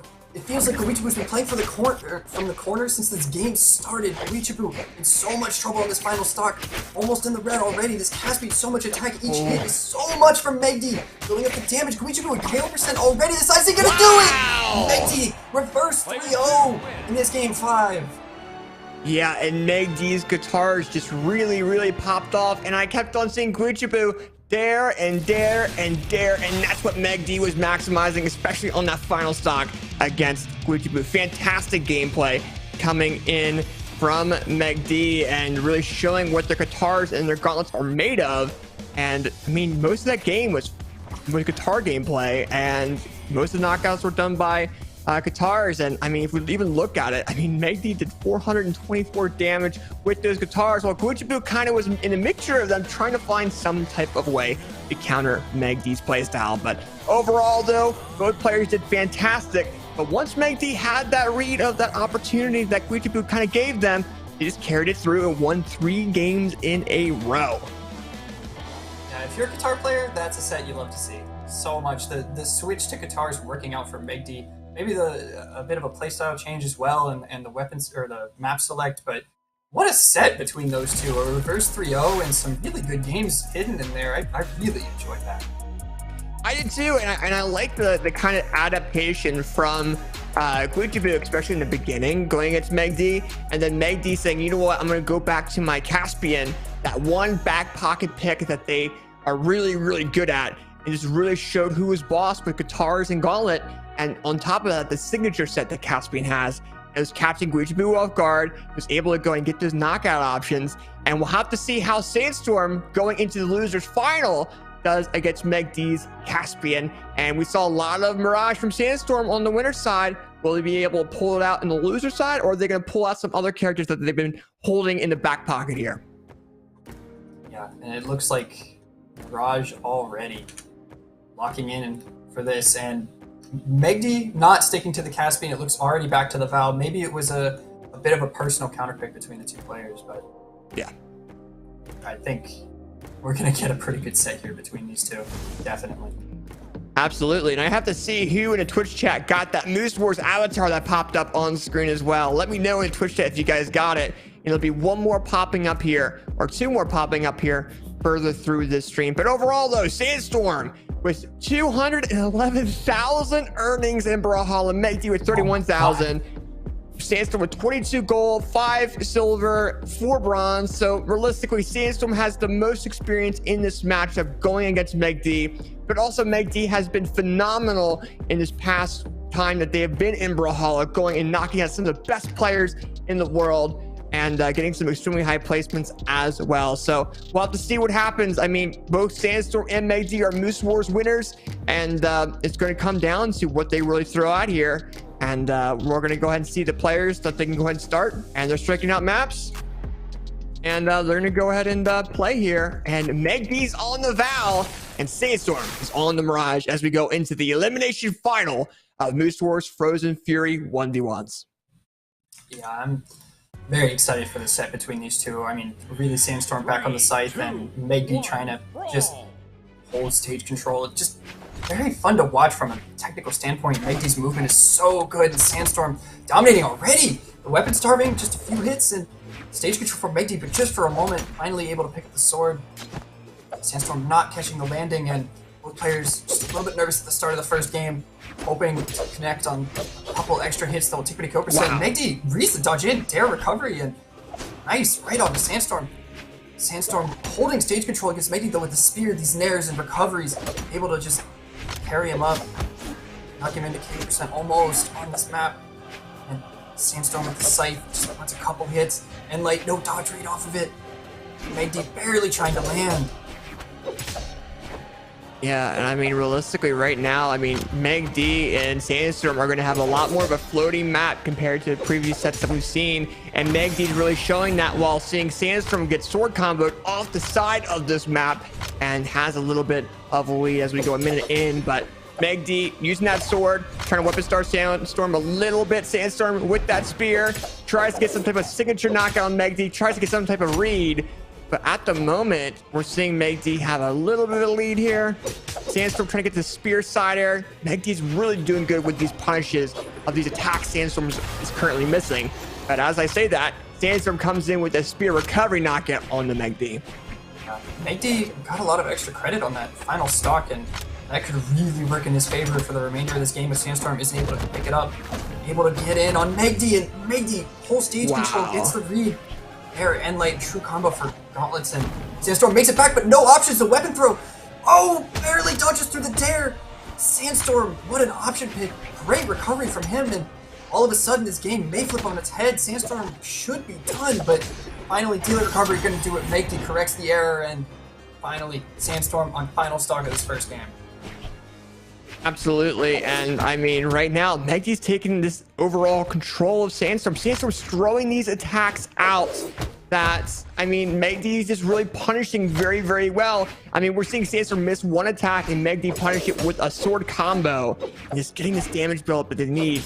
But at the current moment, Sandstorm is starting to come back here with that scythe. That scythe's catching MegD off guard, similar to what we just saw from the previous set with those guitars.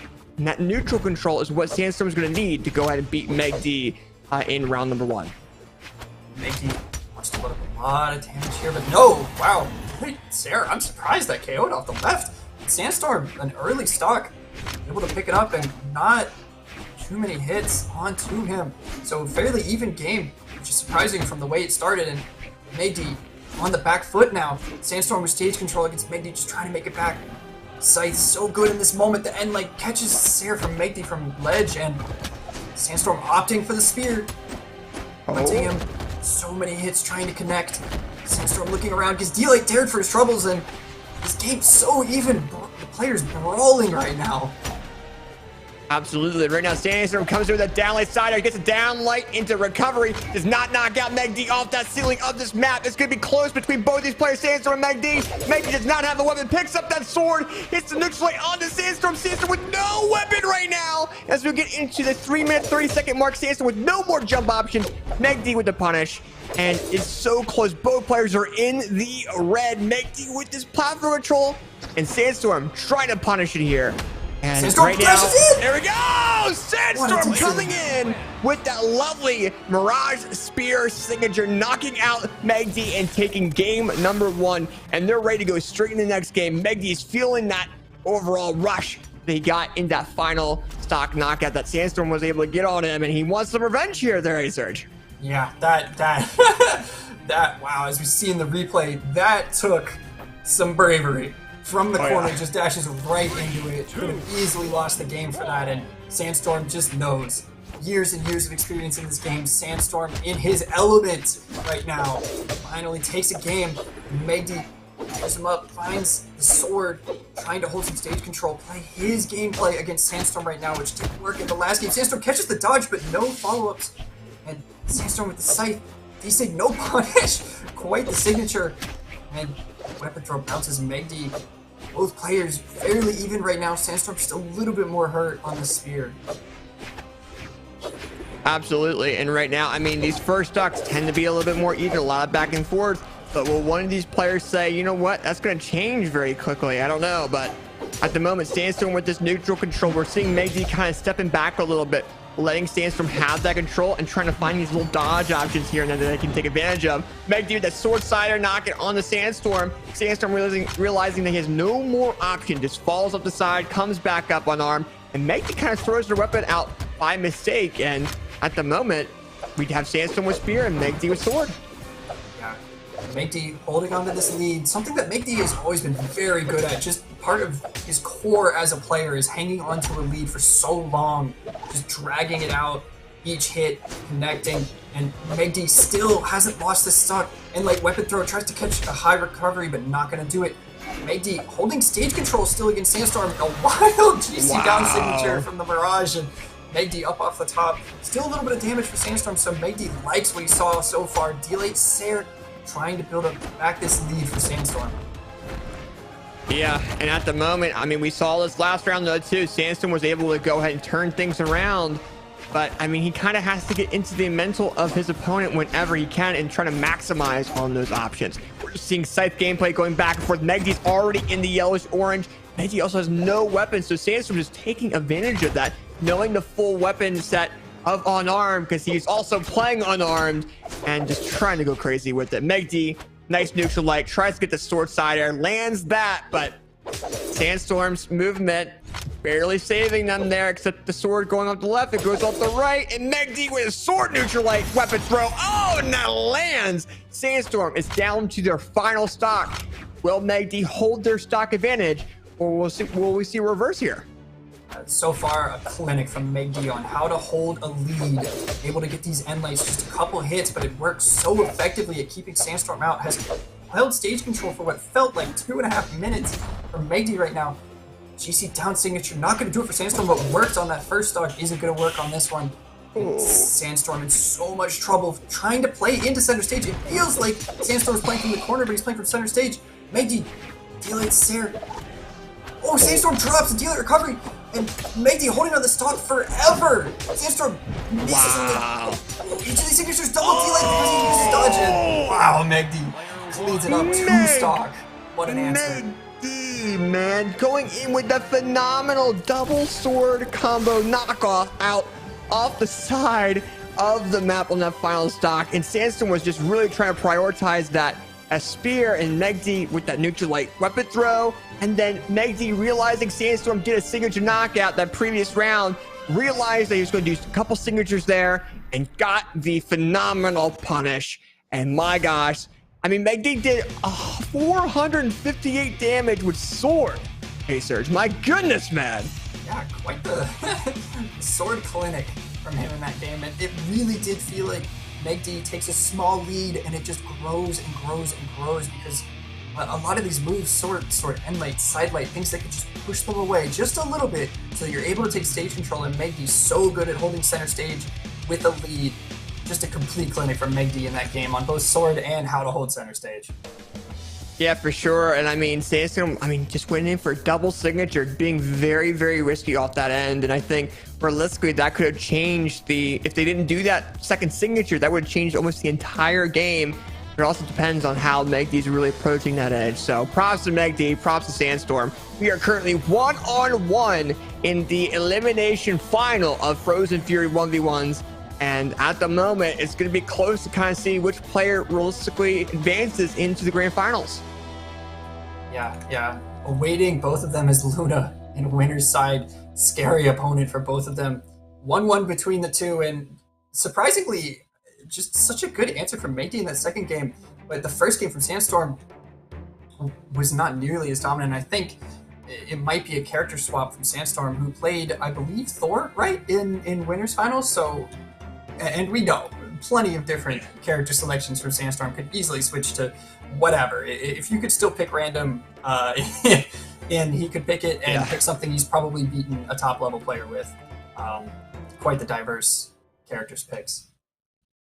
Yeah, for sure. And I mean, realistically, we're going into this matchup here, and I mean, if you're both these players, you are just trying to find something to take advantage of. And at the current moment, I mean, Sandstorm wants to have his revenge against Luna. They do not want to get 3-0 and get knocked out of this event in the elimination final. But you also have MegD trying to say, you know what, I want to go ahead and make amends for what happened at the BCX 2022 World Championship, where Luna beat MegD, right? So we're going to definitely see what happens here going forward. But I mean, right now at the moment, we're just waiting on Sandstorm to hop back in this room to go ahead and play game number 3. Yeah, some struggles with opening the game, I believe, from Sandstorm. But right now, I believe, right, it when you say what's the most important game in a set, obviously it should be the last game. But I think the game, when it is 1-1, that third game is so important. You get such a nice, just a cushion, right? Because if you win this third game when it's 1-1, then you have a whole fourth game. And if you lose that, you still get a fifth game. I think this game will prove to be very important between the two players. Obviously, each game probably equally important, but I think when it's 1-1, this is the moment. This is the time. This is when you have to bring it out And man, I love Brawlhalla. That game was so good. Both of those games, I freaking love this game. It's so good. I really enjoy watching top level gameplay between these two. Sandstorm, who we've seen for years, right? Yeah. Yeah, years, and absolutely. MegD, who fairly not a recent player, but I mean compared to Sandstorm maybe, but such good gameplay between these two. I really enjoy it. Yeah, and also I think MegD has played in more tournaments than Sandstorm. I mean, MegD has been playing since February 22nd of 2020. Has played a variety of different matches between now and then, compared to Sandstorm playing between now and 2017. Wow. So I mean, MegD has a lot more of that tournament background in going into this, but at the same time, though, Sandstorm, with how he's playing and how he's known within the Brawlhalla community, I'm sure Twitch chat is aware of. It's gonna be very interesting. But with that being said here, I mean, also we might have a Moose Wars avatar pop up in the bottom right corner of the screen here in a little bit. I mean, we'll have to kind of see what happens with it. I know people are asking. And for those of you that are now just watching, we give away Moose Wars avatars during the Moose Wars tournament streams. We also give them away on social media, stuff like that. And we might have one pop up in the bottom right corner of the screen here. And we do. And let me know in Twitch chat who gets that avatar. I want to see who gets it. Fear Inferno says something. And it looks like they might have gotten it. We'll have to see. If you guys do get one, though, go on Twitter, type in, take a screenshot, post a message with hashtag Moose Wars, and we'll make sure we retweet it as long as the Twitter description is somewhat okay. But yeah, so it looks like we do have Sandstorm back in the room, ready to go as we get into our round number 3. And realistically, A-Surge, just as similar, except it being a BO5 now. Both players' mentals have reset because Sandstorm's game was having a problem. It's now technically a BO3 in an elimination final. Yeah, maybe he iced him out. Who knows? Yeah. But definitely, there's an element of that, the reset of the mental. Yeah. Although Although both players, as you said, MegD playing in so many tournaments, both players so seasoned, I feel like between game to game, the mental may just not even be a factor. The iron solid mental for both players, I believe. And as we go into this third game, I think a nice reset may have helped a little bit between the two. We go right to the Fortress of Lions, one of my favorite maps that they've added recently, a little similar to Apocalypse, and you get right into it as game 3. Yeah, for sure. We're going to game number 3. Same legends as we saw in game number 1, game number 2. Sandstorm is very much set on this Mirage so far, and we'll kind of have to see what happens. But Sandstorm trying to play a little bit of Spear, trying to play a little bit of that Scythe, but MegD's sword control so far is basically not allowing for Sandstorm to really use anything with Spear, and Sandstorm kind of has to resort over to that Scythe. MegD getting hit with the D-Link. These recoveries are a little bit of a struggle. The GC D-Link, what a great option. Dashes off for a dare. MegD caught holding down. Recovers into the weapon throw. Not much you could do there, but what an edge guard from Sandstorm. It just felt like one D-Link in orange, and all of a sudden you're done. Yeah. Yeah, for sure. And this is something that you definitely are going to be like, Sandstorm's going to take into his mental and be like, hey, I just did that. I'm going to go and do that more. But will MegD's sword allow that? And it looks like it may not, depending on how Sandstorm comes back. Oh, that signature to come back to the ledge was a very nice option. And either way, though, MegD still gets a sword combo recovery. And it is an even game right now, there, A-Surge. Yeah, right back to even between these two players. Not a scratch on them, not even a weapon throw. And Sandstorm able to pick up the spear. MegD trying to hold center stage against him, but a little bit of a heavy option in recovery. Both players just scrapping right now in center stage. Sandstorm finally get a bit of an advantage, goes off stage, not successful, and Sandstorm in a bit of a rough position at the moment. Uses his dodge, but no punish from MegD. Just wants to wait it out, and center stage still constantly taking it back from MegD. So good at that, and Sandstorm catches the dodge in. Oh no, what a great read, but he used so much there. Not gonna do it, gets knocked back. And oh, such a scary situation for Sandstorm, finally able to make it back, a breath of life back into the second stock. Yeah, and Sandstorm's trying to throw these different like neutral air attacks with that Scythe, and MegD's sword's out prioritizing it. So Sandstorm's going to go back over to that spear, try to counter the range of MegD's sword. MegD's sword is just overpowering Sandstorm's gameplay. And as I say that, that's a grounded cancel side signature, knocking out MegD's second stock as we get into the 540 mark of this round. And I mean, this is definitely an extremely close game number 3. I think Mirage, a great legend for catching backdashes, and MegD caught just a little bit back, but wow, another even game. D-Late Sarah catches the landing, and this game on a knife's edge at the moment for both players, just so close between them. On neutral win, it set up a nice lead for either of them, but as we've seen, both able to come back too, so who knows where this could go, AJ. It can go anywhere, and realistically, it's going to come down to who has that neutral control going into these final stocks. I mean, MegD's sword gameplay is coming from that neutral control of this map, and I think Sandstorm really needs to take that away from him if he wants to go ahead and win this round.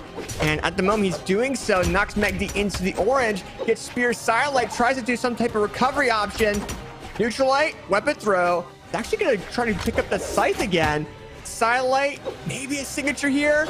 We're seeing a lot of signature knockouts from Sandstorm. We'll have to see, but it's close. But MegD is not able to land anything, and Sandstorm coming in with that Scythe signature knockout and takes this round to their name and takes game number 3. Yeah, Sandstorm doing a great job of catching the defensive movement from MegD. A lot of these dash jump aways and double jumps in neutral, and MegD maybe just might have to get a little bit on the aggressive as an adjustment. They go right back to Apocalypse. It feels like they're playing on the same map, even though it's very different. The two, Fortress and Apocalypse, are similar. And as we can see, D-Sig, as he tries to land, Sandstorm was completely on top of that final stock. As you remember, it started with neither of them having a scratch on him, and Sandstorm just took such a sizable lead, ran away with it. Hopefully looks to do that as we get into this 4th game. Yeah, with Sandstorm being up 1 over MegD going into game number 4, MegD is going to be feeling a lot of pressure. And I think a lot of that pressure is going to be relying on a sword a lot because it's catching Sandstorm off guard so much. At the same time, he's got to be careful of how Sandstorm changes his gameplay going into his final stock knockouts, because realistically, MegD is just having a rough time and completely against Sandstorm during those times. Yeah, MegD, although starting it out with some nice, just a little bit of tip and tap of edge guard, but Sandstorm, these weapon throws starting to stack up. Side sig catches seems to be working wonders. D-Late Sarah, MegD off stage, hasn't been able to make it back for so long. Nair gets caught, doesn't have any option, but finally able to land. MegD catches a dodge with a sidelight and starting to build up some nice damage. Not where you want to be if you're Sandstorm. Tries to catch it again, but no. MegD no punish, but catches a Nair, doesn't have any options on Sandstorm, but chooses to go up instead of down. A 50-50. MegD guesses wrong. Sandstorm holding stage control. Both players on a knife's edge at the moment. Weapon throw not going to do it. Hits the dare off stage. Sandstorm still around somehow. Finally, not enough options to make it back, and MegD with a lead in this game 4. Absolutely, and you're definitely, I think MegD's feeling a lot more comfortable here. Well, actually not realistically, just because of how close it's getting. And I mean, Sandstorm's trying to get that scythe to take that neutral control from MegD, and we're starting to see that a little bit with Sandstorm trying to be a little bit more aggressive with that scythe, trying to go for that signature again that caught MegD off guard the previous final stock round. And right now, that knocks off the right side of the map. I haven't seen Scythe knock off the side of that map like that across the map in a while. Holy cow. MegD held that stock for so long. Yeah. And that's what he does best. Just holds onto these stocks and builds up damage onto him. This lead starting to mount from MegD, holding center stage. Ser finally catches, holding in from Sandstorm, and Sandstorm, D-Late Nair takes him back, but not where you want to be. If you're Sandstorm, all of a sudden you hold stage control. GC D-Late, or GC N-Late catches him. And wow. Sandstorm loses a stock. MegD barely touched on the second stock.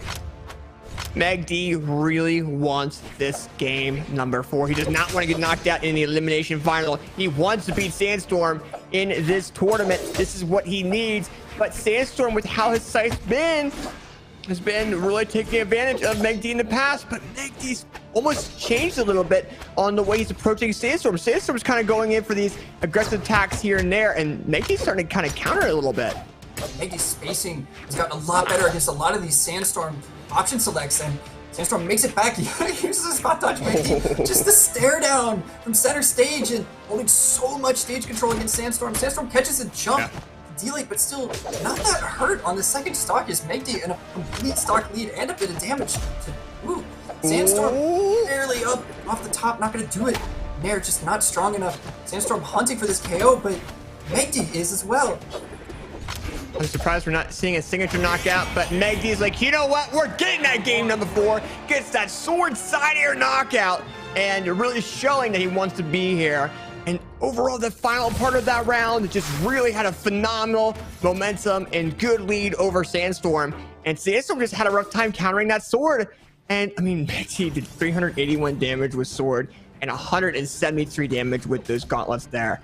And said, you know what? I'm willing to go ahead and space you out. I'm willing to go and take that time that I need to take this game. And I mean, Sandstorm's doing pretty well in the beginning of that round with that scythe, neutral control, but throws out the same stuff that we saw in the previous round, and MegD's trying to counter it, and that's what it takes to go ahead and win a set, the adaptability between both of these players. So 2-2 is the final game. Hey, Surge, how do you feel about going into this next game? What a set so far.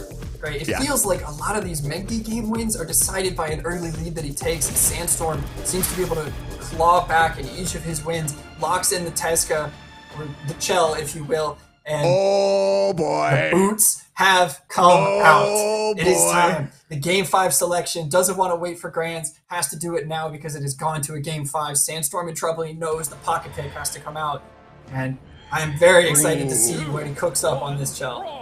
I am too, because this is what Sandstorm was saying on social media, that he felt that this character was a lot more broken whenever he was playing it, right? He was going to take advantage of whenever he could. We saw this actually in previous top 32 matches, and look at the fucking destruction we're seeing so far there, Surge. Oh my god, so many hits off of it, just MegD jumping out of each one and getting caught. Lost all of his options. Sandstorm all over him on this first stock, gets end-lated to the side. MegD in so much trouble. Tries to hunt for a KO off the top, not going to do it. End-late to the side again, so good at taking stage control.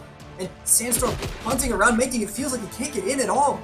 Completely disarmed for the past 20 seconds, and MegD needs an adjustment. These boots, they're throwing feet, they're not throwing hands. Yeah, and I know MegD is mentally thinking, what a shame for Sandstorm to be playing on those battle boots.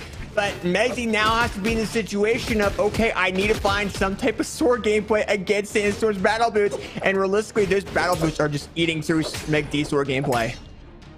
Sandstorm clearly has labbed this out for quite a while, playing very well so far. MegD has taken a nice lead though, reads the hold down, and Sandstorm in trouble in this first stock, but it's where he wants to be. MegD's taking quite a bit of damage into deep orange, and Sandstorm is just all extra credit. No dodge from MegD, dealing near Sam, not gonna do it. MegD should be able to make it back, but Sandstorm, an edge guard incoming, holds it all the way down, not gonna do it, just dealing down for his troubles. MegD able to clutch it out, but so damaged on the second stock. MegD really wants to clutch this out. He does, man, and I don't blame him one bit in that regard, but I mean, he's down almost an entire stock against Sandstorm going into this game number 5. Oh, MegD going down to that final stock. Has to be very, very risky here going against Sandstorm, and it has to be a lot more passive against him realistically because of how aggressive Sandstorm's being with his battle boots. Unless he can find some type of dodge rate option on them, he's going to be stuck getting hit by these different attacks by the battle boots. Complete stock lead for Sandstorm right now. MegD just wants to claw his way back, but it's so hard. The end light beating out a Sair from MegD, and Sandstorm seems to be just dominating with these boots. MegD can't get center stage. Finally able to do it from an overcommit from Sandstorm. A nair, but Sandstorm makes it back, and it seems so difficult to build up damage on Sandstorm. D-Link catches. Wow. Nair, but no follow-up.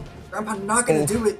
Sandstorm struggling to find this KO, but still exactly where he wants to be. Sair from ledge. D-Sig not going to do it. Oh, it is! Wow. Off the right side, barely. Sandstorm clutching out this game 5. Congratulations to Sandstorm on taking this game number 5 to their name in Moose Wars Frozen Fury 1v1s and really saying, you know what, I will use that pocket pick when I need it. Had 502 damage on battle boots and the rest on not even picking up those gauntlets. And realistically, I don't blame them because MegD's sword gameplay was just getting absolutely decimated by it, really showing what Sandstorm could do to adapt. But MegD is definitely thinking, what a shame to go over those battle boots. And at the moment, I mean, Sandstorm advances into the grand finals here of this event. And real question is, will he continue playing this character going into grands? I don't know. When Chell was locked in, I might have heard some boss music. It felt like Sandstorm was on a complete different level from any of the previous games we had seen so far in this tournament on those boots. Sandstorm was completely dominant in that game as we move through grands, and it might be the pick against Luna, but we'll have to see how it goes. Amazing gameplay from Sandstorm.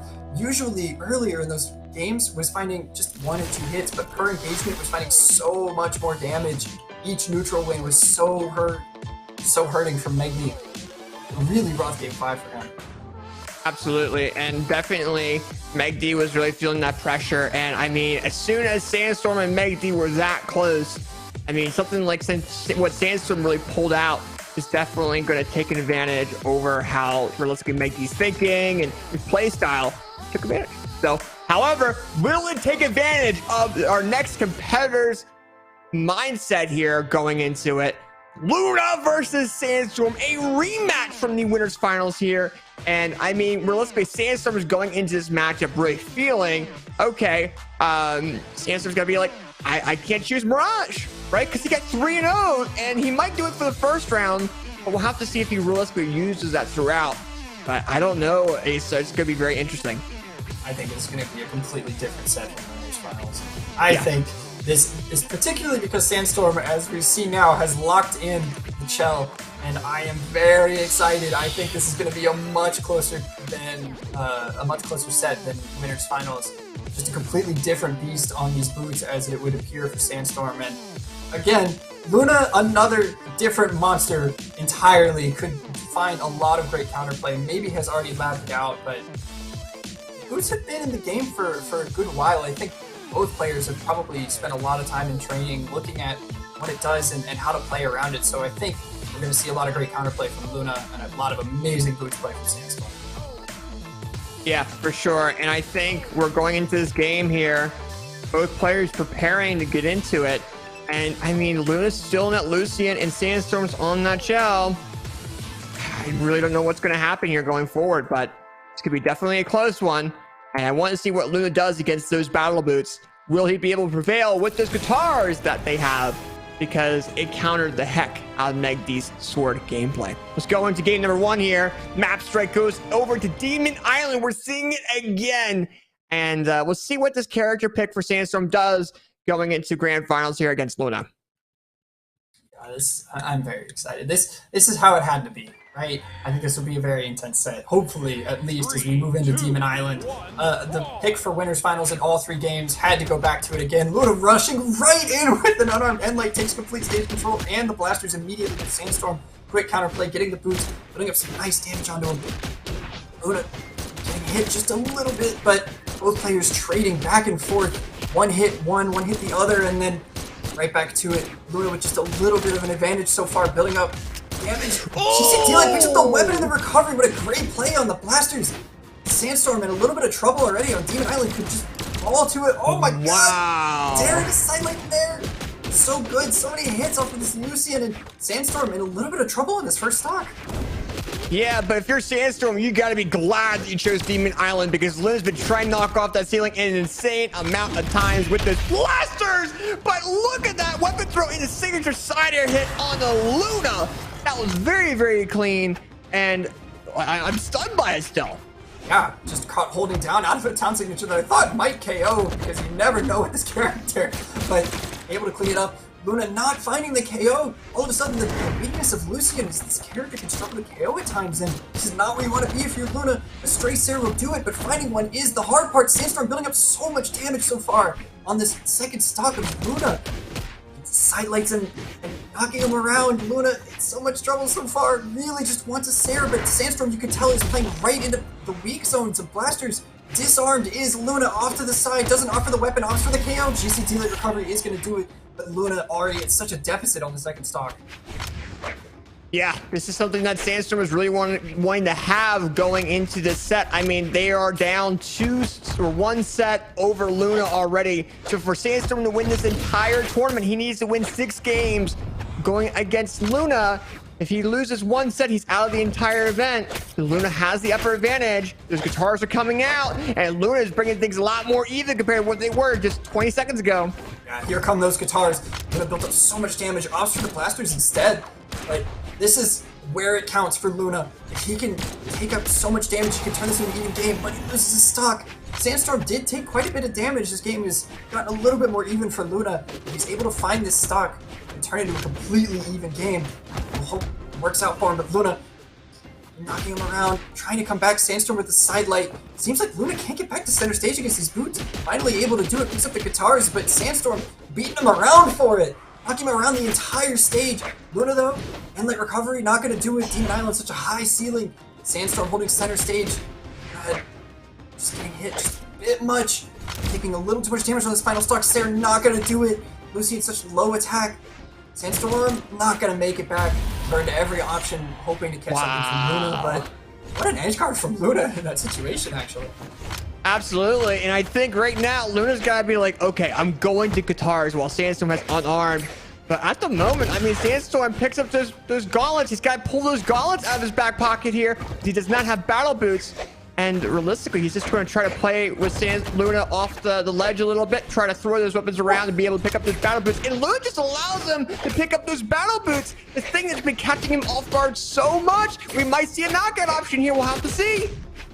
Luna, though, has made this quite an even game so far. Guitar's dealing. Sarah might do it. Sandstorm wins game 1 with the boots.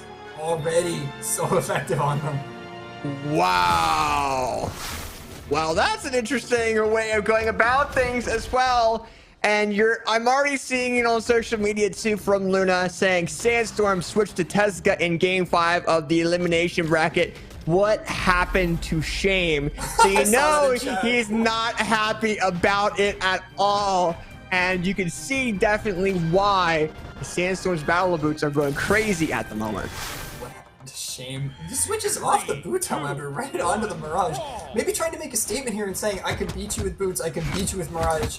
At this point, Sandstorm, although he's coming from elimination side, this might be a bit of a risky gambit, but already taking a bit of damage on this first stock. Luna, who's disarmed, playing well from the corner, and like, no follow-up, but Sandstorm can't seem to find a nice string of hits. Luna just keeping him out with these blasters, exactly where you want to be if you're playing blasters. And here's the thing as well. I mean, Sandstorm swapped over to that Mirage, but if Sandstorm beats Luna on the Mirage, it's going to hit Luna's mental. But at the moment, I don't know about that because Luna is landing those blaster signatures very, very cleanly, and Sandstorm is down to that second stock already. But I mean, we'll definitely have to see what happens here. I'm kind of surprised to see Sandstorm on that Mirage, especially right after what happened last round. Is he that comfortable going into this set? That's just right on the stage, and maybe Sandstorm just trying to see what he can do with the Scythe against Luna, but could turn this into an even game. Luna barely able to make it back. D-Sec from the wall, able to make it back, dodges the side signature, and Sandstorm really wants his KO, but struggling so hard to find it. Luna's barely surviving. Demon Island playing right into his favor on this first stock. Sandstorm earns a dodge, but doesn't get punished for it. Luna knocked to the side. Sandstorm not gonna punish it. No edge guard from him yet. Just hoping to hold center stage, find the right hit. Luna with no options goes for the nair, makes it back, and building up nice damage on his blasters. NSYNC not gonna connect. Oh, nice. Oh, Luna's out of that first stock. Very nice reading coming in from both players, back and forth, back and forth. And Sandstorm just had the final hit to go ahead and say, you know what? Silate into a knockout option. So Luna coming in with those guitar neutral signatures. Sandstorm with no weapon. Luna with the unarmed recovery. Able to pick up those blasters. And right now, Sandstorm needs to pop off. Sandstorm in so much trouble right now. Really needs one of these nice side strings, but dashing in and de-singing the other way. The correct option in that moment, I guess. Sandstorm on his final stock in the second game. What an option select. Absolutely. And right now, I mean, this is why Luna said this. He's like, what a shame, because he could probably beat Sandstorm on most of the characters that they could play. But Luna is just so comfortable with those guitars against Sandstorm. And look, we can just see it going into this game. Look at that. Oh my God, Luna going absolutely crazy on Sandstorm, taking game number 2. And I can almost guarantee I know exactly what Sandstorm is going to pick game number 3. And it's going to be the Teska. Absolutely. We're the chow. It was fun while it lasted, but bring the boots back out. Come on, bring it back. Yeah. Sandstorm, we know, has to go right back to it. Luna was just so dominant on guitars, especially towards the end of that game. picking all the right options. The GC side light into D-light recovery, able to do it for Luna. And onto this third game back to Demon Island. On the boots is Sandstorm. Scary position for Luna, but who knows? Maybe has made the adjustment after the first game. D-light catches D-light into N-light. It'll work. And Luna already building up nice damage with this Lucia. Yeah, for sure. And I mean, it comes down to realistically Sandstorm not really having an option to come back to platform and kind of restructure his mindset a little bit. And I mean, we're seeing a lot of back and forth now between both players. Sandstorm using those gauntlets a little bit more. And the thing as well is, I mean, like, no matter what happens here, you gotta do what you gotta do to win the tournament, right? You gotta, even though Teska may be a little bit meta right now, Sandstorm's taking advantage of it. The real question is, I want to see kind of Luna on. If Luna wins this game number 3, I want to see him play it. But we'll have to see. Luna gets knocked out there by Sandstorm. And within 50 seconds in, Sandstorm's got the lead with the battle boots. Yeah, bit of a risky option for Luna. Gets punished quite hard for it. And Sandstorm dodges in, doesn't get caught by Luna. And I think he was trying to read that exact dodge, just a little bit off on it. Side light, end light, but you can't do much. Your guitars in that situation. Building up nice strings for Luna, but not what you're looking for right now. Side sig is what you're looking for. Able to connect. AO's off the top. This game is looking pretty even so far in the second stock. Luna opting to stick to the guitars that have been working so well in that previous game. Yeah, and I mean, I don't blame them. I mean, that's what's been carrying them throughout this entire tournament so far. And I mean, they're taking advantage of the guitar state of this current patch.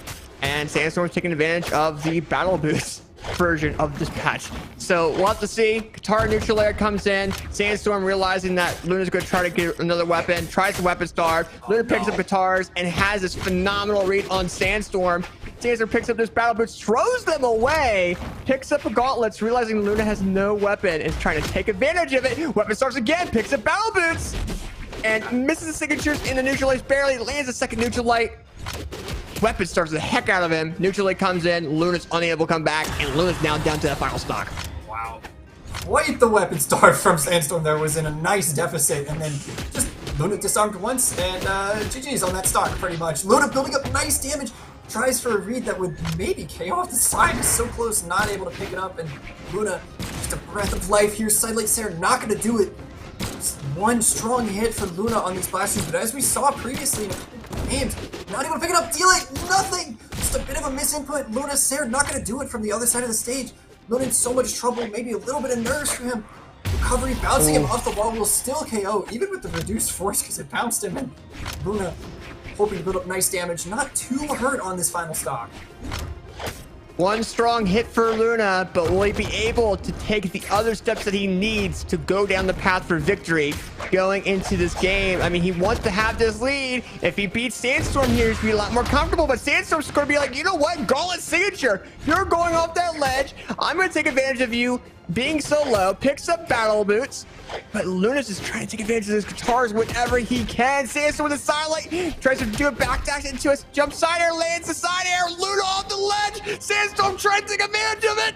Luna with no jump option. Silent comes in from Sandstorm. Weapon Storm comes in and stop into recovery. And Sandstorm takes game number 3 to their name. Now Sandstorm in lead 2-1 over Luna. Oh man. The damage from Sandstorm mostly on gauntlets in that game, showing strong ability on both weapons, but in game 1 it was all the boots, in game 3 it was all the gauntlets. And in this game 4, switching off of the Tesco once more and onto the Mordex on the drip that he has been on since he may have first entered the game, who knows? The patented Henry Mordex for Sandstorm. Dude, he's so comfortable with this right now. It's kind of nuts. I mean, I think he kind of realized, like, oh, okay, I can read Luna on battle boots. I'm not worried about it too much. He's trying to show off his scythe and his gauntlets, the thing that he's known for, and what the crowd's gonna love him for going into this game number 4. And Luna right now has those guitars. You're seeing Sandstorm being like, okay, I'm gonna play a little bit of gauntlet, and goes back over to that scythe. And oh my gosh, Sandstorm's already getting the reads on Luna so far. Oh, Luna starting to pick up some damage on those guitars. A great state to be in. No weapon for Sandstorm. Luna really liking his position right now, but Sandstorm playing out of the corner pretty well, able to get his weapon. Picks up the gauntlets, and Luna just hunting, trying to shark him. No double nair. D-Sig gets punished, but not too much. Just a side light. D-Light Dare into Ensig, and Luna building up some damage. Both players, KO percent. This could be the big moment that would set this game apart. Tries for a really hard read, but punishes the recovery with a recovery of his own on the blasters. Will KO on Demon Island, no problem, and Luna opting back to the guitars. Yeah, and I don't blame him. I mean, Sandstorm's just so comfortable. He's going for these aggressive gameplay styles and saying, you know what, let's try to go for this. Let me try to bait you into this here or there. Oh. Not even. Oh. Sandstorm, silent recovery with gauntlets. Now 2 stocks all. And you definitely know this gameplay from Sandstorm's got to be messing with Luna at the moment. Yeah, but the game is pretty even, and honestly, Luna in a nice position. These nairs knocking him down. Dare reach the touch in with the ground pound. Sandstorm, Luna is in his head at the moment. Sandstorm with this sight wasn't effective in game 2, but game 4 starting to look pretty good. Sandstorm able to make it back, holding center stage so well. GCN like Sair. Luna in so much trouble right now against this site. Sandstorm such a high attack on this Mordex. Gets the weapon star. GC Enlight will get punished from Luna. And surprisingly, the damage, even despite the run that Sandstorm was on in that moment, that Sair might do it. Sandstorm just one edge guard able to make it back. Luna overcommits on the delay and gets punished. Sandstorm disarmed for the moment. Luna really trying to hunt for it, but we know Lucid right now might not be able to find it. Absolutely. Sandstorm picks up that scythe, gets the signature, and Luna is down to that final stock. Sandstorm has a decent lead over Luna at the moment. So Luna can make amends right here. You can say, you know what, signature, go burn. Weapon throw, try to go burn. But Sandstorm's like, you know what, you don't even get a chance for a weapon. You go and try to do something unarmed against me.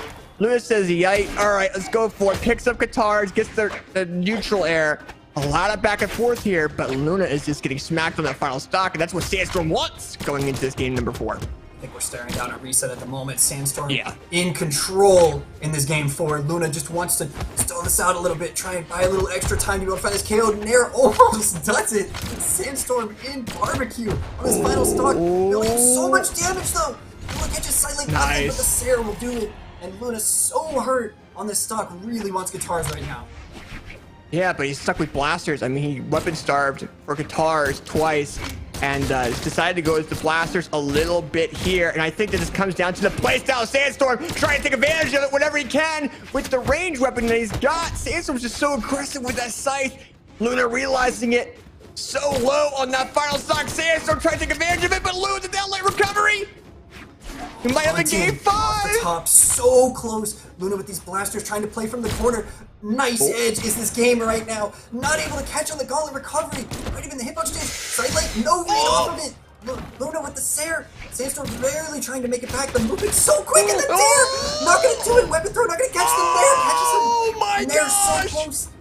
Luna barely making it back. Sandstorm trying with this edge guard on the side. Sidelight catches him, pushes him off. Both players deeply red. Tight game between these two. But that misses, and Luna answers with one of his own. And we will be going to a game 5. Game 5, baby! Going crazy. And I said it in the middle of that match. I knew that neutral signature was going to come up, and it lands. Sandstorm now having to rely on those battle boots to go into game number 5. This could go into a reset, but will Luna allow it? 480 damage on those blasters, 158 or 157 damage with those guitars, and those blasters are realistically countering that scythe and gauntlet. But will they counter Sandstorm's battle boots going into game number 5? Wow, what a game! I love all this game is wonderful. I love watching it. Commentating with you, AJ, this set is amazing so far. It's exactly what we had asked for. What we didn't see in the winners finals, and clearly an adjustment for Sandstorm back onto the Tesca in this game 5. We know pulling out all the stops, hoping to force a reset here. Luna just wants to close it out right here, right now in this game 5. Trying with the Lucid blasters, able to connect up some damage. Playing through the corner really well. These Nairs stacking up, hunting him off the top. Recovery not going to do it. Has very little options now. Able to make it back finally, and Luna building up nice damage in this game 5. Yeah, that's definitely what Luna wants to go ahead and take. I mean, and realistically, if you're in Sandstorm's mindset, you gotta be careful of the range of those blasters. You have to counter it with your aggression here. And I mean, realistically, they're able to do that a little bit here going forward. Oh, that signature allows for Sandstorm to get that read on the Luna, but Luna with the guitar recovery, saving their butt of that first stock. Sandstorm with the backward reversal side air, tries to go for some type of knockout, but Luna's signatures, I mean, they're saving him a little bit. Oh man, Sandstorm still able to make it back, reading a dodge up. Some of these rays on boots are looking so wild. D-Sig misses, D-Lights there, gonna do it. Luna, clean combo, able to push it out, and Hunting with these guitars, trying to build up a nice lead so that he can close out this set. Oh no! How does he make it back? Barely, no options. All he had was a recovery, and Sandstorm opting to hold center stage, picking up the gauntlets and trying to clean up on this first stock. I mean, right now, Sandstorm just trying to get some type of knockout here. If they don't do it that soon, they're going to have a really rough time going into their stock, into the stocks of Luna. And, Luna was keeping it up with them, especially in the first couple rounds that they faced. But right now, Luna's almost an entire stock lead because those blasters are just catching Sandstorm off guard. This game is unreal right now. Luna was such a lead. Sandstorm, GC sidelight, not gonna connect on anything afterwards. Finally able to find a recovery, but really needs to stem the bleeding right now. Sandstorm quite damaged on the second stock. This could be the moment that Luna takes control, but Sandstorm taking control on his own. So many hits in a row. There, Sarah not gonna connect, but stage control for Sandstorm. Luna actually starting to hurt quite a bit on the second stock. They're finally able to connect, and I'm pounding him off the side. Luna in so much trouble recovering, so he gets punished. Sarah not gonna connect. Sandstorm almost gets him. GC sidelight, what an option pick. DC Luna runs right into it. Sandstorm playing out of his mind on this second stock. He is, and he's throwing the signature set out as well, catching Luna off guard to make things even. Right now, Sandstorm, all he needs is going to get this knockout to make it go into his favor, and Luna is down to their final stock. Will Sandstorm prevail and take this final stock to go into a reset? Perfect, clean stock from Sandstorm, and still holding onto it for the moment. Sarah pushing him around, but the recovery punishes Luna. Or Sandstorm was hoping for some kind of jump up and in, but not able to do it. Luna punishes with the recovery, and a completely even game. Last stock, game 5, looking for a reset. Is Sandstorm and Luna hoping to end it right now? Dealing there, Sarah. Luna getting pushed so far. Sandstorm. Oh my gosh. Stage control. Luna trying to make it back. So close right now on a razor's edge. Stage control for Sandstorm. Still can't find the orange. Oh, Luna with the guitars. The guitar loop tries going for the signature. Sandstorm getting launched off the silent layer into a weapon throw. Sandstorm was able to survive. Luna realizing it, picks up those blasters, weapon stars, tries to. Sandstorm with the gauntlet neutralite, tries to go for that silent. It's so close. Luna with the side air on the Sandstorm. It's so close. Luna having that plan controls. God, Luna holding center stage with these guitars, catches it, does spot dodge, and will win! Sandstorm, or Luna is your winner. So close, what a set! Luna is your Moose Wars Frozen Fury 1v1 champion, beating Sandstorm 3-2, not allowing for Sandstorm to have that reset, and that was incredibly close going into that match. And it has to be one of the most tense matches that we have had on this stream in Moose Wars in general. Props to both of these players. Luna just really controlling the play style of Sandstorm with those blasters. But goes to guitars, neutralite recovery, the thing that knocks off even off with the highest part of the ceiling of Demon Island. And man, that was a fantastic matchup between Luna and Sandstorm. In general, what a top 4. Wow. Game 5. Such good gameplay from our competitors. And oh my god, what a set as our grands is exactly what you would have hoped for. Luna barely edging it out, 630 damage. And such even gameplay between the guitars and the blasters. Clearly dominant on both weapons. Amazing gameplay from them. Damn, that was just such a tense overall last 4 matches. I mean, we went to and you brought this up to game 5 between MegD and Cutie, game 5 between Sandstorm and MegD, and then game 5 for Luna and Sandstorm in grand finals. And I mean, this is mind-boggling to even see. I mean, this was just so fantastic to watch, and I cannot wait to see what happens in the next tournaments that they are in, which, by the way, we will be having another Moose Wars event coming out on March 18th and March 19th. Keep your eye open for the next tournament that we are going to be announcing. Sign-ups will be open as soon as we possibly can. And if we see this type of gameplay in that March event, it's going to be spectacular. And I want to see this style of different types of play styles going at it again in that event. So that was huge. Props to all those players. Props to the new players that got top 8 in the Moose Wars. Balloon Boy shouting him out as well. Going crazy through the loser side bracket. We're seeing Fakie back up here. We're seeing Cutie, Breachaboo. I mean, I love seeing these players go crazy. And this was just a spectacular event. And with that being said, there might be a Moose Wars avatar popping up in the bottom right corner of the screen. I want to see if one of you guys in Twitch chat gets it. Let me know in the Twitch chat or let me know on social media. Go on Twitter and type in hashtag Moose Wars with your image post and add a description, and we'll go and retweet it for you. But how do you feel about the overall event there, Surge? Holy. Actually, thank you, AJ, for putting this on. This was wonderful.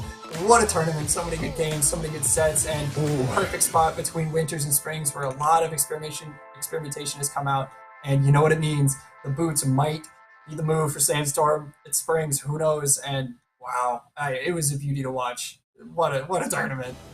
Well, and here's the thing too. This is going to be definitely an eye-opener for Sandstorm going into the next tournament that they go into, just because Battle Boots is getting nerfed coming up in the next patch.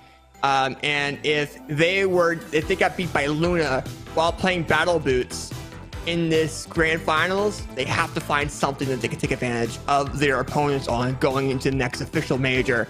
But we'll have another official Moose Wars event between now and then. Hopefully they prepare something. And same thing goes for the rest of their opponents that have played tonight. MegD, Breachaboo, Cutie, Fakie, they're definitely going to be preparing. And I love this. I loved this event. And with that being said, ladies and gentlemen, do you have anything to say before we hop out for tonight? Are we all good to go? I love Brawlhalla. That's what I got to say. I love it so much. What a game. Absolutely. With that being said, we see you guys all in the Twitch chat. We'll have all these videos or all these sets on YouTube going out in the next week or two. We're going to upload one video a day for the next couple days or a couple weeks here with the 2v2 and 1v1 gameplay, so you guys can go and watch it as well. But that was a fantastic event. We appreciate all of you fantastic players, viewers as well. We appreciate all you guys. With that being said, have a fantastic rest of your night, and we'll see you guys in the next Moose Wars event on March 18th and March 19th. Have a fantastic rest of your night, guys.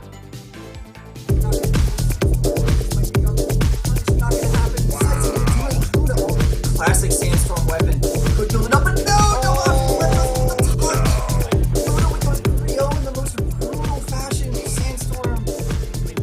Breachaboo has the stock lead, and MegD's attacking a rough time against the Breachaboo with a phenomenal signature. Look at the damage. Breachaboo with 10% already. The size is gonna do it. MegD reverse 3-0 in this game 5. Yeah, and MegD. All of a sudden, he holds stage control. GC D-Light or GC Unlight catches him. And wow. Where it counts for Luna. He can take out so much damage. He can turn this into a game. So much trouble right now. Really needs one of these nice side streaks, but dashing in and DC. Weapon starts the heck out of him. Usually comes in. Luna's unable to come back. And Luna's now doing so much damage though. Look, he just like nothing but the Sarah will do. God, Luna holding center stage with these guitars, catches it, does spot dodge, and will win. Sandstorm or Luna is your winner. So close. What a set. Luna is your Moose Wars Frozen Fury 1v1 champion, beating Sandstorms 3-2, not allowing for Sandstorm